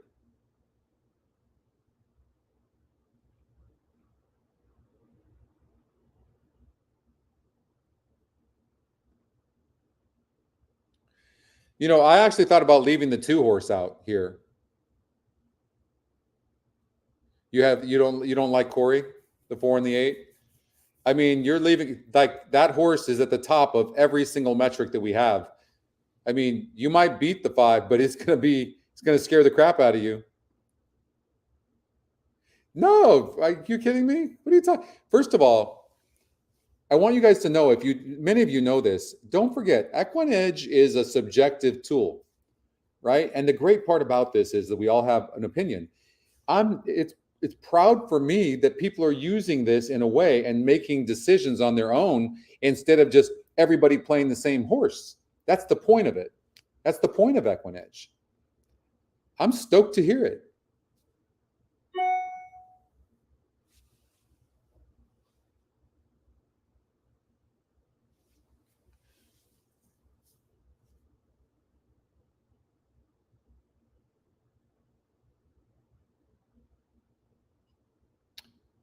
All right, they're at the gate. And honestly, I thought about leaving the 2 out.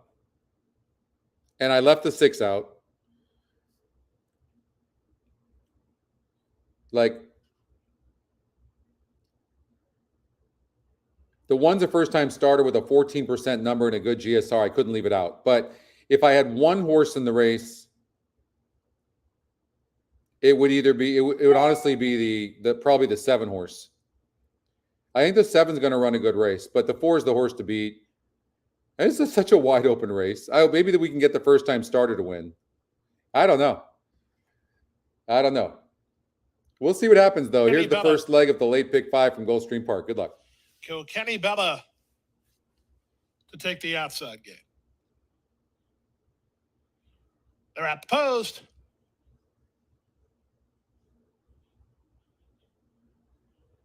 And they're off. Good start for What a Corker. Love My Job has some speed. Up on the outside, Kilkenny Bella put into play. Utumba in the red colors is moving closer at the rail. Rio Formosa is next. Out the back early is Sweet Brody as they converge on the early lead. From the outside, Boston Princess now sticks a neck in front of Kilkenny Bella. Love My Job is in the orange colors. While racing between horses. Down at the rail, it's Utumba. What a Corker's out in the center. Down at the rail, it's Rio Formosa racing ahead of La Virgin de Regla. Second last, La Loba Feroz. The trailer is Sweet Brody. Quarter time, 24 seconds flat, less than 5 furlongs to go. Boston Princess has the lead by about a length. From the inside, Utumba. From the outside, that's Kilkenny Bella. In between horses, Love My Job. What a Corker is next with Rio Formosa at the rail. Getting shuffled back a touch, La Virgin de Regla, then Sweet Brody. And not the back is La Loba Feroz.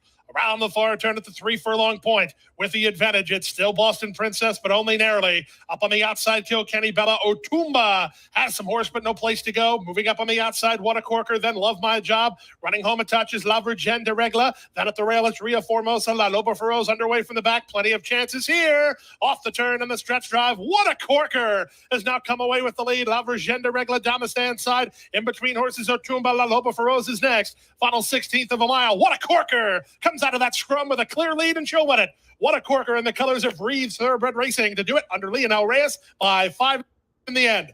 La Virgin de Regla second. 24-1, Scotty EquinEdge long shot, huh? Wow. Over at Del Mar. That's incredible. All right, well, we're moving on in the at Goldstream Park. We had the 7. We beat the favorite, which is a good thing. And I liked the 7. I thought the 7 could run a better race, and it did. So that's good. Over at Del Mar, the EquinEdge long shot won, huh? Let's see. 4 horse. Look at that. Santos to Wilson. Look at that. Incredible. Now the only thing you can see is Barrios, who's been on fire, jumps on. Isn't it amazing? Like, this is what I'm talking about. There's no, how do you see this horse? I couldn't see this horse with a naked eye. Who's using this horse? How do you use this horse if you don't have EquinEdge long shot? I can't. I mean, I think we can all agree when we look at this, maybe this horse is vulnerable. I don't know. Maybe. Doesn't look terrible to me. Top pace number, the 6 horse. Incredible. Unbelievable.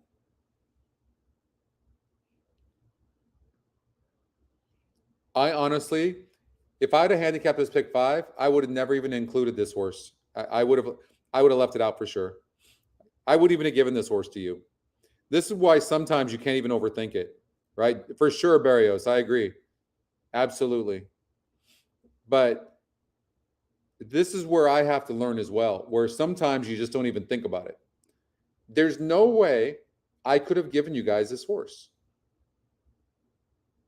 Now, I can see the horse was tight and had issues 3 back. I can see that last time out the horse had issues, forced out.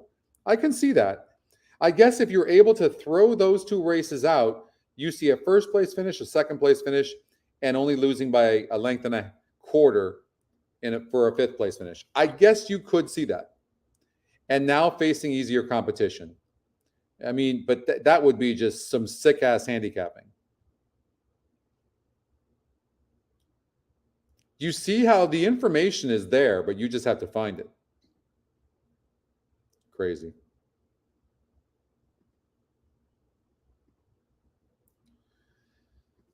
So we could do Pimlico, but I don't think we should.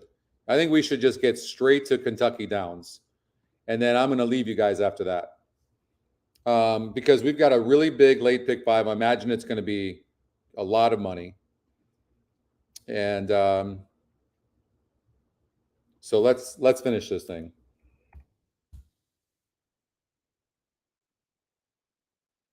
All right, so I need you guys' help on this as well.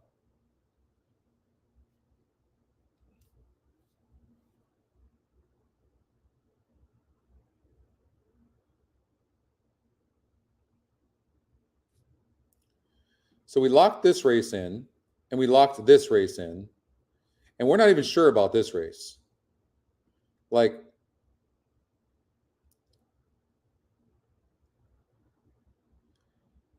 you have to look at these horses and wonder if they're vulnerable, like Gufo.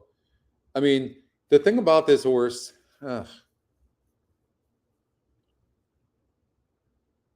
it tries. Here's the thing. Look what it's run good in. It's run good in inner turf. You see that? Do you see? I think there's a pattern with Gufo. If you see the circle here, it likes inner turf. Look at how it does. Like, it's not getting inner turf here. Is this a horse worth trying to beat? Right?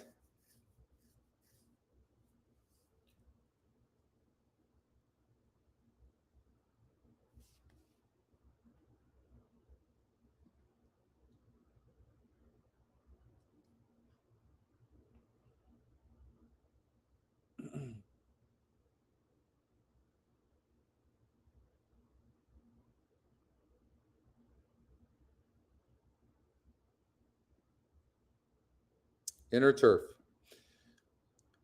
So maybe, I tell you one thing, I'm leaving the 8 out after seeing that. I think this horse is an inner turf specialist. That's what I think.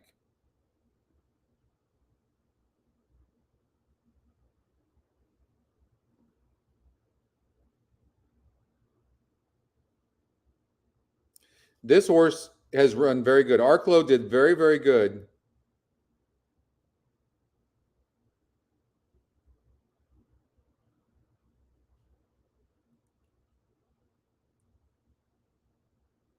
I've always liked that one horse too, John. Hey, Catherine. This horse had issues in his last race. I think Arklow is the horse to beat. You might even single. And by the way, Florent Giroux's won a race or two at least today, I think. So, and look at the horse's record. 15 tries. I think Arklow could be a single. I think a lot of them are pretenders in here. I'm going to single Arklow.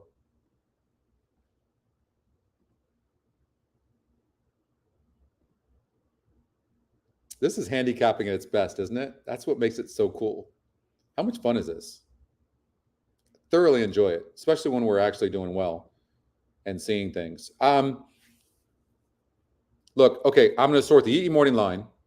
It's got the top 5 horses. I'm going to sort the top win percentages, the top 5 horses. I'm going to sort the pace. The 4 is in there somewhere. So now I have to just look at this 4 just to see if this is a horse that we can leave out. Does it have the class? It looks like this could be a little bit above it. Bejarano's won a couple of races. Maybe, this would be a bomb, but I don't think it's so far-fetched. If you think that maybe some of these other horses aren't that great, you could add the 4. I don't think that would be, and I think we lock the race and get rid of the 6 and 7. Okay, So I'm going to regenerate based on that. All right.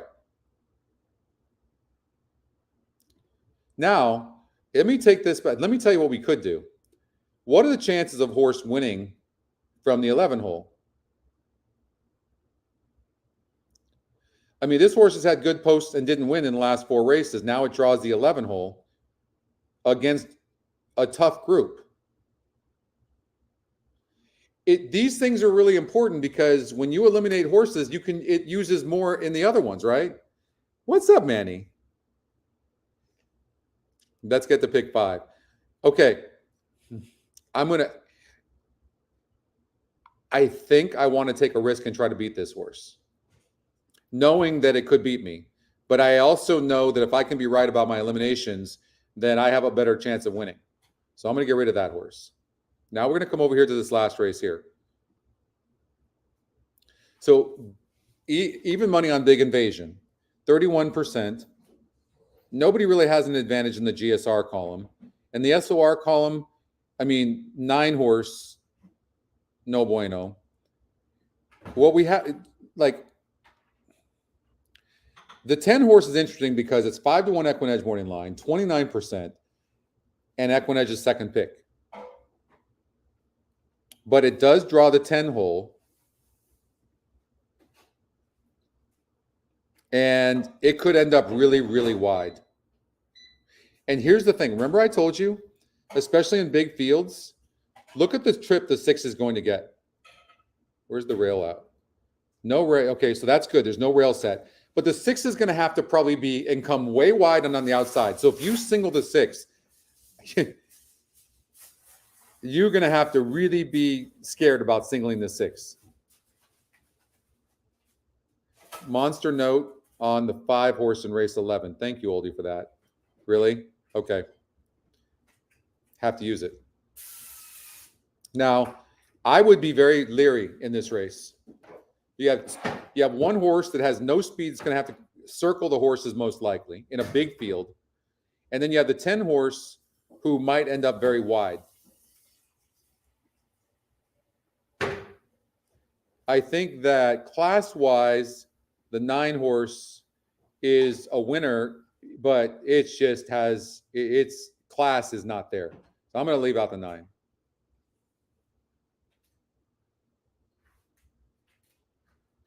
Let's see the E morning line.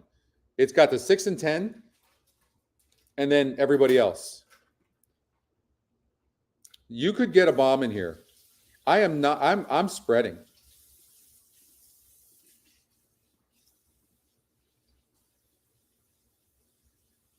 I'm spreading. I don't like the 11 though.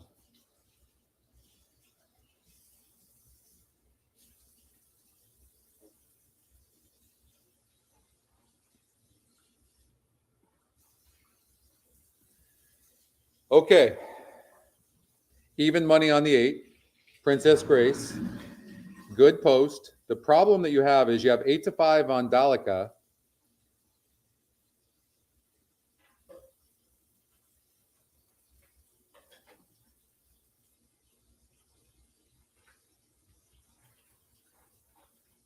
I mean, big pace advantage, huge pace advantage for the 1. Huge. Got a good SOR, but it's 2 second place finishes in 5 tries. Whereas when you look at the 8 horse, 3 wins. And there's nothing wrong with this 3.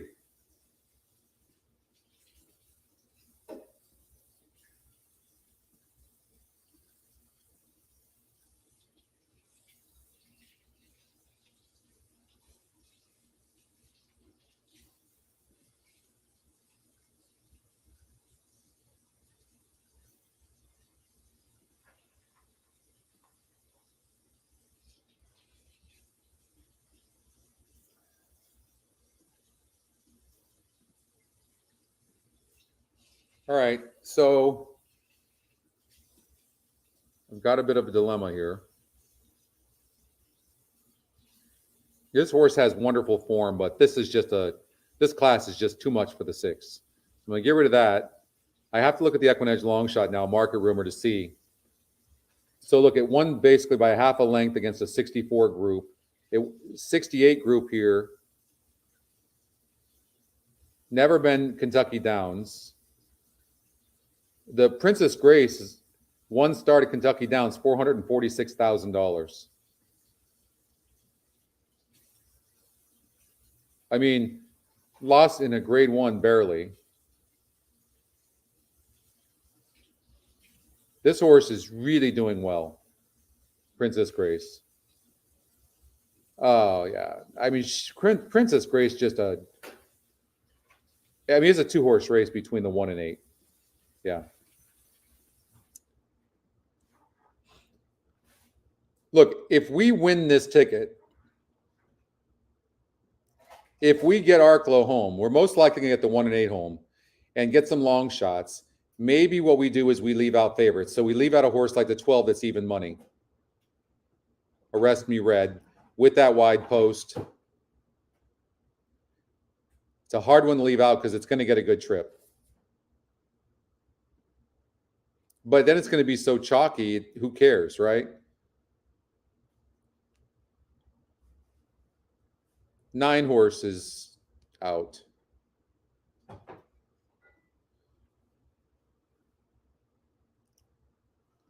Maybe try to beat the 12. Arrest Me Red, 33%, 3 wins. I mean, it really looks good, but it does draw wide, right? But the thing about it is it does have some tactical speed. 13 is going to be on the lead, and it's going to be sitting a really good trip. It is, right behind the 13. What's up, Lawrence? He's, well, I mean, I think he's actually riding pretty good. I just really like the 4-horse a lot. I think Gufo is an inner turf specialist, so I think Arklow's naturally, it really should be the horse to beat. The other ones seem like pretenders to me. This is the race where I'm struggling because I really want to beat the 12, but I don't know that you can beat the 12. That's the problem. You know, I set out to do a $150 ticket, and this is what it comes out to. So this is the ticket that I'm going to recommend.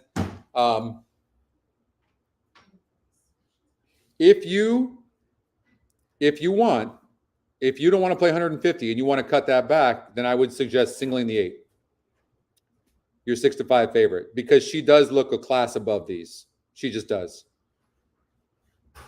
Okay, that's what I would recommend.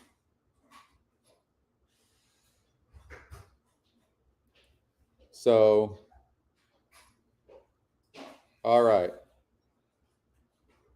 Now remember, if you like in a race like this, big evasion, watch. You don't want to play a big ticket?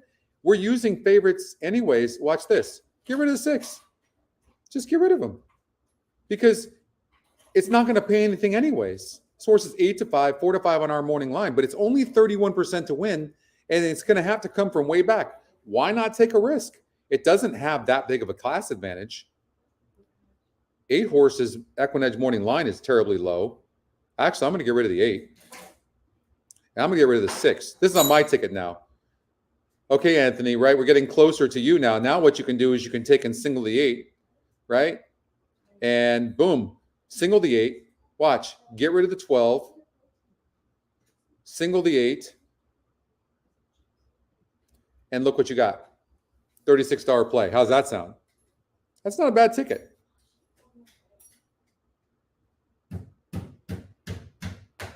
$36 play.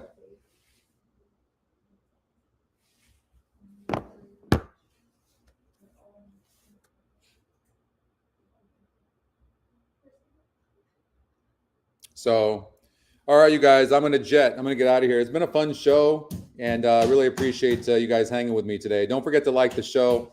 Also, if you want to join my coaching class on Thursdays at 1 o'clock, it's free to do so. Go to EquinEdge.com, and it's a lot of fun. Plus, there's a lot to learn. And if you're just learning EquinEdge, I think it's so important. And even if you're not, and you want to see some of the subtleties of the things that I do, we watch live races. It slows down a lot, and you can ask questions. It's a lot easier to do than it is for me doing my shows. So, all right. Thank you so much, everybody. Good luck to you the rest of the way, and have a wonderful weekend. We'll see you later.